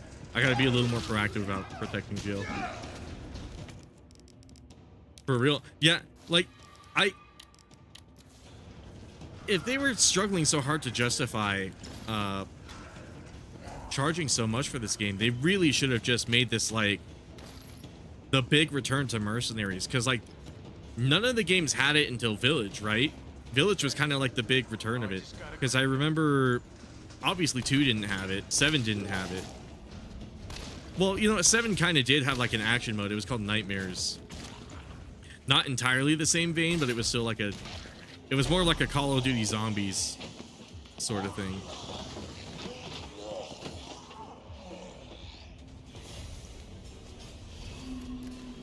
Carlos!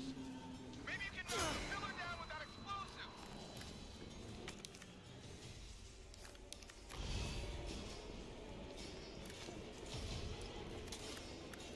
Okay, basically just throw flashes over there until it goes off. Oh, it's not like I'm going to preserve any of this ammo. Not like I'm going to keep any of it.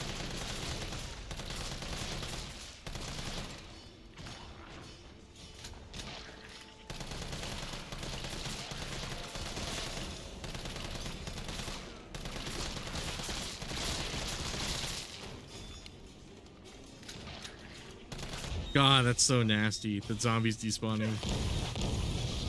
So many questionable decisions with this game's development. Yeah, like it really what it needed was like a game plan. Like if they took the time to like sit down, you're right, Resident Evil 7 did have something like that. If they took the time to like sit down and plan out what content they were going to have in this game, they probably wouldn't have had to scrap the clock tower. They probably could have looked at, like I said, the Parasite segment. They probably could have looked at that and been all like, oh, is that any substantial if we're not going to use it at any point in the game? Besides that one little portion. Like, they probably could have been able to sit down and create like a roadmap or like a storyboard of how this game was going to play in terms of gameplay, and been able to figure some of these things out better. But it seems like a lot of it was just they kind of went as they went along, and given they seemingly made this game in like under a year, I guess I shouldn't be surprised. But yeah, if they comprehensively like took maybe like a little bit to sit down and like plan out the content they were making for this game, development might have gone by faster too, like because a lot of the work's already done for them. They already have the engine and like the assets and everything. God, you okay? Most of the assets. I've got good news. It's over now. The city's safe. But like it. Oh, I completely forgot about this part.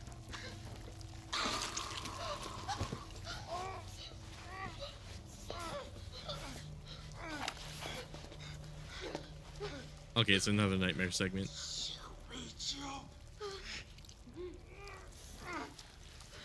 the only way.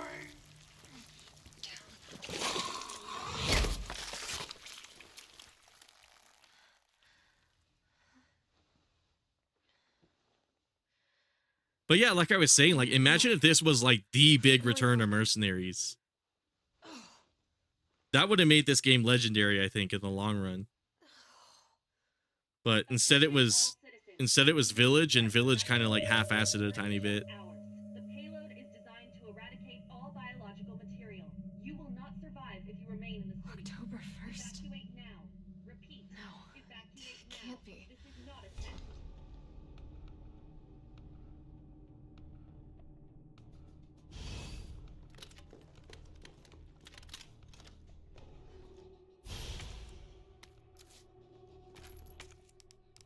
Oh, G18. Oh, that's Carlos's gun. Did his have the extended mag? Huh. Quick fire rate allows for. How is the damage on this one? I have to imagine it's better than the G19, right? In some aspects, or maybe not. This game, TBH, got what I would call the FF15 effect, where what we got is pretty good, but we could have made it, what could have been made it the best game of all time. It's funny you bring that up, because, like, that's exactly right, because I have a friend who has, like, a really, really sour taste of, like, Final Fantasy 15, and his whole gripe with that game, as he explained it to me, it was like, yeah, this game used to be Final Fantasy versus 13. Like, it used to be a game in, like, his favorite Final Fantasy series. And then they had to change it to, like, an entirely different project. And that kind of sucks to see. Where it's like, because of the level of disappointment, even though, like you said, Final Fantasy 15 was still a pretty good game, I ended up enjoying it. I didn't play it all the way, but I ended up enjoying what I did play. Sure as shit didn't. It was definitely a good game for new Final Fantasy fans. Where is he? Went underground. I think that's like the perfect way to describe it, because like you were saying earlier too, like they took Jill's design from Remake because they were worried people wouldn't be too familiar with her old design. Yes, the Purse pistol is pretty good. Yeah, I should probably go back and get that then. So am I. But welcome everybody. We're in like the latter stages of the game. If you missed it, we're kind of doing like I wasn't planning on beating the whole game tonight, but given it's so short and I actually don't really have anything I need to do later anyways, I might as well. Burst model, I guess let's stick that in there. Can I detach attachments from this, or would this only be like a G19? Yeah, seems like it's only a G19 muzzle. But yeah, we're just revisiting Resident Evil 3 Remake specifically. And honestly, this game's like a really interesting case study when you sit down and you think about its development in some aspects, because this game does have a lot going for. Oh, I put away the grenade launcher, but for some reason didn't put the grenades away.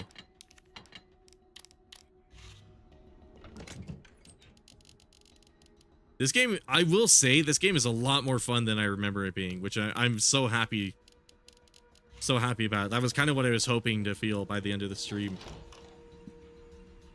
Yeah, with Versus 13, that game had so much stuff that got removed and reworked and everything. I see.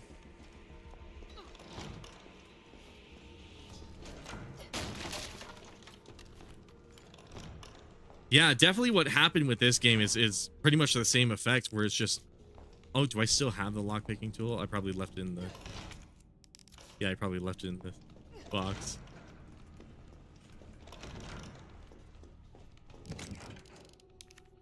There we go. The expectations for it, like, people were expecting like a fully fledged remake of Resident Evil 3 in like the style of RE2R, and they kind of did get that. You know, it's not like this isn't Resident Evil 3, but like there's critical aspects of it that are missing, and the new portions that they added in just weren't worth it.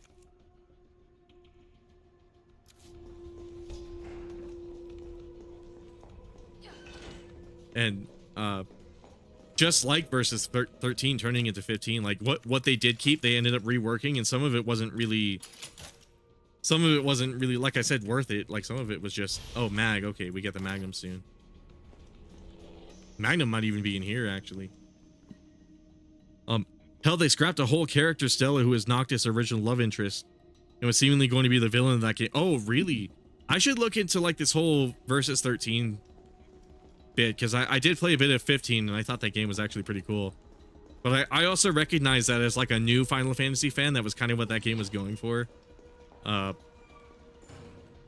15 was supposed to be a game for new and old Final Fantasy fans, from what I remember, but it ended up only, oh god, it ended up really only appealing to like, oh shit.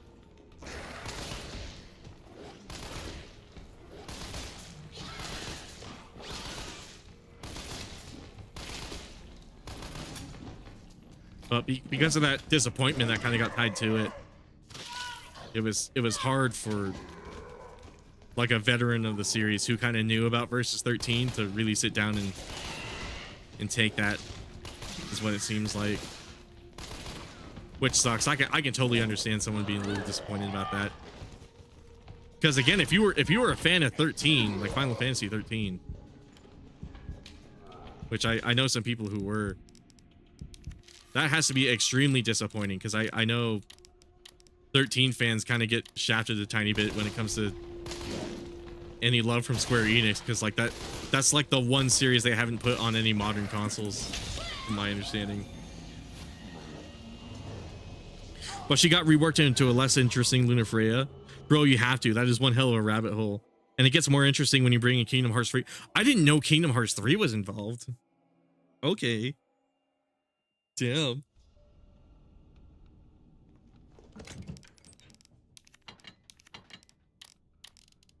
Okay, take the lockpick. First aid. Definitely need these. Maybe I should take the grenade launcher for the hunter. Might not be a bad idea.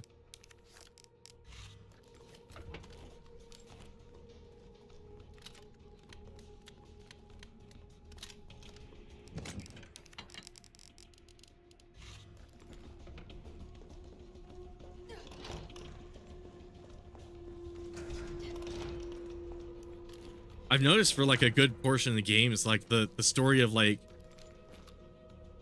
how they're made and everything turns out to be like more interesting than like the actual game itself.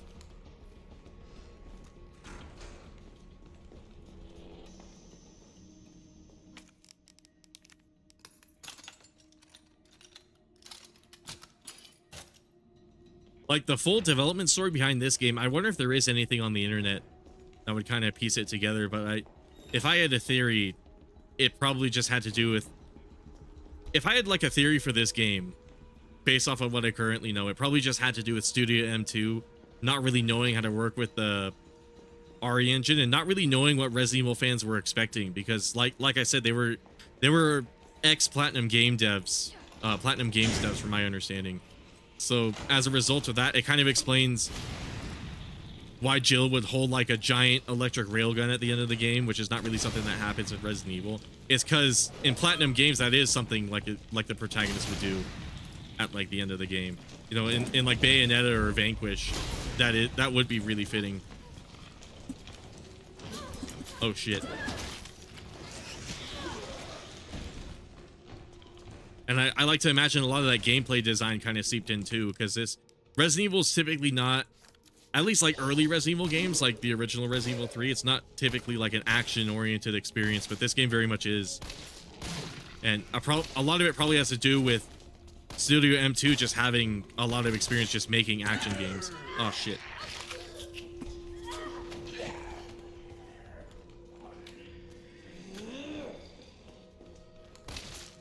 And given they only had a year to work with, given they're working with like an engine they presumably never worked with before, it kind of is a miracle this game even came out. I'm gonna be honest with you, because like I would have thought this game would be like canceled with how many things were actively working against it. Okay, because with Kingdom Hearts they introduced a character named Yozora. Oh, I've heard about her, who not only looks like Noctis but also got similar abilities to him. And and they're reintroducing concepts that they had for Versus 13. Wow, really? Okay.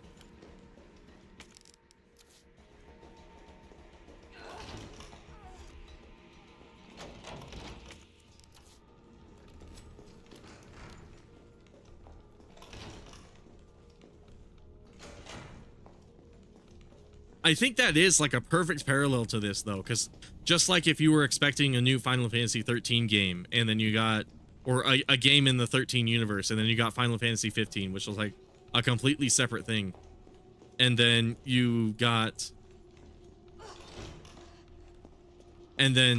parallel to this, if you were expecting like a full faithful remake to RE3 and then you had to play this, I can definitely see where everybody got disappointed, because I was disappointed I know for sure I was really expecting like an actual fully fledged like remake. I was expecting to see the clock tower in this game, and it was like completely gone. It just wasn't there.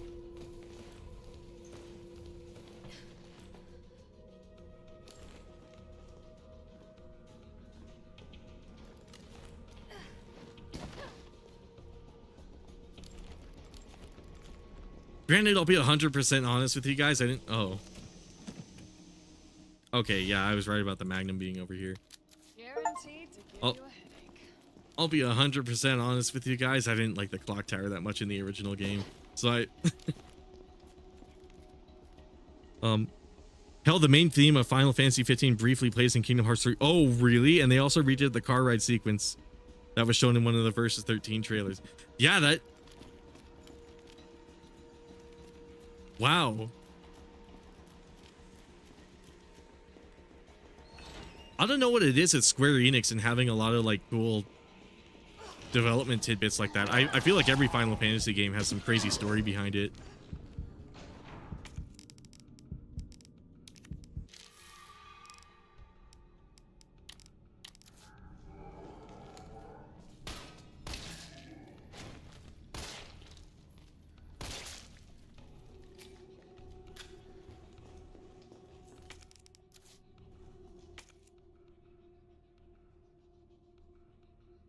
I know I want to go. Where was it? Back over here? Reception. Yeah. It wasn't here.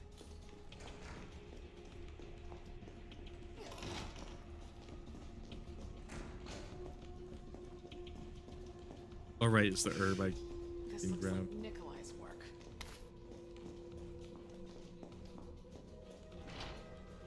I didn't expect them to actually program Jill commenting on this part of the game, now that I think about that.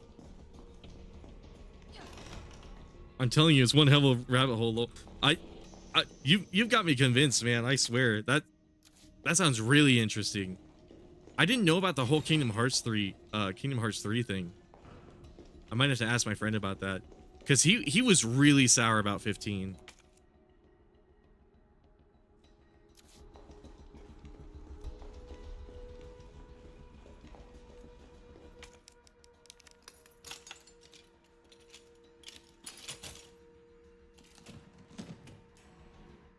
There we go. Now we got ammo for it. I probably got everything that's worth getting. There's some explosive B up there, but yeah, not really a big deal. Jeez, good thing I kept this on me.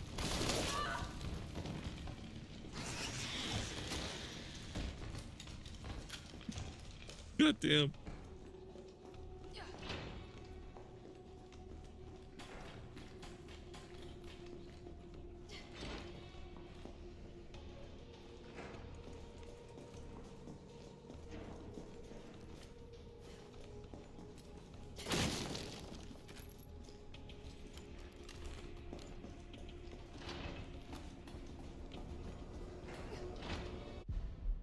Do the blue areas mean it's been completely cleared? Yeah, blue areas means that you've collected all the items in there already. This must be the way And red means there's still items to be discovered. Which is cool. It's actually a cool feature that they did in I forget, was it Resident Evil 2 Remake? It was one of the newer Resident Evil games, and they just kind of carried it over. Except for like there was some game that had it like notably absent for whatever reason. I think it was 7. Actually. You know, I think this feature went as far back as like Resident Evil 1 Remake, didn't it? It's been a thing for a while. But I forget all the details about it. This door's probably gonna close, yeah. And now we're getting to Nest, which, if I recall correctly, is maybe like another hour, and then it's like the final boss. How is it no one in the hospital ever noticed all this?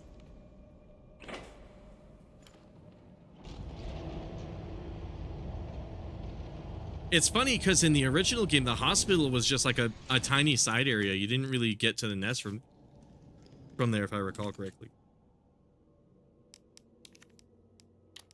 Now that I think about it, the hospital was kind of... It was just the area that like Carlos explored and found some stuff in.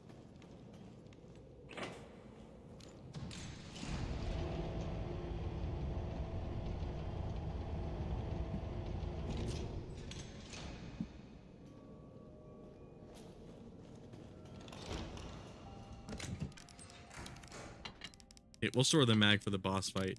Let's see. Then I'm gonna want probably store that too, because I don't remember there being any hunters too far in here. Actually, let's load this. Put more ammo in it.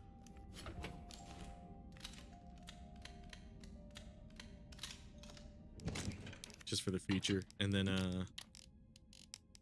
maybe store a few of these. What do I want?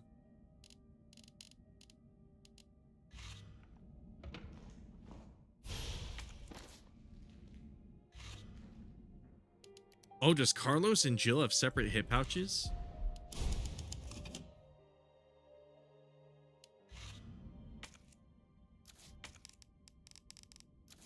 I think they do. That's interesting.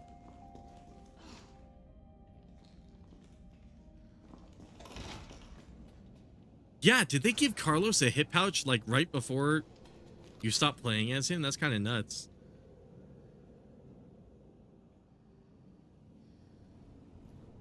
Real quick, Raiden, I also forgot to mention that the names Noctis and Yozora mean night sky. I see.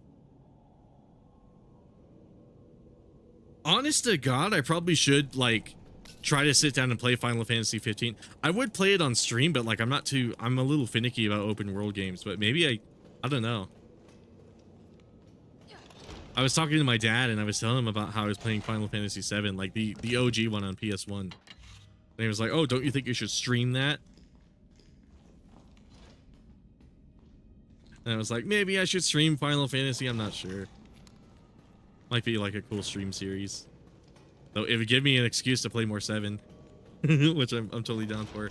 I don't know if I should start from the beginning or I think I'm at like the very beginning of disc 2. Oh yeah, I also have to jump down here.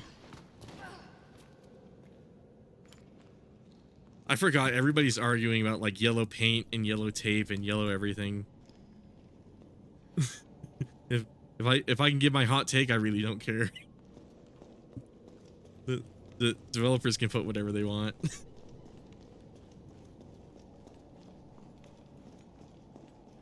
I get it. It's a little condescending seeing like yellow tape and blood point you to exactly where you need to go, but the reason I'm so forgiving of it is because there's people like me who actually need that stuff. But I'm afraid our games end here. Wait a second. I just realized the flashlight works differently in this game than in Remake. I actually like this flashlight a lot.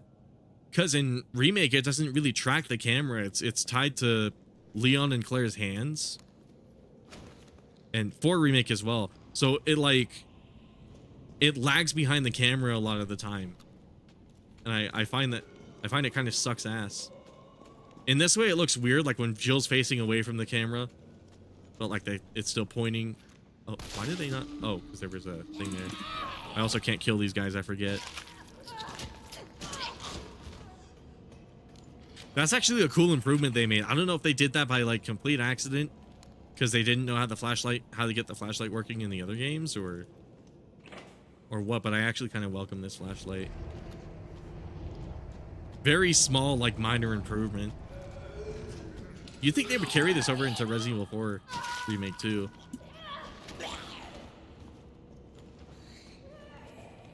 Whatever. Minor observation. Now is not the time. Okay, I can't kill this thing, so I guess I have to get it off the platform. I distinctly remember the pale heads regenerate. The yellow tape and yellow paint and tape for navigation thing. I mainly wish there was more of an option to turn it off, like in how. Oh yeah, right. Shadow of the Tomb Raider. Yeah, like in some games allowed it to be a thing. I remember now. I'm glad you brought up Shadow of the Tomb Raider because I remember that was like a big feature of that game too.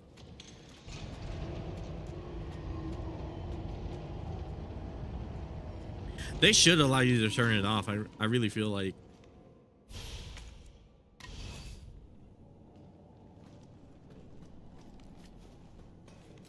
I feel like that's like the best compromise, because like I said, there's people like me who for some reason need it. Like I just don't notice something unless it's there. Oh, you can kill. Oh, right, but it's more of like a DPS check thing, right? I kind of remember now. Like you have to use flame grenades on them or some shit. Like some really high power weaponry.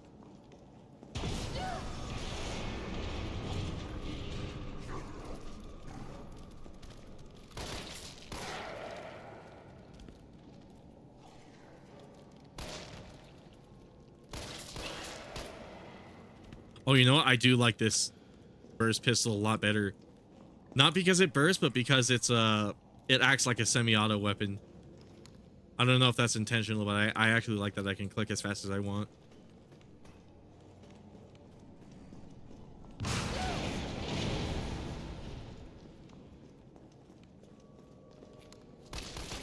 Yeah, that's awesome. A dead end. No, wait.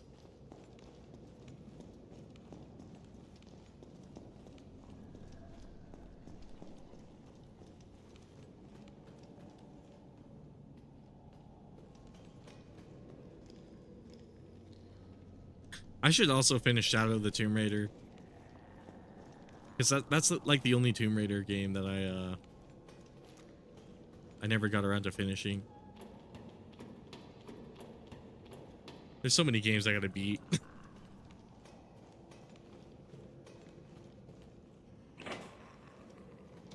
If I lower this, does like one of these rate? Oh.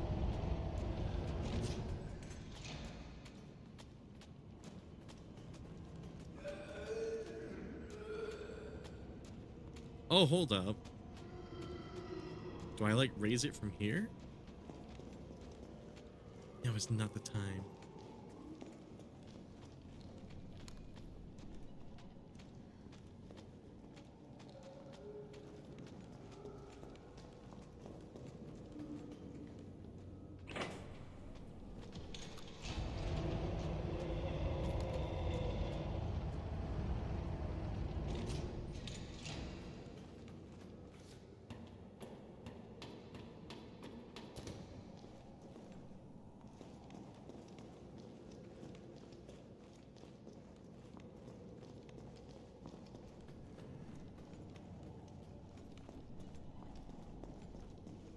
Yeah, there's like a lever or something around here, right?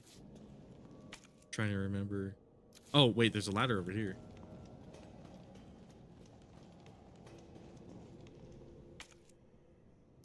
This area kind of reminds me of Fallout.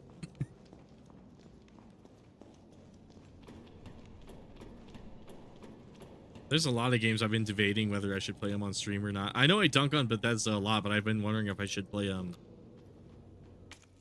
Fallout 4 or New Vegas on stream at some point.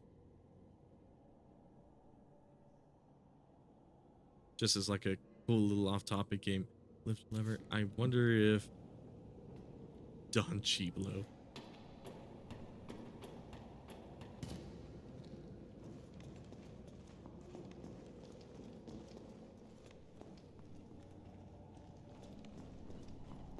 Wait, is there something to do with this?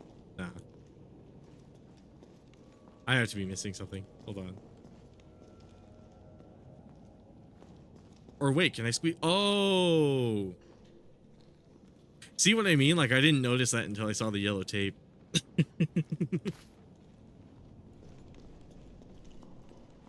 I guess even with the yellow tape, I didn't quite notice it, but,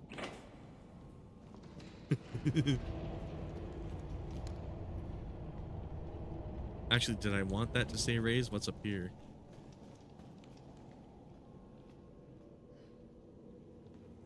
Handgun ammo.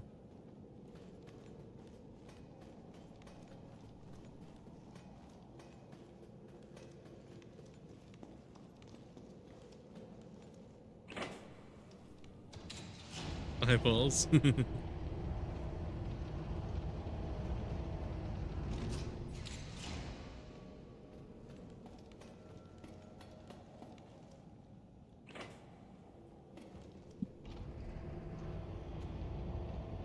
It raises that one.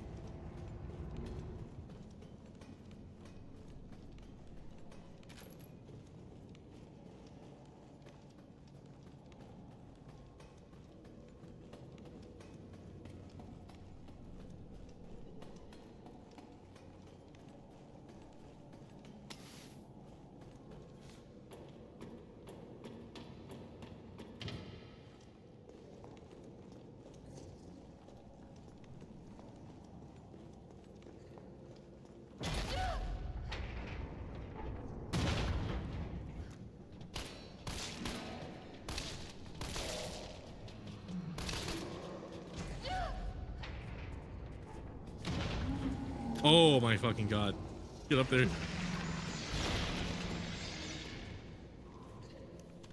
How have I not found any shotgun rounds? They probably want me to craft them. That's probably what's going on.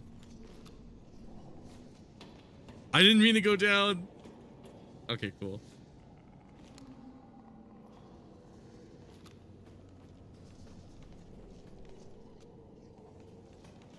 I can ace this if I roll. If I'm really on top of it with my rolling.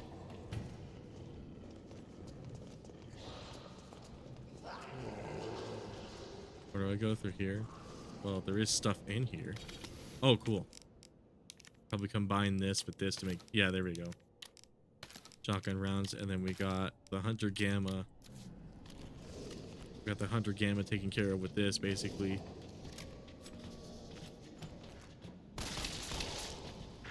Can I dodge roll the Gamma? Oh, kind of. Oh, no. Okay.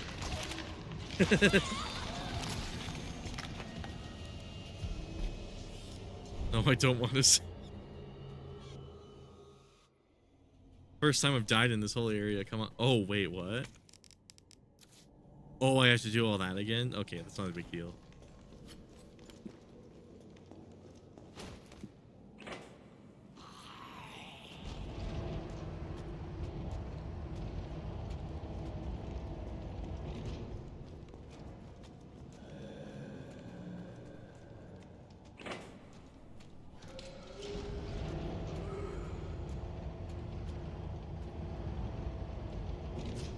I guess he doesn't care that I'm here. I'm not... I don't know if I've fully followed Nikolai. Oh, I got shotgun ammo in there. Cool. A fuse and then another fuse, which would be presumably at another red light, right? Oh, yeah, down there. Oh, wait, was the last fuse I needed all the way over here this whole time? Oh. Oh, now I see.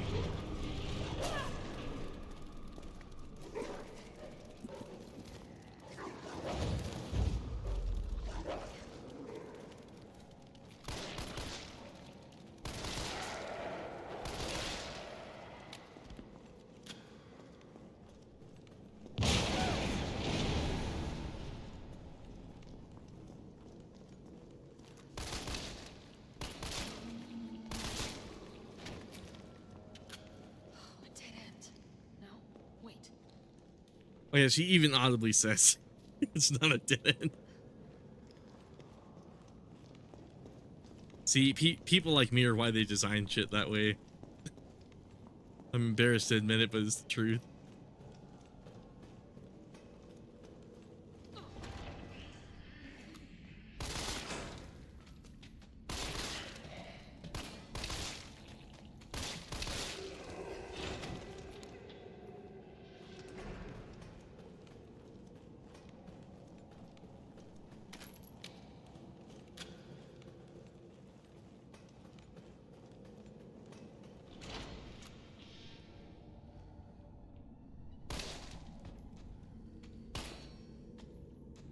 God, I don't know how I missed that one.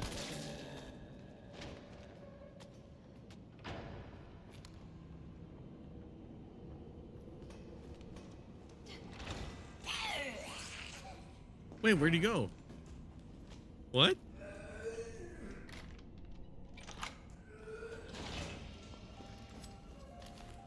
Maybe it was one I killed. Maybe that was enough to make him drop dead. Oh, shit.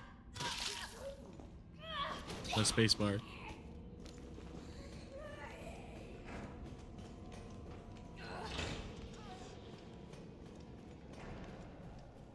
So I got the ammo there, then... Oops.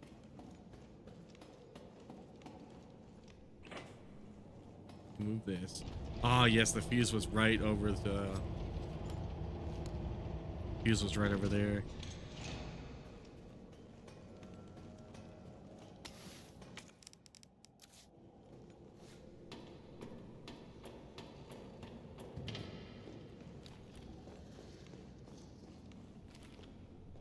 Oh, I guess they want me to open the other one first. Do I have any grenades? No.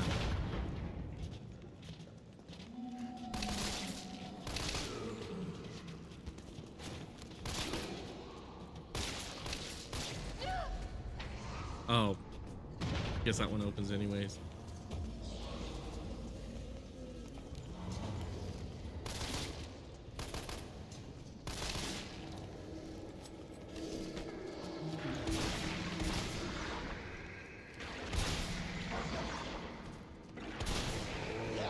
Oh, no.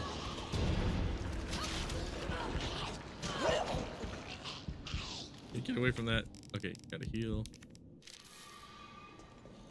Okay, now it's dead.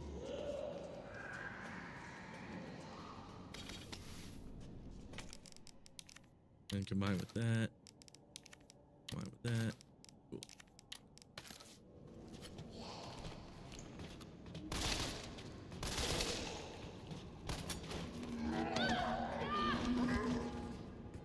I must be pressing it too late.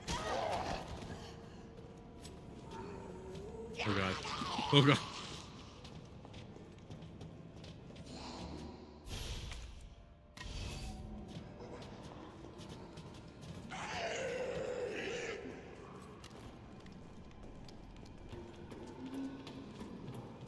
Okay, cool.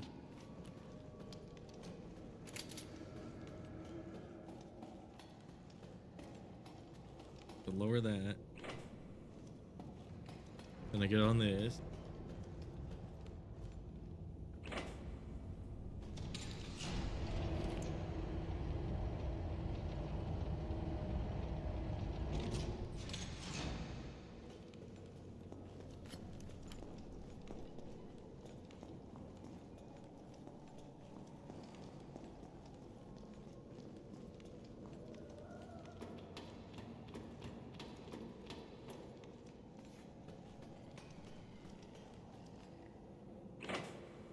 Oh, that's okay. That's a little awkward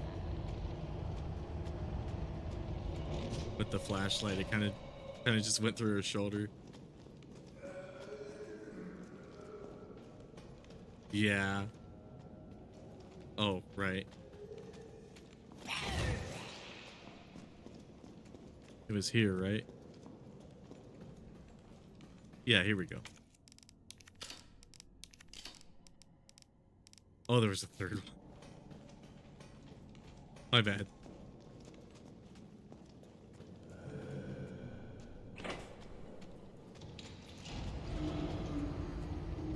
Okay, where is it? Where's the red light? Is it over there too? Oh wait, it's still behind there. I didn't grab that one.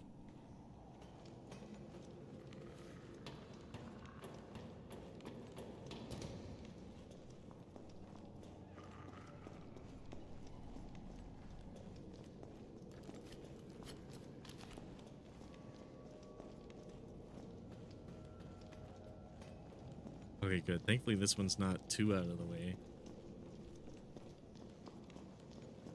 Oh, was that at the very beginning? Okay, whatever. I can go through the save room.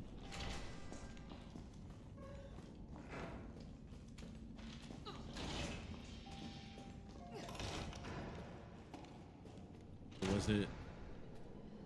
Was that other door?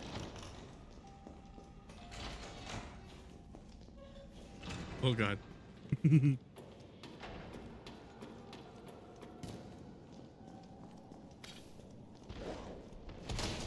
Dude. Oh my god. All right, here goes. Oh my lord. Oh no, don't discard that. Cool.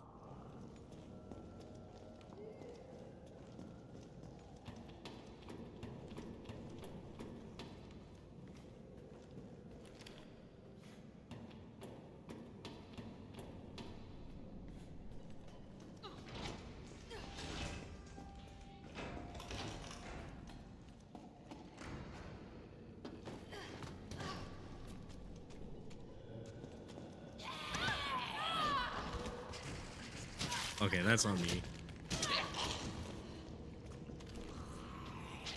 Oh, gee. Okay.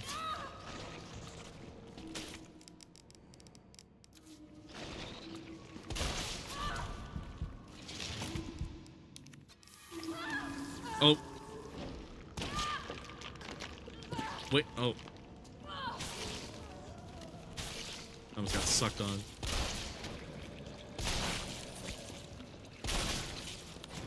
I forgot that was even in animation.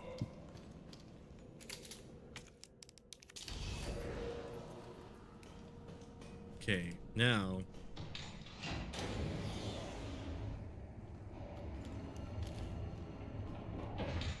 Shit, he got away. What was he doing in here? Yeah, that's for the mag. You can combine that later.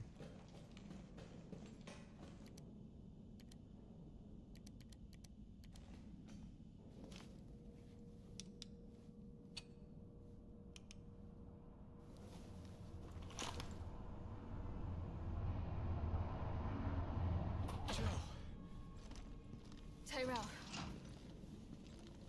I got through. They're willing to negotiate.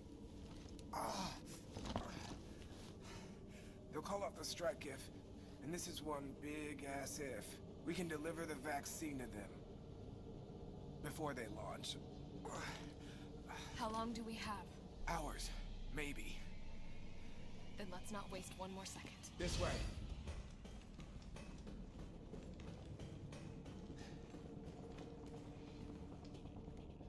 We'll find the vaccine up ahead.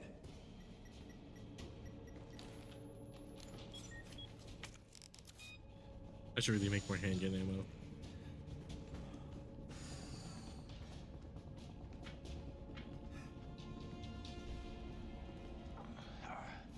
Sure you don't need to stop? Oh, I can get around. I can get around the slow walk it wants me to do by doing that. That's kind of cool. Let's get this done.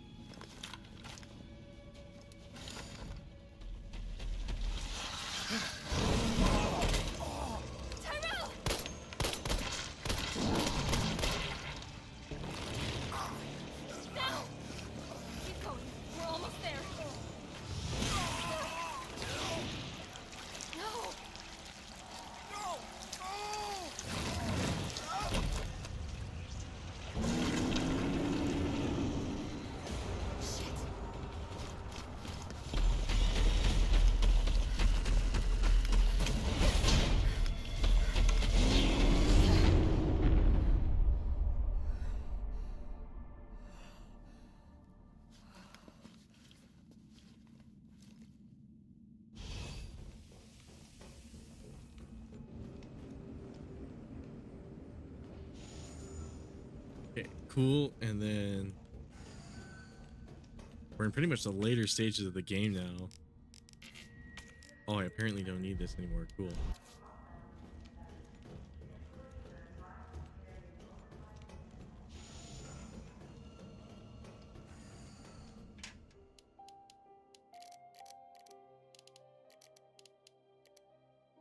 Epic mouse wheel moment.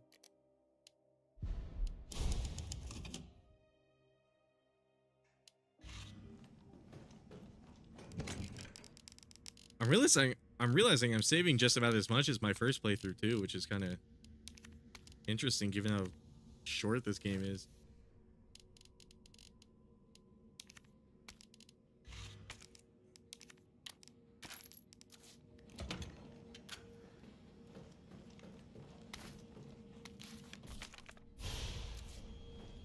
All right, Nest 2.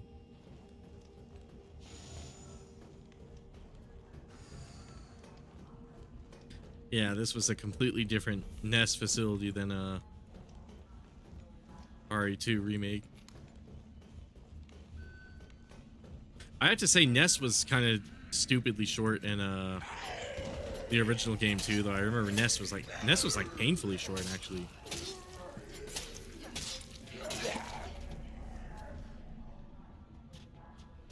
Oh, I see. What? One's sitting, by the way. He's already at Nest. I know, right? I think we've been going for what, like 4 hours? Yeah, I think it's like a little over 4 hours, like 4 hours 40 minutes.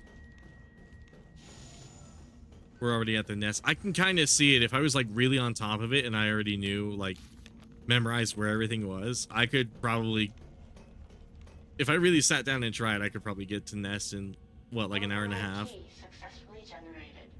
What have we here? Override key. Certainly not on one of the harder difficulties, though.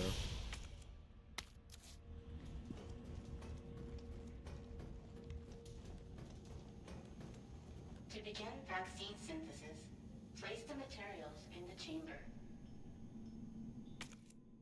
Synthesis? I have to make it myself? Alright, gotta figure this out. Oh my god, I forgot to comment on this earlier in the stream. It might just be like false memory, but I remember they changed Jill's personality quite like a little bit in this game too, which, like, I remember I wasn't too fond of that. Vaccine equipment.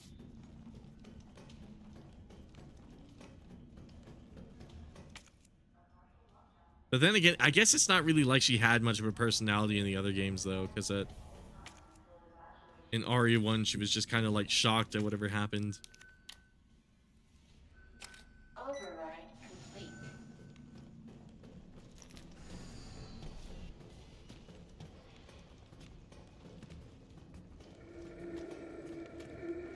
What? Oh my god, I tried to time it. I was hoping I could roll through that.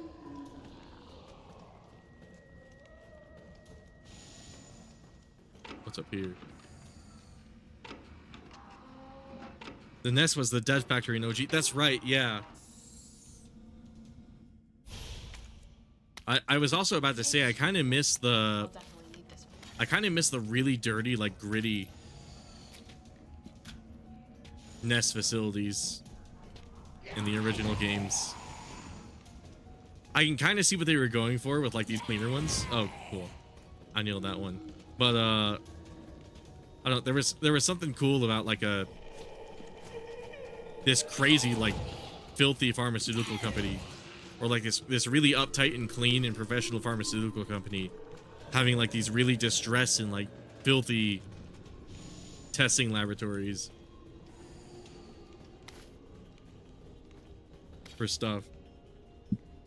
Yeah, Jill is more feisty in this one, and I dig it. Yeah, I'm not, like, the biggest fan of it, but at the same time, like, when I first played this game, I had, like, a huge problem with it, but honestly, given RE1 and RE1R, Jill's personality was just kind of like observing everything that happened around her and just, like, gasping.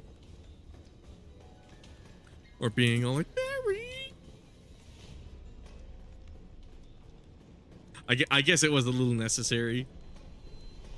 This must be what powers it. Oh, they had to cut the camera closer so I couldn't see behind me. Okay, that was a good dodge.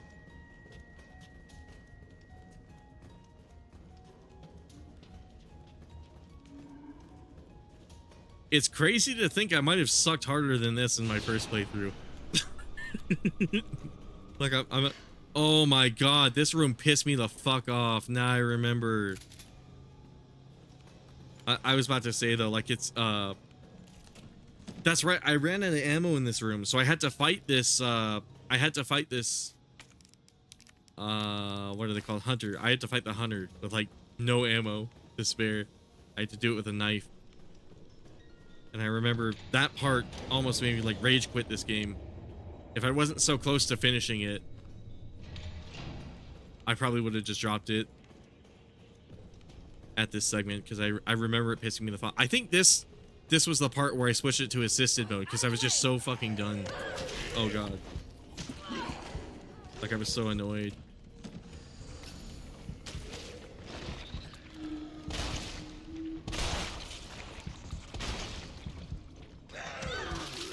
Bruh. Alright, dinner. This is the room, I know, right? Sandwich dinner. Okay, Thank Christ for checkpoints.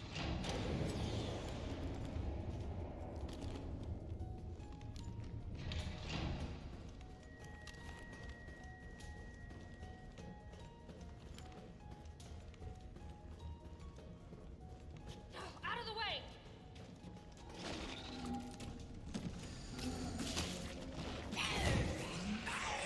Maybe I should just focus on dodging. Yeah. Okay, test tube. I think there's what, like 3 vaccine parts? Getting suction cupped. Let's see.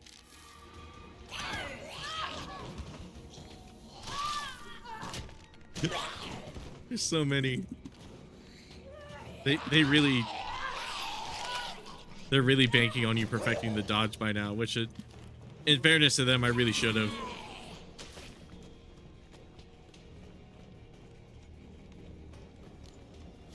Yeah, hopefully this hunter shouldn't be too difficult. It only took like a few shotgun shells to put down the last one.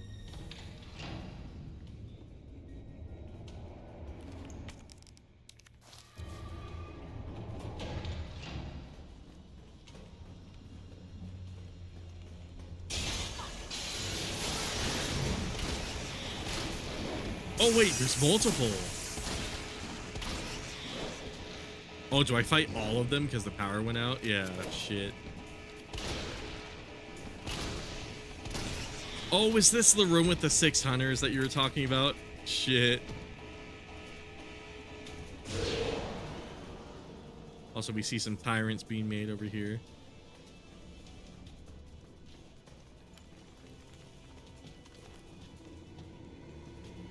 Right, I already went over here.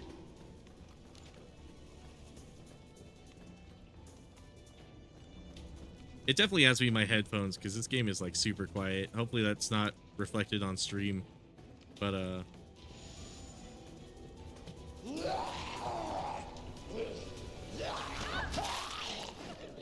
my bad, I should have rolled.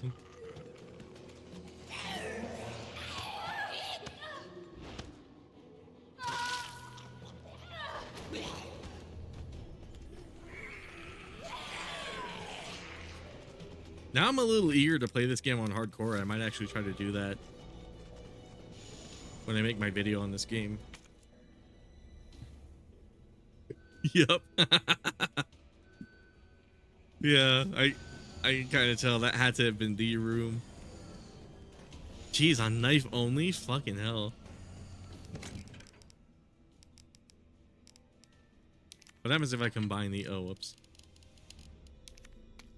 Do I make different grenades if I combine? Oh, I can't. Okay.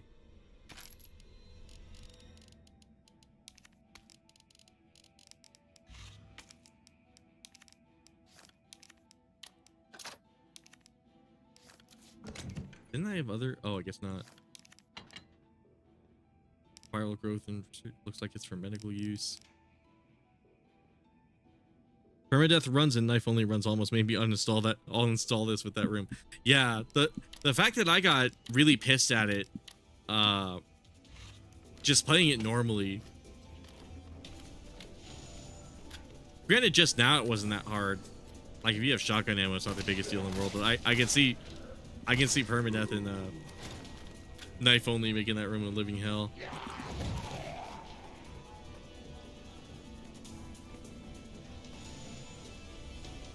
There's 3 parts to this vaccine, right? I think I'm missing something.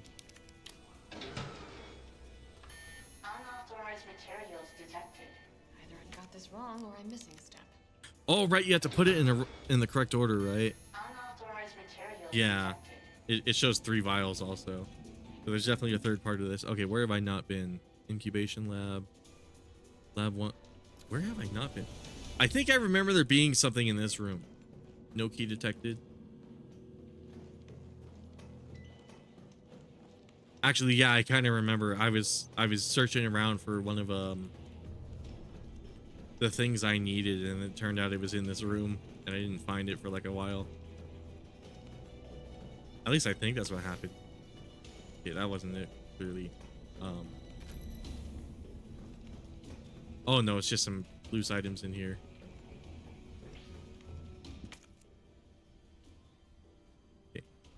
Incubation lab. So that was the one room with all the enemies in it. Let's see, first floor. Have I been to the machinery room? Workers break room. That's kind of where you fight Nemesis. That's after you get the vaccine. Yeah, B2, that's definitely where you fight Nemesis. Did I forget to grab something in one of these? Incubation lab, sterilization room. That's where it came from.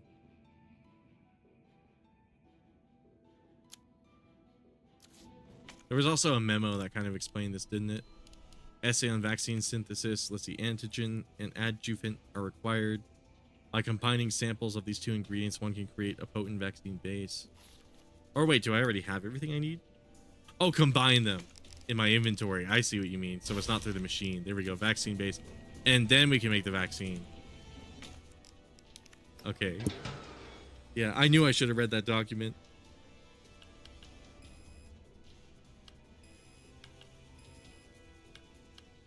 Oh, I need them to be in like the...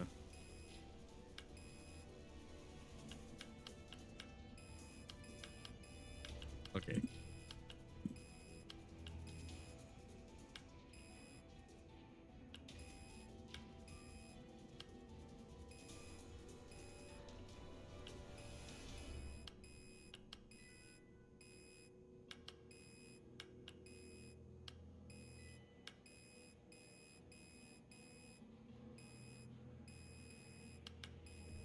Oh, perfect. Start the foraging vaccine. Yes. Synthesis complete. Please remove the vaccine canister.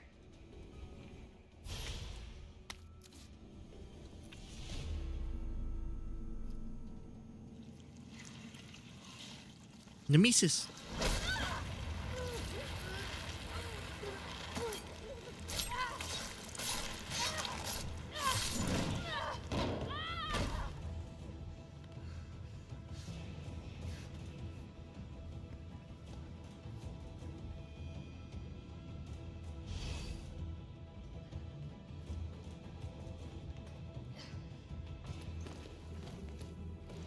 Another ass shot.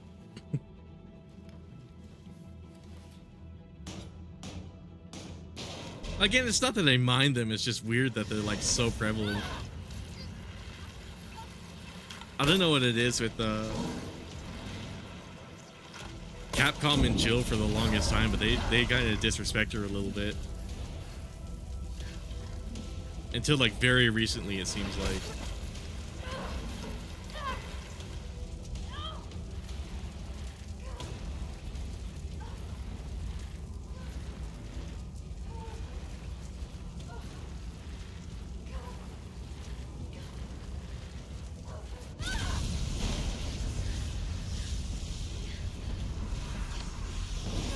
You know, I'm surprised there weren't many QuickTime events in this game. There was like the car, and then there was that, and that was about the extent of it. I'll forever question how she doesn't slice her throat during that. Oh yeah, I see what you mean. Yeah.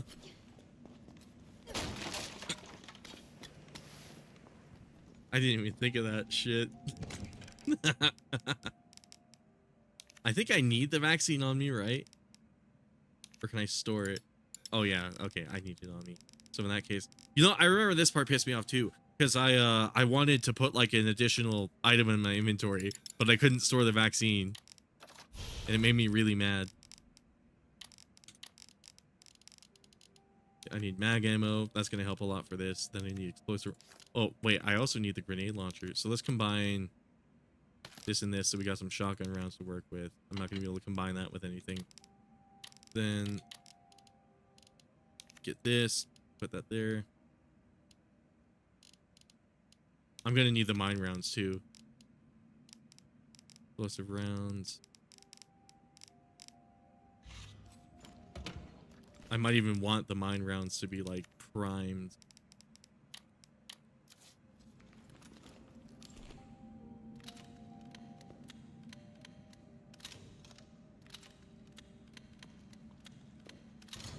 Oh, and then I definitely want to save.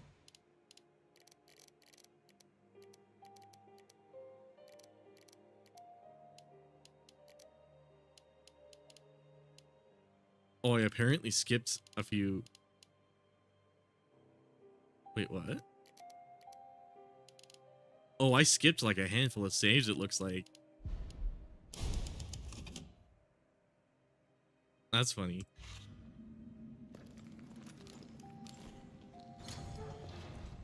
What in God's name is this place? Yeah, it looks like I did play this like half a year after it came out, because like early 2021.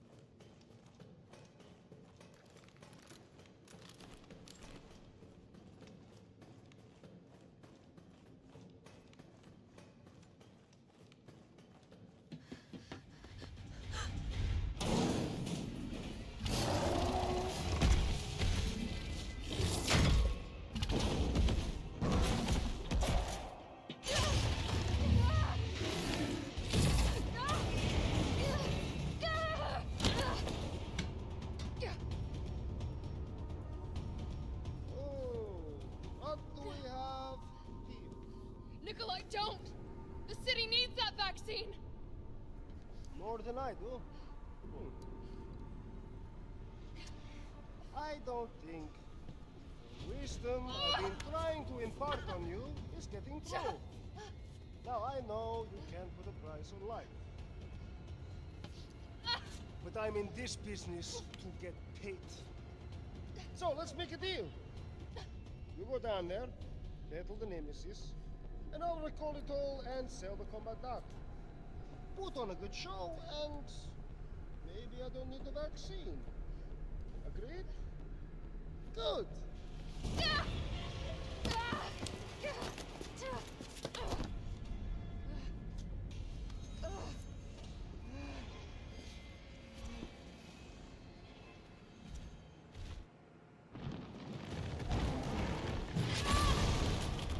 Oh, okay, I dodged way too early. I really gotta get my mouse wheel checked out.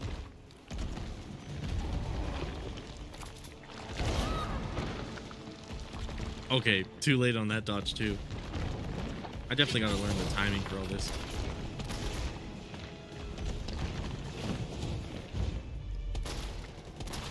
Oh yeah, my first playthrough, it was around this boss fight that I finally learned about the perfect dodge. Because every other time I was doing it by complete accident, and then it was during this fight that I finally got the hang of it. Jill, is that you? Carlos? You're okay. Let me spot for you. Good idea.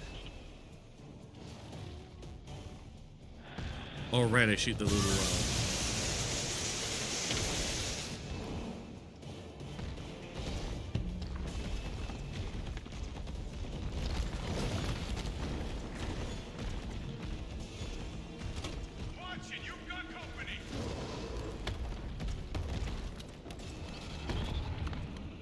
Come on, make it quick. There we go.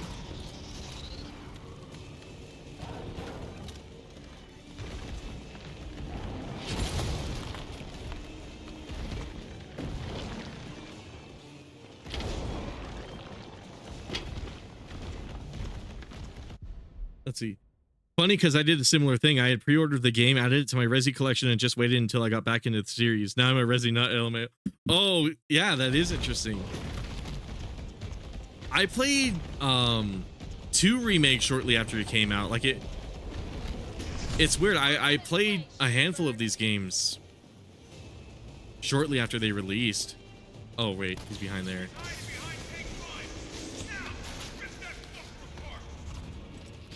Yeah, I should probably keep the fire rounds handy then. Save the mine rounds for later.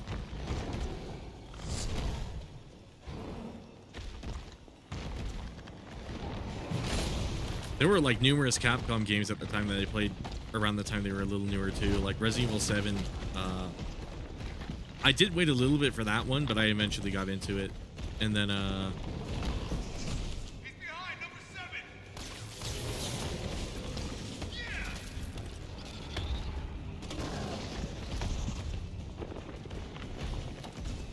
I never in my life thought to use the mines in this fight. Really?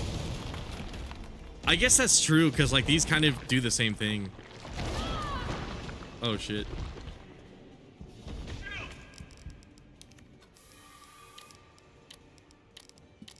That's understandable, because like it's not like it's too hard to shoot at these things. Oh, I guess he's got to be right behind him. Oh, okay. He has to actually be mounted on him for it to work. Okay, so the mines are kind of useful then.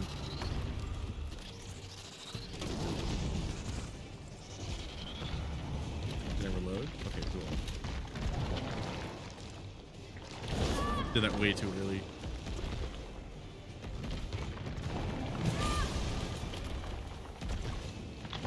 Do I want to use the mag for this one or the upcoming fight? I'm trying to remember. Got some more incoming. Number 5. Yeah.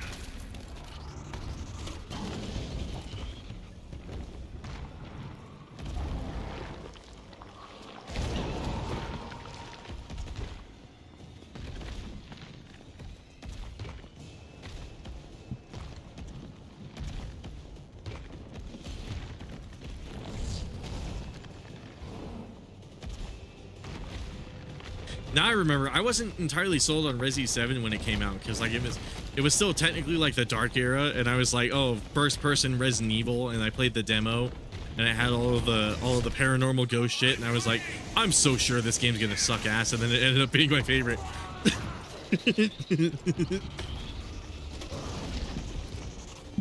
And they've yet to kind of capture how I feel at Resident Evil 7, but I also recognize I'm a bit of a weirdo for liking that game as much as I do.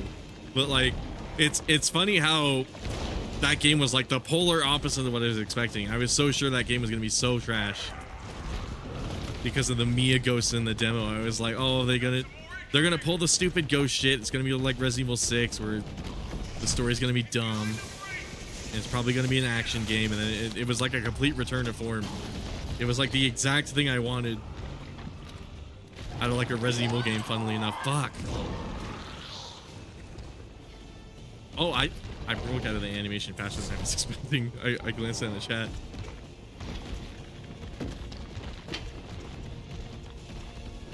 Okay, he's just running like a buffoon. Carlos will tell me where he is. This fight is another reason. Hold on. This fight is another reason they could have added mercenaries into the game. It's very color. That's right. They could have used this map.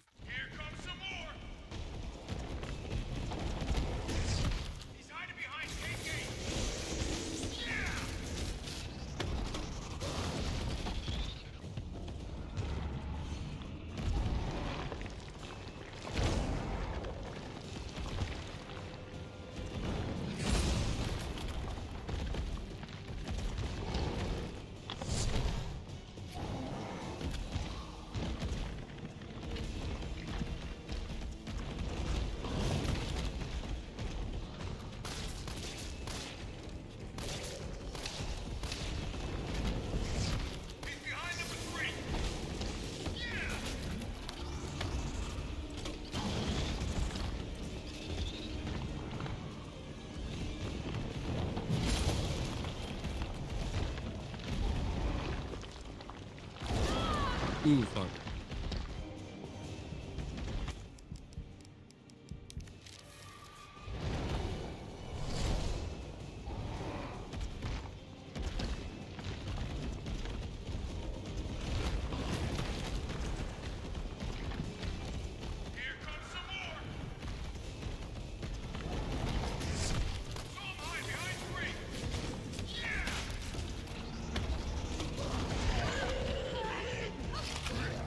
I ran right into that off-screen zombie. That was great. Fairness to the game, I probably should have heard that zombie over there.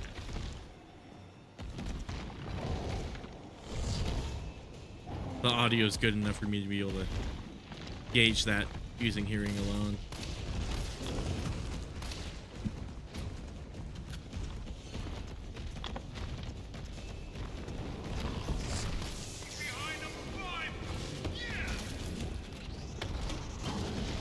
God, how much health does he have?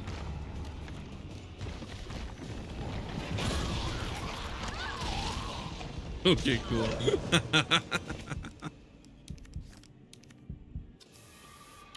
Whatever you say, game. I don't know why I was playing Tetris in my inventory for a second.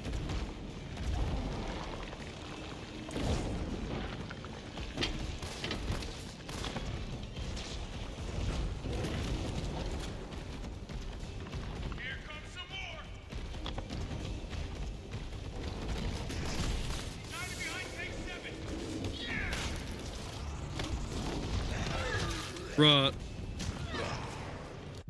Also, oh fuck, I almost dropped my phone. Also, knife only. This fight taught me that zombies are actually oh, they're actually finite.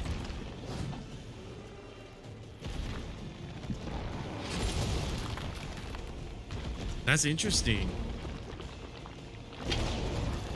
I would have thought they'd spawn like forever.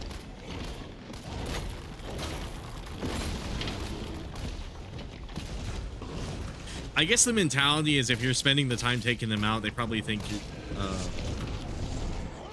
they're challenging enough for you to. Oh fuck. Okay, those were some good iframes. I'm happy about that.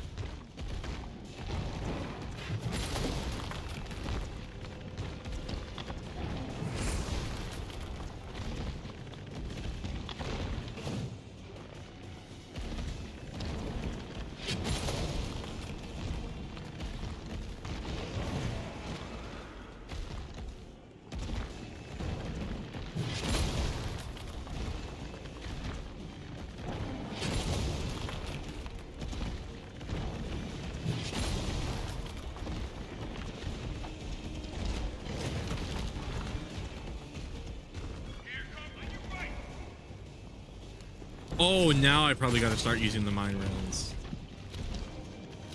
Because it seems like he's stopped. He's figured out what I'm doing by now.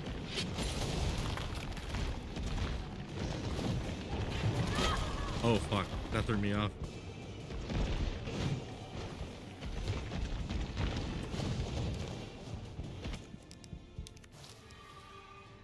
Well, I'm actually low on healing. I didn't think he hit me that many times. It must have been the zombies, actually. Fuck. Oh, okay, it landed on him. Cool.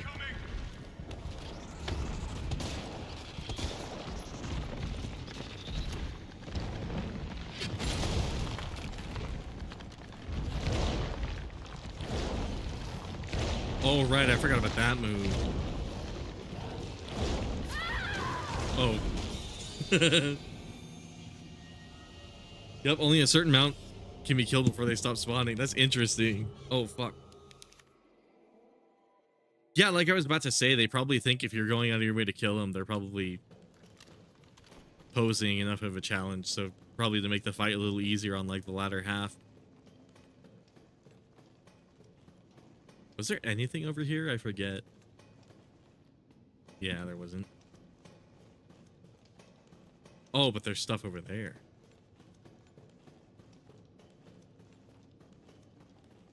I don't think I have any space in my inventory for stuff, though. Not really. Unless it's more mag ammo. Oh, I had to grab that. Okay.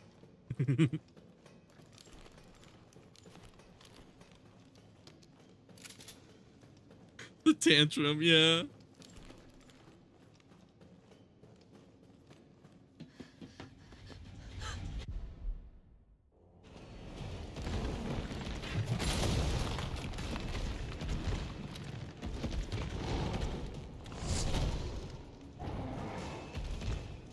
Okay, so maybe what I was doing was a long, tedious way of going about it. Maybe what I should do is use some grenades throughout fighting him here.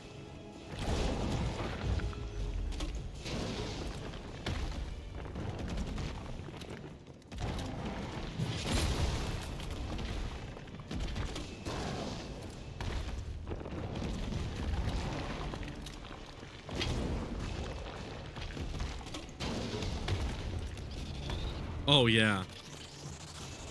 Can I hit the parasite. Cool.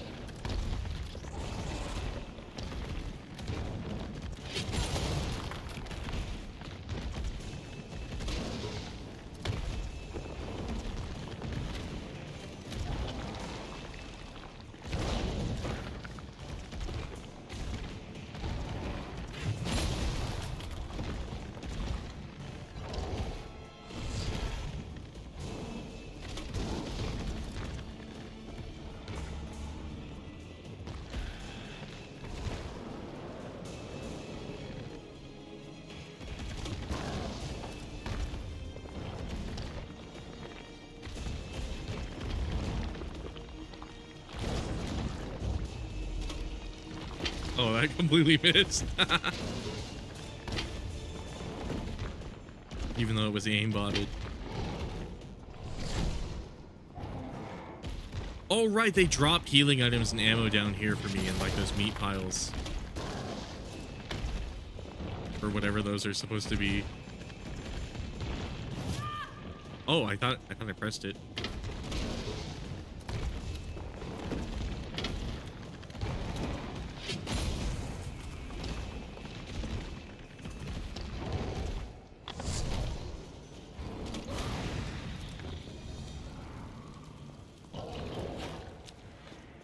Little Nemi gonna pop out? Okay, no.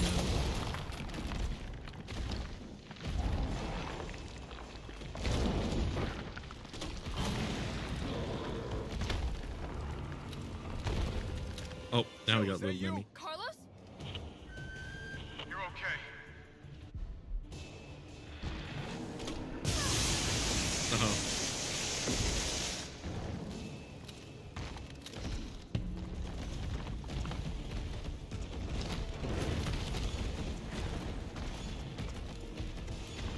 Watch it, you've got company. He's hiding behind King Vine. Now, rip that fucker apart.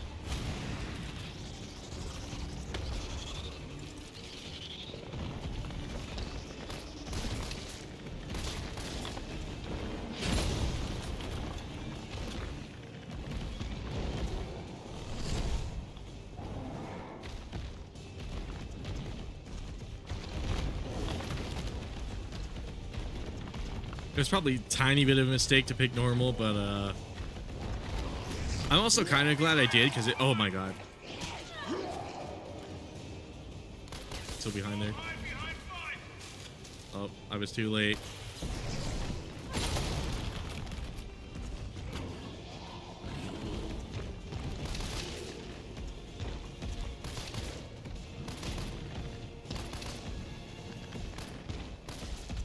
He's looking for an opening. Oh, fuck. Taking bites.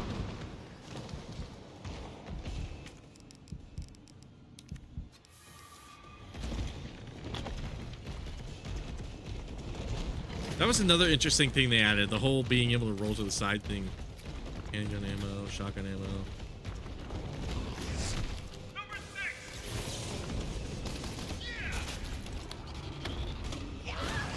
Oh.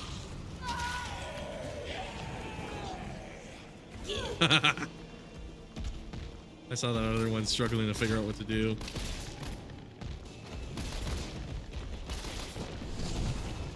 I guess they didn't really design them to wait, because in Resident Evil 2 Remake they could pile on top of you and you could have like multiple zombies come and topple you over. I guess in this game maybe that doesn't happen, but maybe they didn't tell the AI to wait for the other zombie to finish grabbing.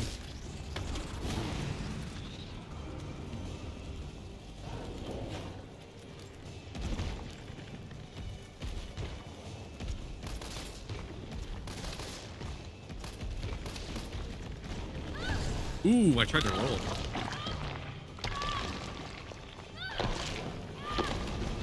It's interesting that like the first go around he didn't really use this move at all.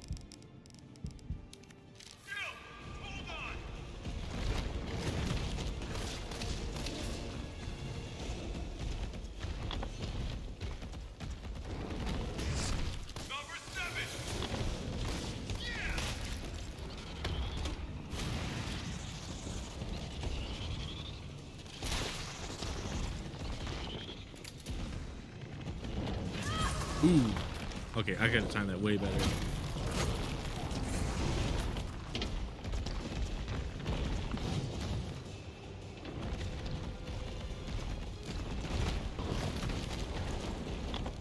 Now I'm really gonna use some handgun ammo, or I use the mine. Number 7. Yeah, I might have to use the mine rounds.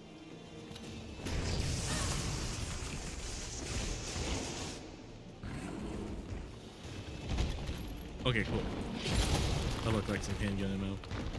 There we go.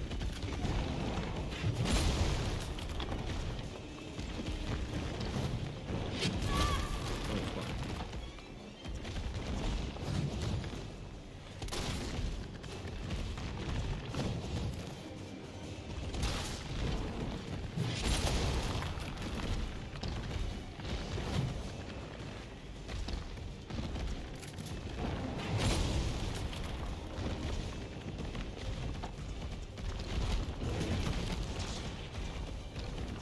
Got some more incoming. Look out! Oh, yeah. Okay, so mine rounds are definitely going to be helpful around here.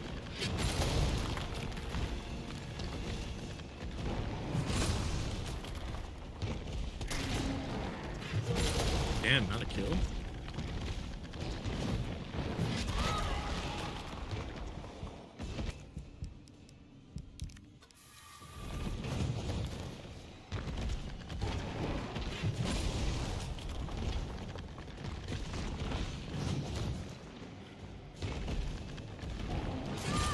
Oh, I made the mistake of reloading there.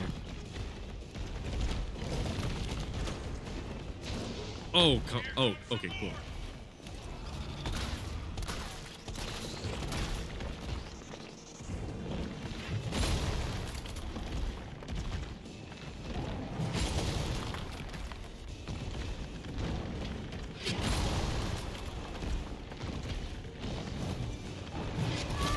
Ooh, mistimed that.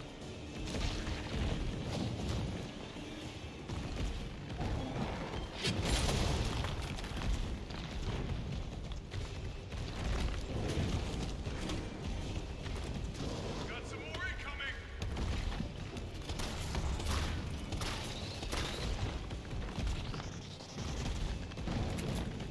Bro, I thought he stunned himself. Ooh, fuck.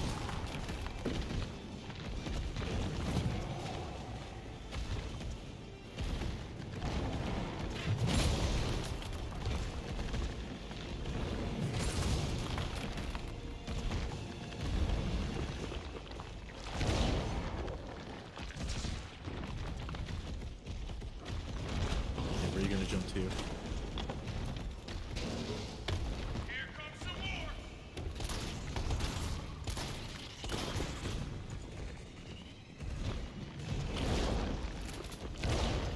Ooh.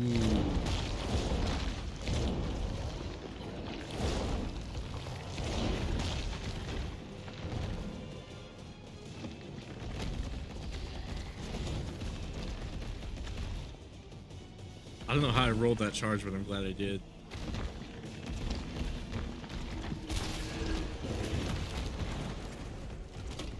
Got some more incoming.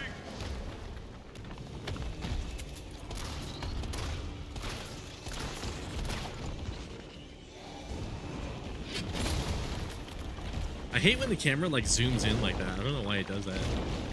Oh fuck. Oh no. Shit. Okay.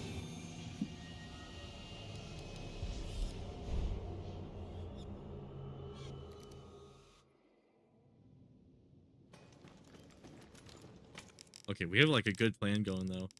If only I could carry more healing items. It seems like that's kind of what I need the most. Well, actually, I could really use more of everything. I don't think I had any more healing items in the box though. I think it's just a matter of I gotta get better at rolling.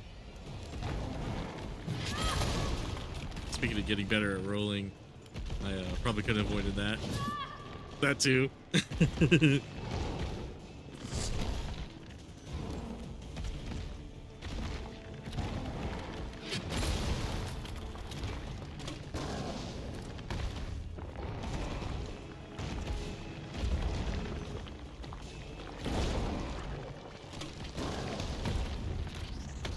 Oh, little Nimmy.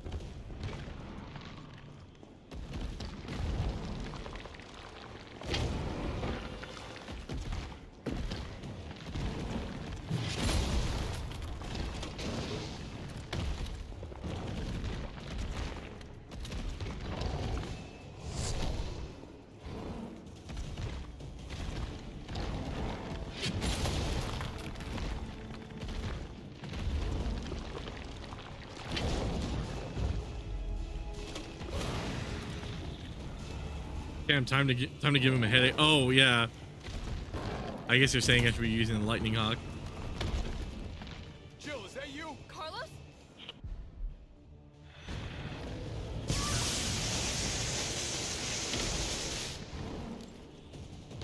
Yeah, because it's not like the ladder nemesis fight after this is too difficult, so maybe I should use the lightning hawk now.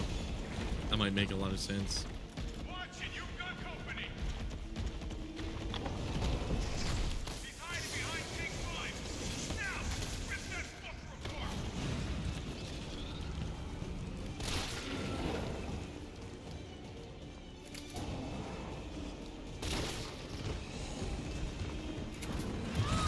Oh, that's my bad. I was looking away from him.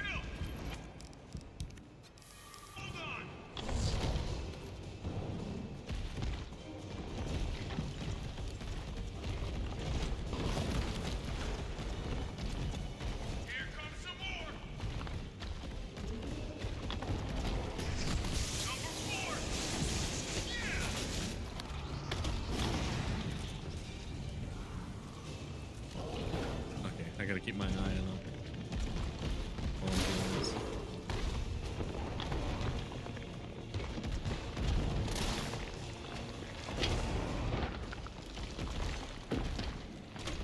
Oh. Okay, he's doing that again. Got some more incoming.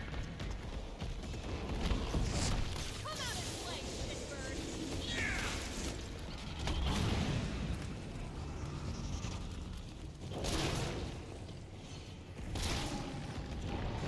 Ooh, that was good.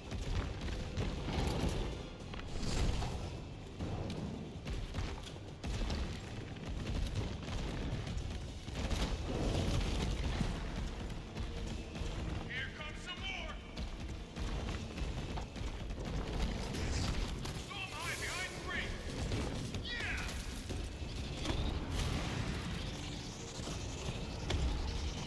Oh, I don't know if I really hit him. Give me sitting on the ground for so long. Oh, I should have pressed space.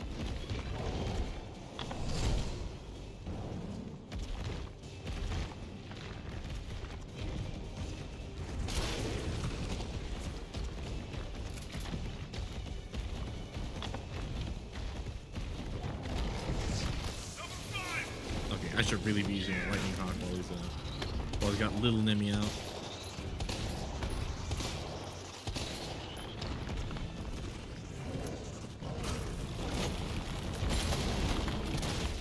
There we go. That's definitely speeding up the fight.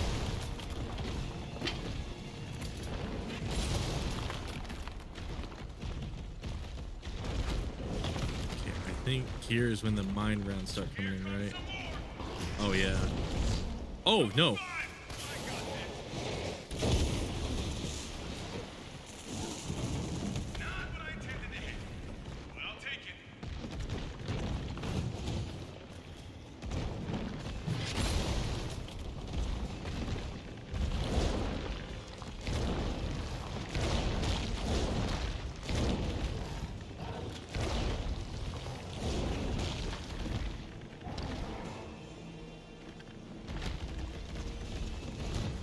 Ooh, I'm so glad I rolled that by accident too.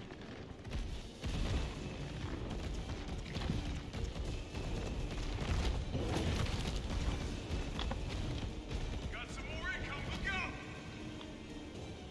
Gonna jump at me or the okay. Oh, if I'm standing near the thing he's gonna jump to, he's probably gonna jump to me. So maybe if I hang to the corner, he might try to jump to one of the canisters.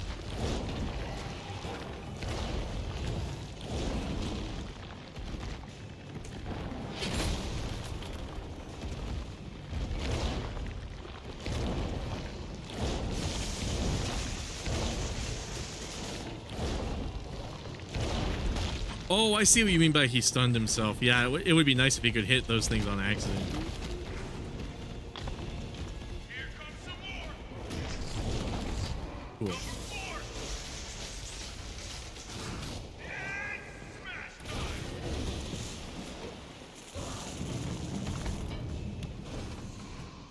Okay, there we go. Jill! Here comes a crane. Use it to climb up.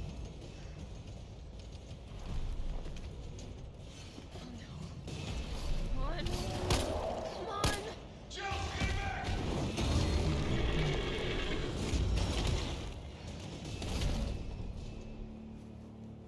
Now get on!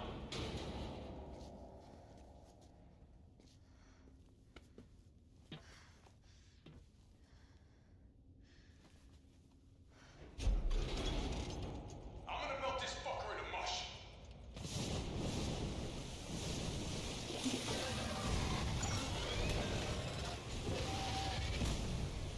Actually, I remember in the original Resident Evil 3, during what this fight is supposed to replace, I actually had I had excess ammo. Like I had way too much ammo, and what I did was or gunpowder, whatever you craft the ammo with. What I did was I crafted like an absolute shit ton of magnum bullets, and I had literally an entire inventory full of magnum bullets in the original game, and it was so funny. I remember telling my friends about it and being all like, Nemesis is gonna get so fucked, man. I had a whole inventory of this stuff. It was hilarious. I wonder if I might be able to find that screenshot and show it sometime. But God, that was fucking funny. Also, never heard him say it's smash time before. Really?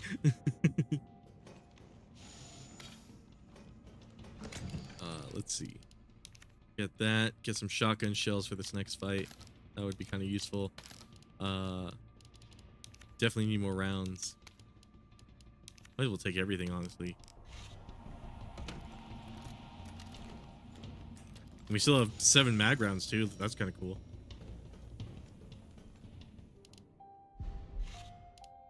Which is the last save I made this one. Yeah, early 2021 is when I first played this, I think. That's actually kind of cool.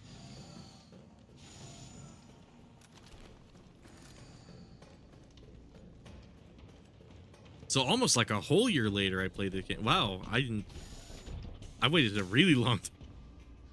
It's done. Give me the vaccine, you greedy son of a bitch. No. You bring money. I like money.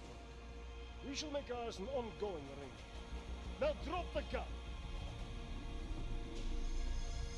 That sounds like the dream inventory, nothing but mag ammo in it. Yeah, that was one part I really liked about OG RE3. I'll have to check in my friend's server and see if I can find it, actually. Maybe at the end of the stream if I can find it quick enough. Because I remember I deliberately posted like a screenshot of it.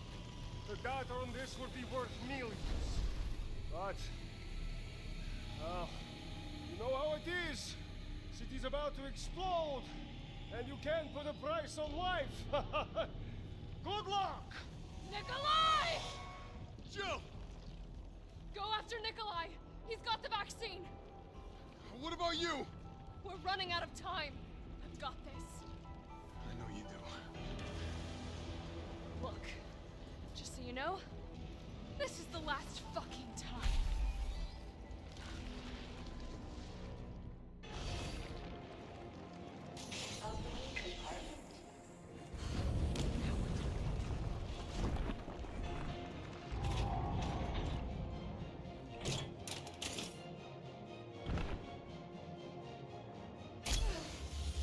I guess it doesn't really matter where you aim.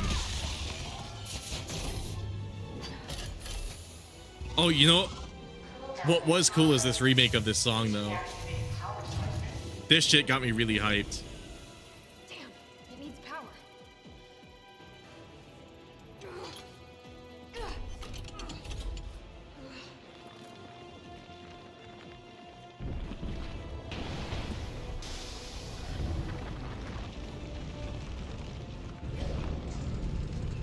Oh shit.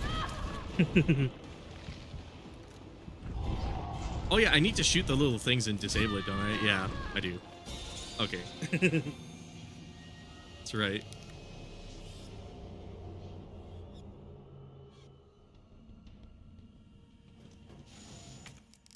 My inventory looks like okay. So mine rounds won't be too like applicable during this fight, so maybe I should use the explosive round or the flame rounds. We'll start with the explosive. Always fan of David and Glide type fights, or in this case, Dana. Give me the vaccine, you greedy son of a bitch. Me too. Something about like just a really big monster you fight. That was one of the really cool things about like Shadow of the Colossus when I played that. It was cool that like the bosses were essentially like an entire map. And there was like a lot of that aspect to it.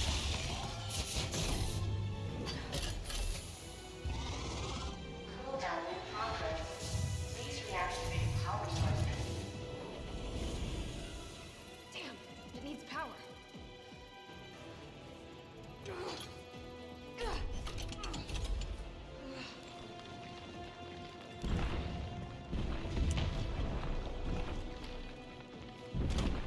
Felt that, did you?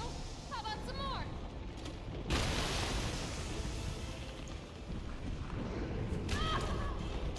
My bad, I looked away. Oh, he comboed me. Okay. I see how it is. Yeah, the Nemesis theme in this is just, yeah. Hell yeah, dude.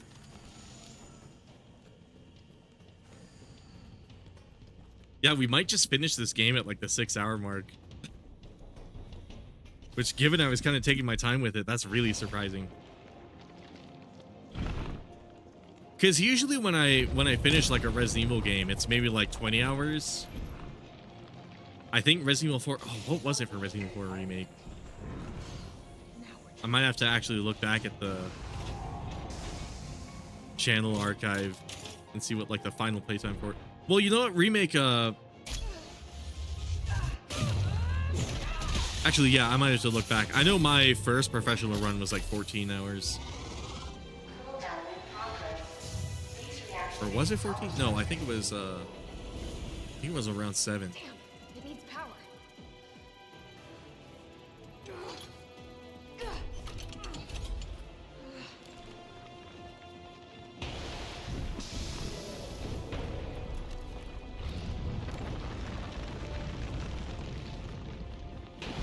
Damn, he's really got the shield those. All right, cool. Wait, what? Was this harder than I remember? I remember this fight being kind of brain dead easy because you shoot the things and you put the tubes in.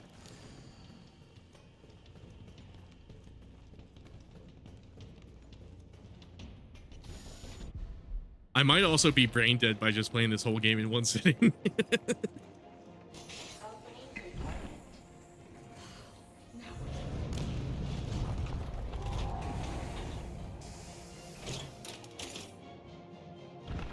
I didn't think we'd have this done in one stream, but I'm actually kind of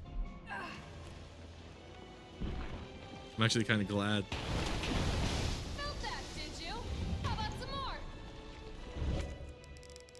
Oh, the reason he's two-shotting me is because I'm on caution, duh.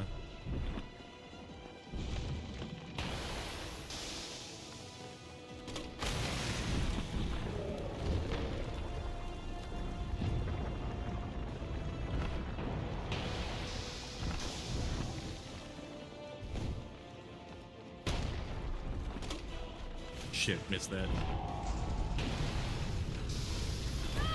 Oh, okay, I was hoping I could get away with that.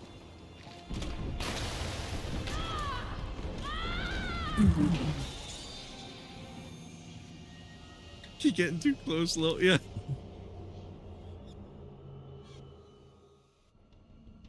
He's got some really active hitboxes. That's kind of cool, actually.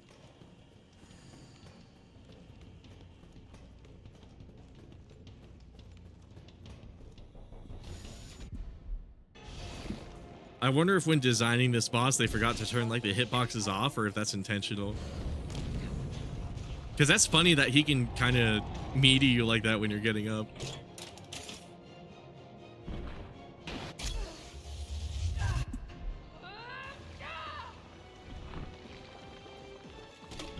Felt that, did you? How about some more? Oh, damn. I almost got away with it.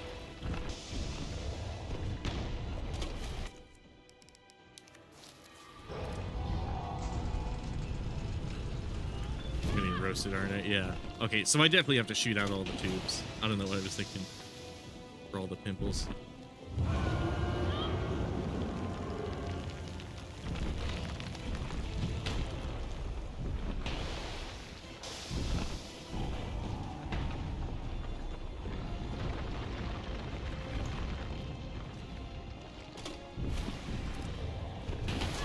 Shit. Shit. Okay, I really gotta change my game plan. So what I should be doing instead of the grenade launcher is I should probably be whipping out the handgun and just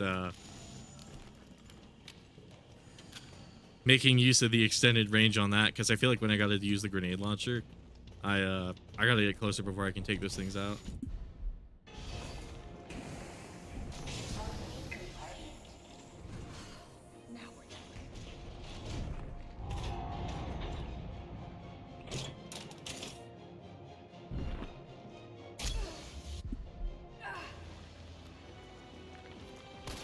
Felt that, did you? How about some more? Oh yeah, they definitely want me to use the handgun for these. Right, and then you shoot his face after you get him with a railgun, right?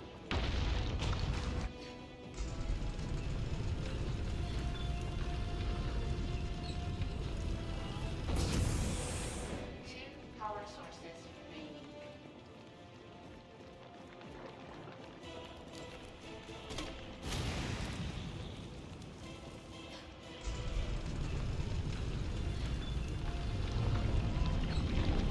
Okay, yeah, I was definitely using the wrong weapon for this engagement. I'm gonna put you right back on your ass. Oh, he's gonna hit me. Okay, I see how it is.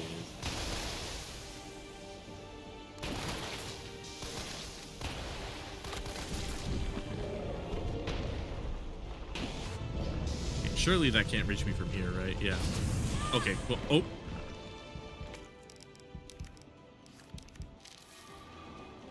I think it's just a few of these railgun shots.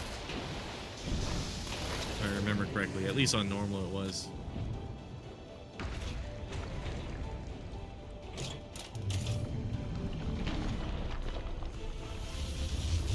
You think I don't know how to fuck you up? Wait.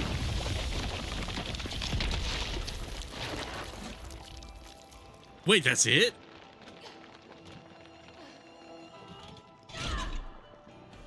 Yeah, they definitely didn't want me to use the mag ammo during this fight. Wow. Next time, take the fucking hit.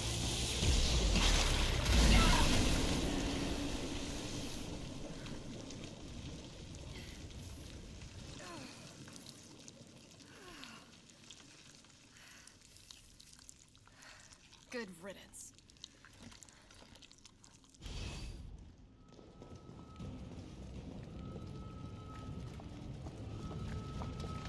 That's crazy. That boss fight was so much shorter than I remember.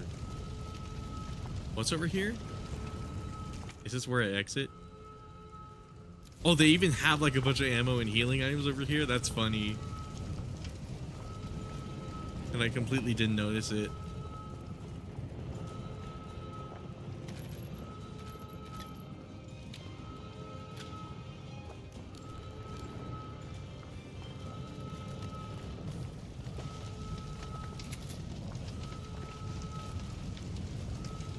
What am I doing? Obviously, I leave here.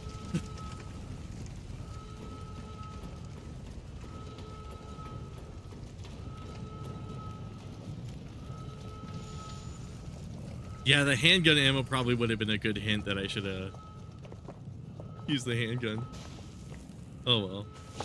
Oh right, there's this last segment where you gotta like try to shoot Nikolai. Is that segment even possible to fail? I feel like you always hit Nikolai, right?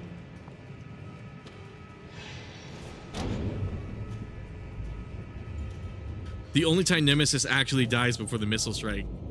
Oh yeah, that's true.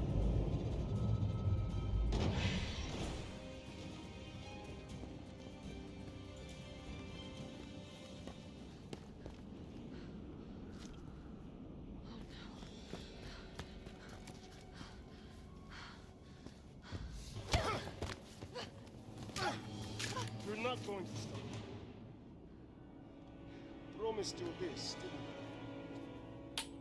didn't Now that I think about it, there's not really a Resident Evil game where like you deliberately have to shoot I? Oh no, don't care. another person, except for maybe Wesker and Jill, but you could, in like Resident Evil 5, but you could argue they're technically biohazards by that point. That is my cue.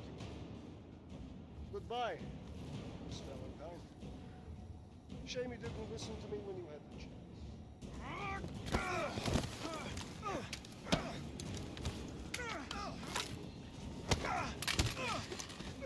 Yup, it's possible to fail. Really?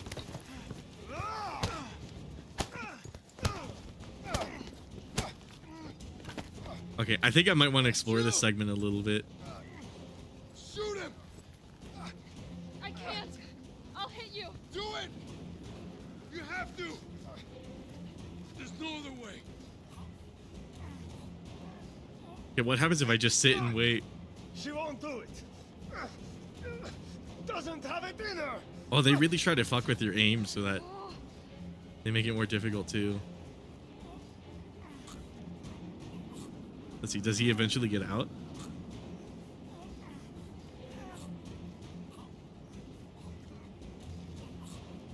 Damn, he's got a lot of oxygen in those lungs.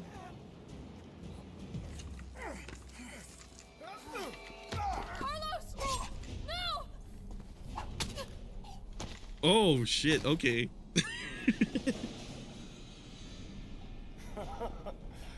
Knew you couldn't pull the trigger.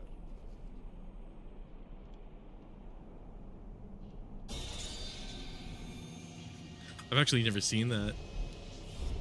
And it offers me assisted right afterwards.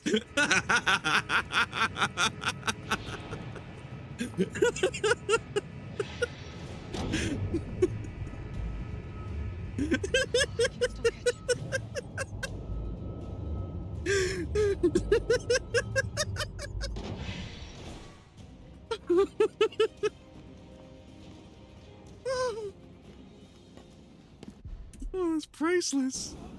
Okay, what happens if I shoot, like, if I try to aim right at Carlos? Oh, if the bullet's gonna hit him, he just breaks out. Okay.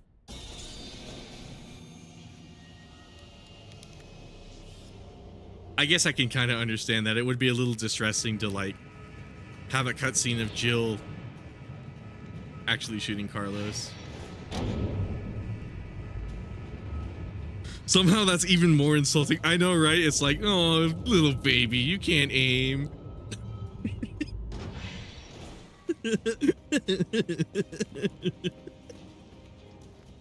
Oh, that was fucking funny.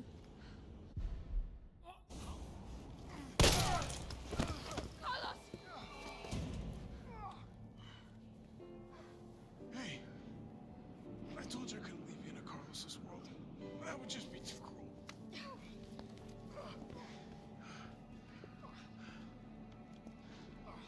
What about him?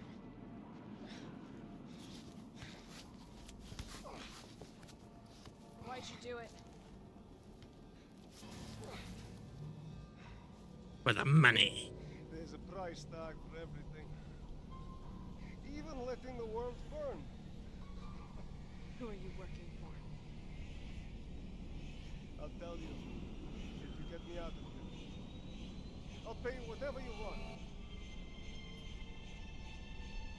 You're a fool. You're a fool! If I die, you'll never find out the truth. I don't mind a little detective work. Oh, there's some like visible clipping on that holster. Did they not notice that? Granted, I didn't notice that until now.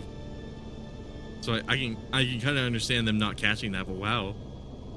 Or wait, it might just be a physics thing. I have a mod that turns on the physics during cutscenes because for whatever reason they have them turned off, and that might have been one of the reasons.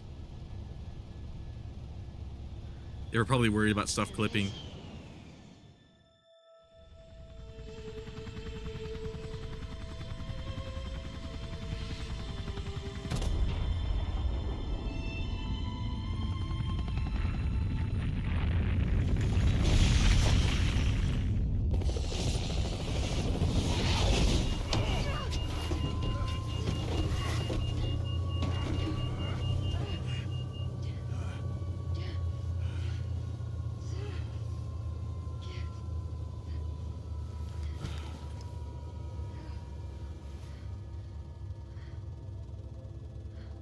It's finally over.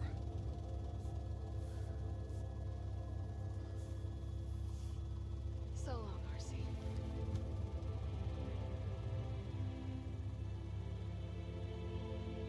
I felt empty and cold as the heat from the blast washed over us. All this death wasn't caused by a monster-making virus. It was greed. Human greed. I decided then and there, the ashes of Raccoon City would be Umbrella's ashes too. I would end them, once and for all.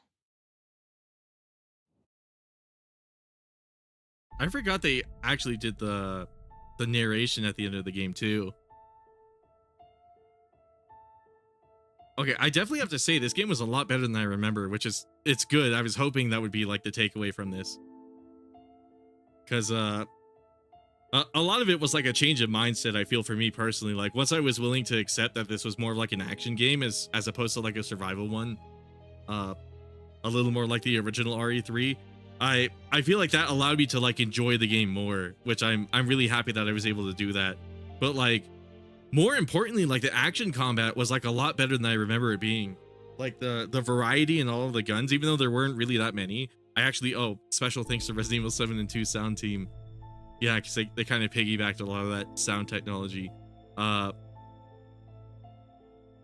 anyways, without a shred of a doubt, like this is definitely a good game. I can see it being like a really disappointing game though. I already kind of talked a little bit about that during this whole stream. Definitely disappointing in the fact that like we're not even at 6 hours and I've already gotten the game beat. And I was taking my time with it too. Like I was checking all sorts of then the credits theme remix. I know, right? Is it so bizarre that they went through all of the effort to like remake some of the music and like some of the littler details, like some of the lines in the game, but like they couldn't do the clock tower. That was really bizarre about this game, and it still kind of is. Like imagine. It's kind of sad that this game didn't really get any DLC either. Like I feel like if Capcom wanted to make like a gold edition for this game, maybe sometime down the road, they could make like a clock tower DLC. I almost said DSP for some reason, and DSP is the playstyle that I aped for this playthrough apparently, because I'm not very good at it. But speaking of gameplay though, the action of this game, like the actual gameplay of it, was way better than I remember it being, which is funny because like the shooting wasn't really a big point of like Resident Evil 2 Remake. It still had like a lot of mechanical depth to it, but a lot of it was to pacify the zombies and get around them, whereas opposed to this game, they kind of tweaked it a little bit, not in terms of like the shooting or the aiming or anything like that. By the way, Nicole Tompkins, she did a good performance during this.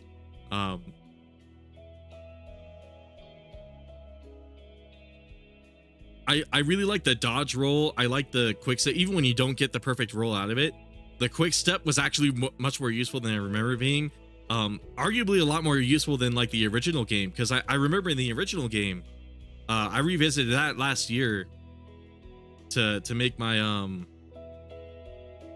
to get some footage for my Resident Evil 1 comparison video, and like I sat down and played through that whole game again, and like the timing on like the quick step on that game made it a little janky. It wasn't something you could depend upon, whereas on this game you absolutely could. There was like a hard set in stone timing for the quick step and the perfect roll, which I thought was really cool. And the parry too, maybe not against the hunters, but I think if I just fought more hunters and got more used to it, that would work out really well. I'm sorry if I'm talking over the music. I'm worried it's a tiny bit copyrighted, but people for like 2 years were really clamoring for a Nemesis edition for this game, so we'd have to have stuff that were removed. I can totally get behind that, because imagine if they went back and they reworked some of the things in this game. I'm surprised I didn't complain that much about Nemesis during this playthrough, because a big point of contention for this game was just the fact that Nemesis wasn't very intelligent in this game, and that's still a bit of a bummer. But truth be told, when I was playing through this, I didn't really miss it that much as I thought I would. It's really funny, right? Like it was this big deal. Everybody made it a big deal out of it. I made a big deal out of it when I first played it, but revisiting it, I guess it's because the expectations I had were already settled by the time I came into it. I kind of accepted that the game was what it was, and as soon as you do that, this game is a lot better. Like this game is a really good action game. It's even a really good Resident Evil game, I would say, because the inventory management was still a factor.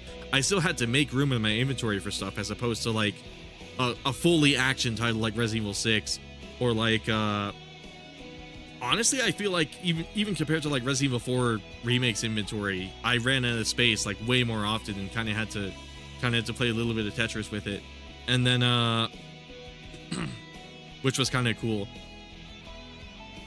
Even during the Carlos segments, I felt like I still had to like monitor my ammo a little bit. Like I couldn't go full bore. You probably saw me. I was doing a lot of tap shooting and stuff like that, trying to preserve it all. And that's, in an interesting way, it still retains a lot of the survival elements that I forgot it had, which is funny enough. When I was thinking about it earlier, I was like, oh, this is like a full action game, but reality is it still has a lot of those survival elements in sort of the same way that 4 Remake does, but 4 Remake kind of further, like, I don't know entirely what I'm saying. I was about to say it further embraced it, but I don't know, it more so took existing like miniature mechanics of that game and kind of expanded on it. For real though, like it would be really cool if Capcom went back and like revisited this game. And imagine if they added mercenaries. Imagine if they added like the clock tower, and maybe during the clock tower they had a lot of segments where like Nemesis could come in and he would behave sort of like you expect him to. He would be more like in Mr. X type, where he was constantly patrolling the whole area, and he would come up unexpectedly. And then I again, it's not like it's a nice hypothetical. It's not like I'm expecting Capcom to do this, but it would be a really cool idea if they wanted to make like a gold edition for this game. I think it would be inevitable. I could see them doing that for not inevitable, but I think it would be a good idea. I could see them doing that if Jill returns in like RE9. I think that would be like a really cool way to celebrate like the other RE Engine game where she's a thing, or if like there was a Resident Evil 1 remake where it's like I can see Capcom pulling what they're doing for like Monster Hunter World right now and being all like, oh, if you want to live the Jill Valentine saga, here's the part that comes after our new Resident Evil 1 remake, right? Like oh,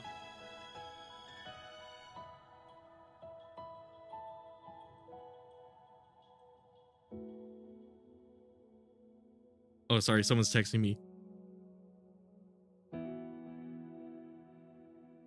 But for real, I would absolutely love to see Capcom kind of revisit this game. Wouldn't it be so cool if they actually stuck to their guns, kind of like they did with Monster Hunter World, and like went back to it and started adding like content to it again? Like that would actually be really amazing. And like I said, if Jill is supposedly returning for like RE9, it would only be like the perfect opportunity for it.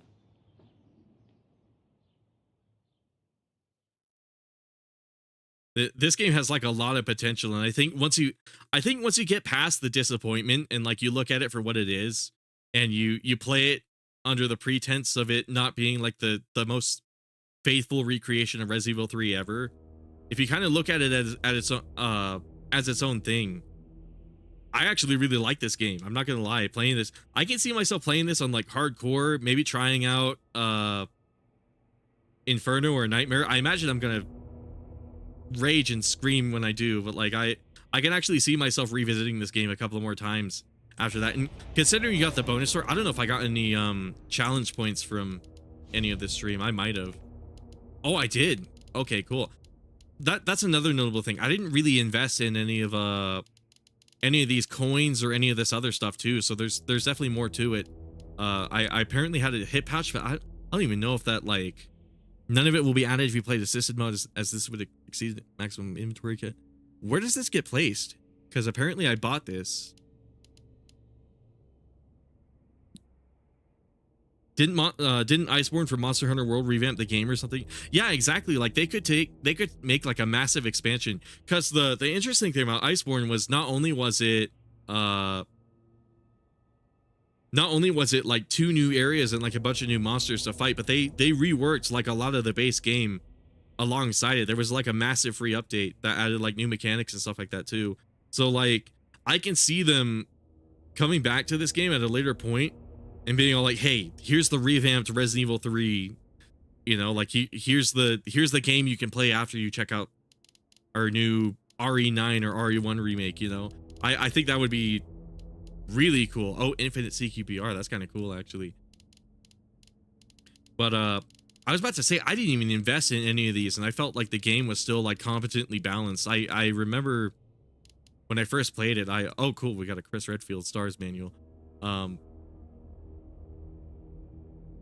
But this extra content I didn't really dabble in. If I played the game a few more times, I could probably get a lot of this stuff. And oh, they got the coins from Resident Evil 7, I just realized.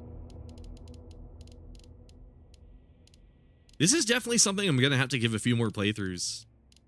Actually, I mean, especially given how short it is, it probably wouldn't hurt. But oh, that reminded me. But yeah, I didn't play this with any coins. I might actually do so in the future. Yeah, I'll give Kazuma a second there. But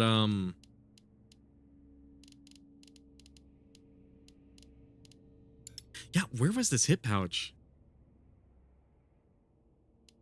I did end the game with like 2 slots not found, so I'm assuming that's this hit pouch. I might as well buy this actually. There we go. But anyways, let's get the cutting chain. So you can get these early? What is the point of these?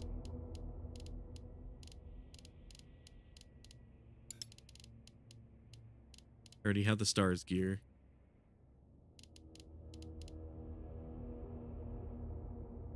Oh, I see what you mean. Yeah, FF15 had a couple of updates that literally added more story content through cutscenes, and I believe missions. I think they changed the whole ending for that game too, didn't they? Because I remember it had a completely different ending, or if not that, they added like more context to it.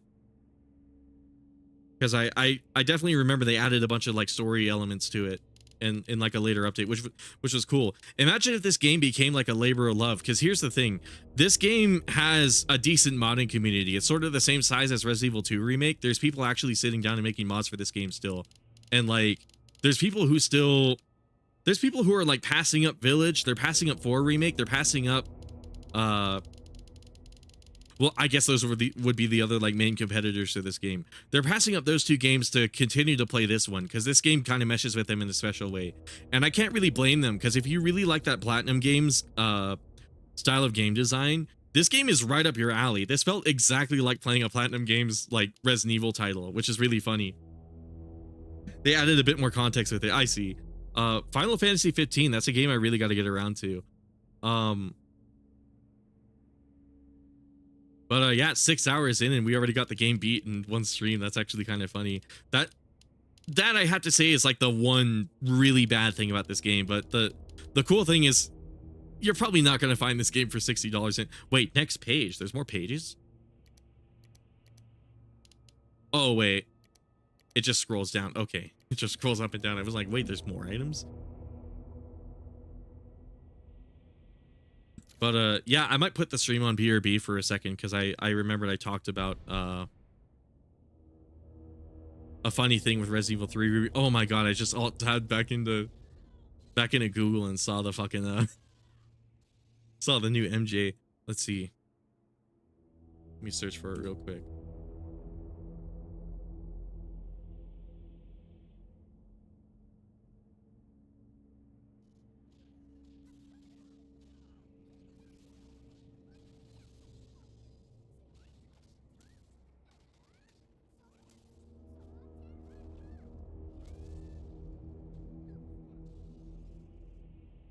Let's see. I know I recently replayed it. Maybe if I type Magnum.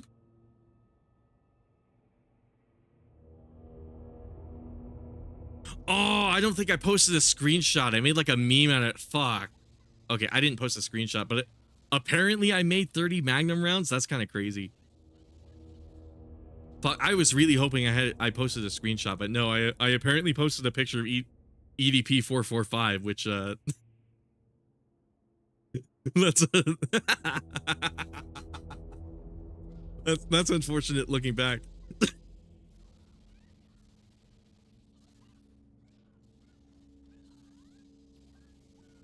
Oh, EDP 445. Good god, that reminds me of the beginning of the Dino Crisis Part 2, where I had all my friends and they were all screaming, EDP did nothing wrong.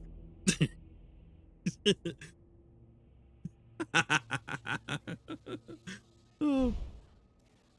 To be clear, EDP did a lot wrong.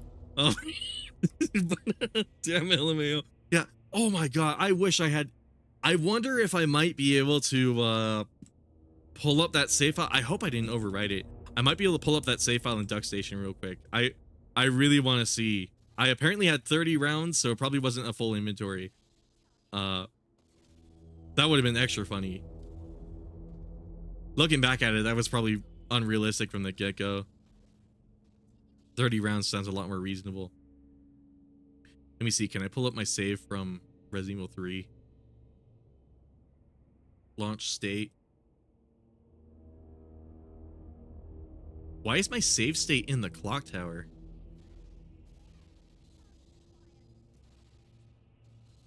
Hold on. Maybe if I do a fresh boot and look through my broad skull emoji. I know, right? Oh, I love those guys though.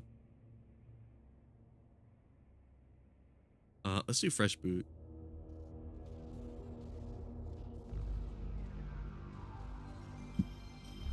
Let's also close this game. Because I'm really curious. I would love to show this off at the end of stream if I can. But I remember I was plowing my way through Resident Evil 3 original, except for that one Nemesis fight at the clock tower, which is funny because I was playing on hardcore, like I was playing on the mode that had ink ribbons. I guess hard mode isn't necessarily hard, it's more like a survival mode. Oh, I should really close Steam.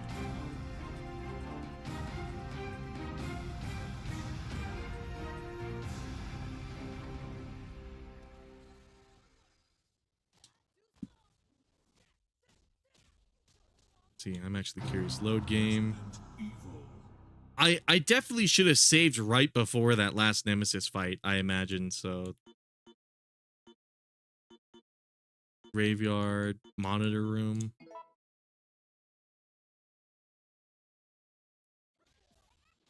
They've taken everything from me. Everything.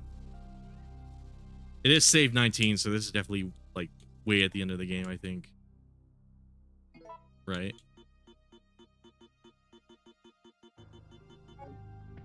Oh, this isn't the save room I was thinking of.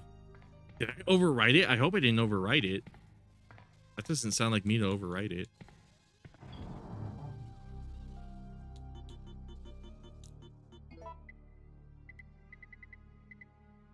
Mine thrower rounds, Magnum.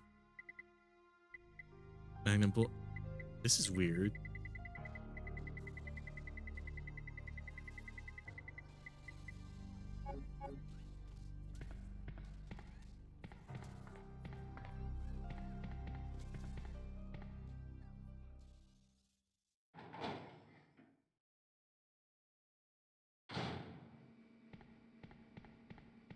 This is the fight right before Nemesis, right? I remember these stairs here. Hold on. You know what? Let's put the stream screen on. Because this is definitely the Dead Factory.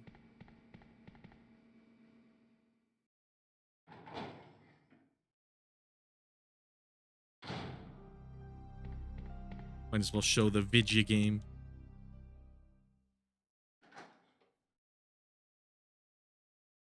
Did I gaslight myself into having like 30 Magnum rounds? There's no way.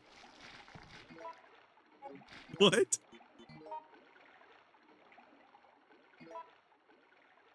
Where's the part where you fight Nemesis? Theoretically, if I crafted 30 Magnum rounds, it would be in the item box, right? This whole thing might have been like a big bluff. And I didn't even realize it.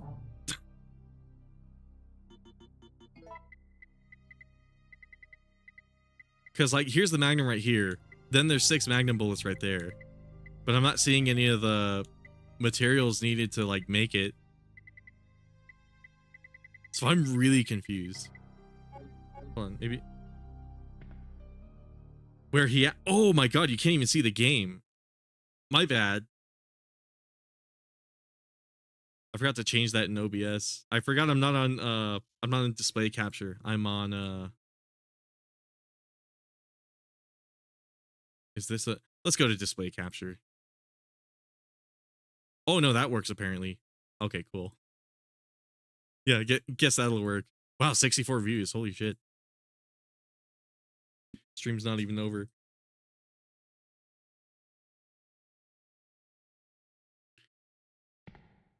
Did I lie to myself after all this time? Holy shit.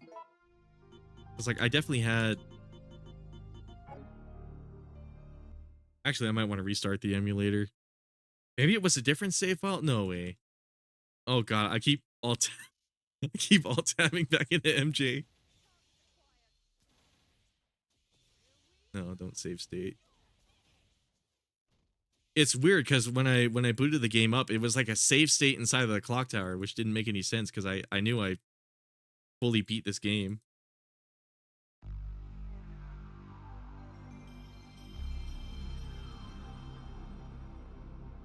Let's see, what save could it be?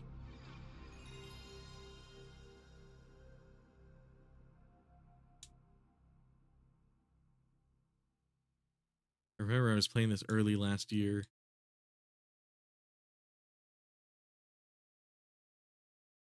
Or revisiting this game.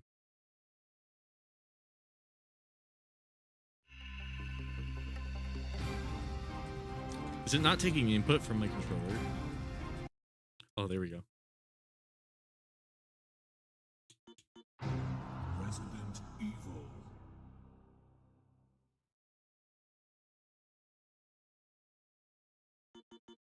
Do you think monitor room save 19 would be it? Maybe I saved over it.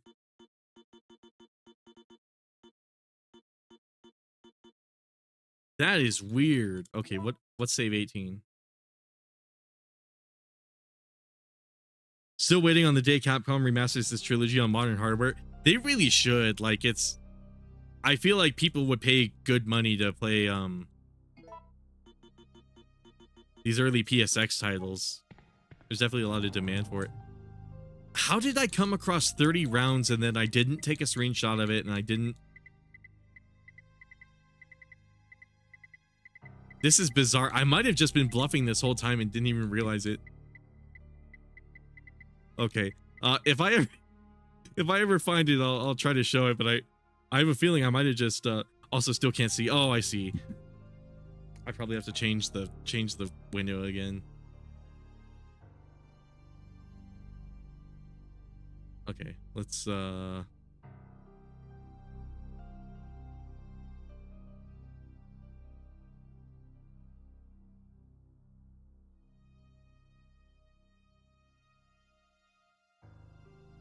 did I craft? Oh, let's do display capture. Fuck this. There we go. How did I craft 30 magnum rounds? Now I'm like a paw. How did I do that? There's not any of the crafting materials for it in here, right?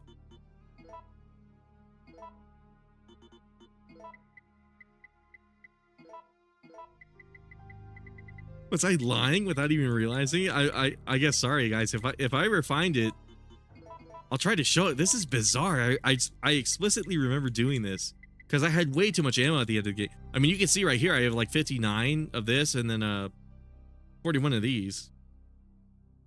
Yeah, because Tomb Raider is doing well with the 1 to 3 remaster and MGS as well, the Master Collect. Oh yeah, that's true. I forgot there was a Tomb Raider 1 to 3 remaster. I might as well check those out. Those are some of PS1 games I want to get around to. What's my progress on this save file? Wow, this is bizarre. Okay. I guess we might as well end the stream though.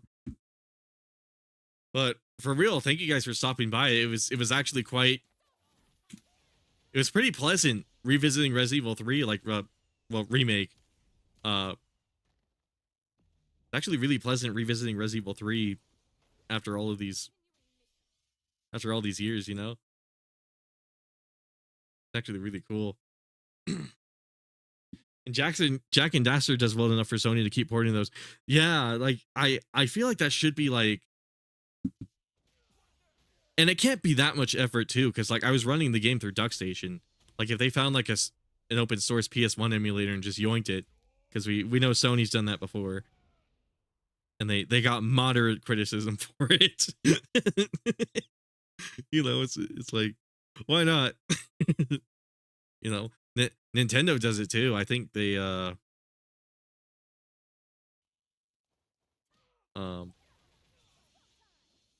I think they were downloading their own ROMs at some point, right?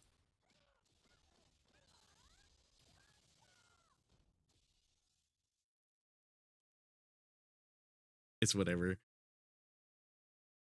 Hell yeah, Rainen's Resident Evil 3 remake redemption arc. I know, right? Like I said, I was really happy I ended up liking the game now that I'm able to like let go a little bit and acknowledge it for what it is. And I'm not gonna lie, it was pretty good. I had a lot of fun with this game. I might as well put the ending screen on. Thank you guys so much for stopping by. Like for real, this again, like it's interesting. This game is like a really fascinating case study, and I'm really glad I was able to sit down here and do this, and all in one night too. I think we might play Dead Space Remake next or something like that. I'll find some other horror game, or I might even pull up another Resident Evil game. I guess we'll see. But I guess it would be weird if I didn't do a Resident Evil game. So I don't know. I'll think on it. But again, thank you all so much for stopping by. It was very much appreciated. We had quite a few people here. It was pretty cool. yeah, that'll about wrap it up. I hope you all have a good one. It's about midnight right now where I am, so I imagine you all have stuff you got to do. Peace, man.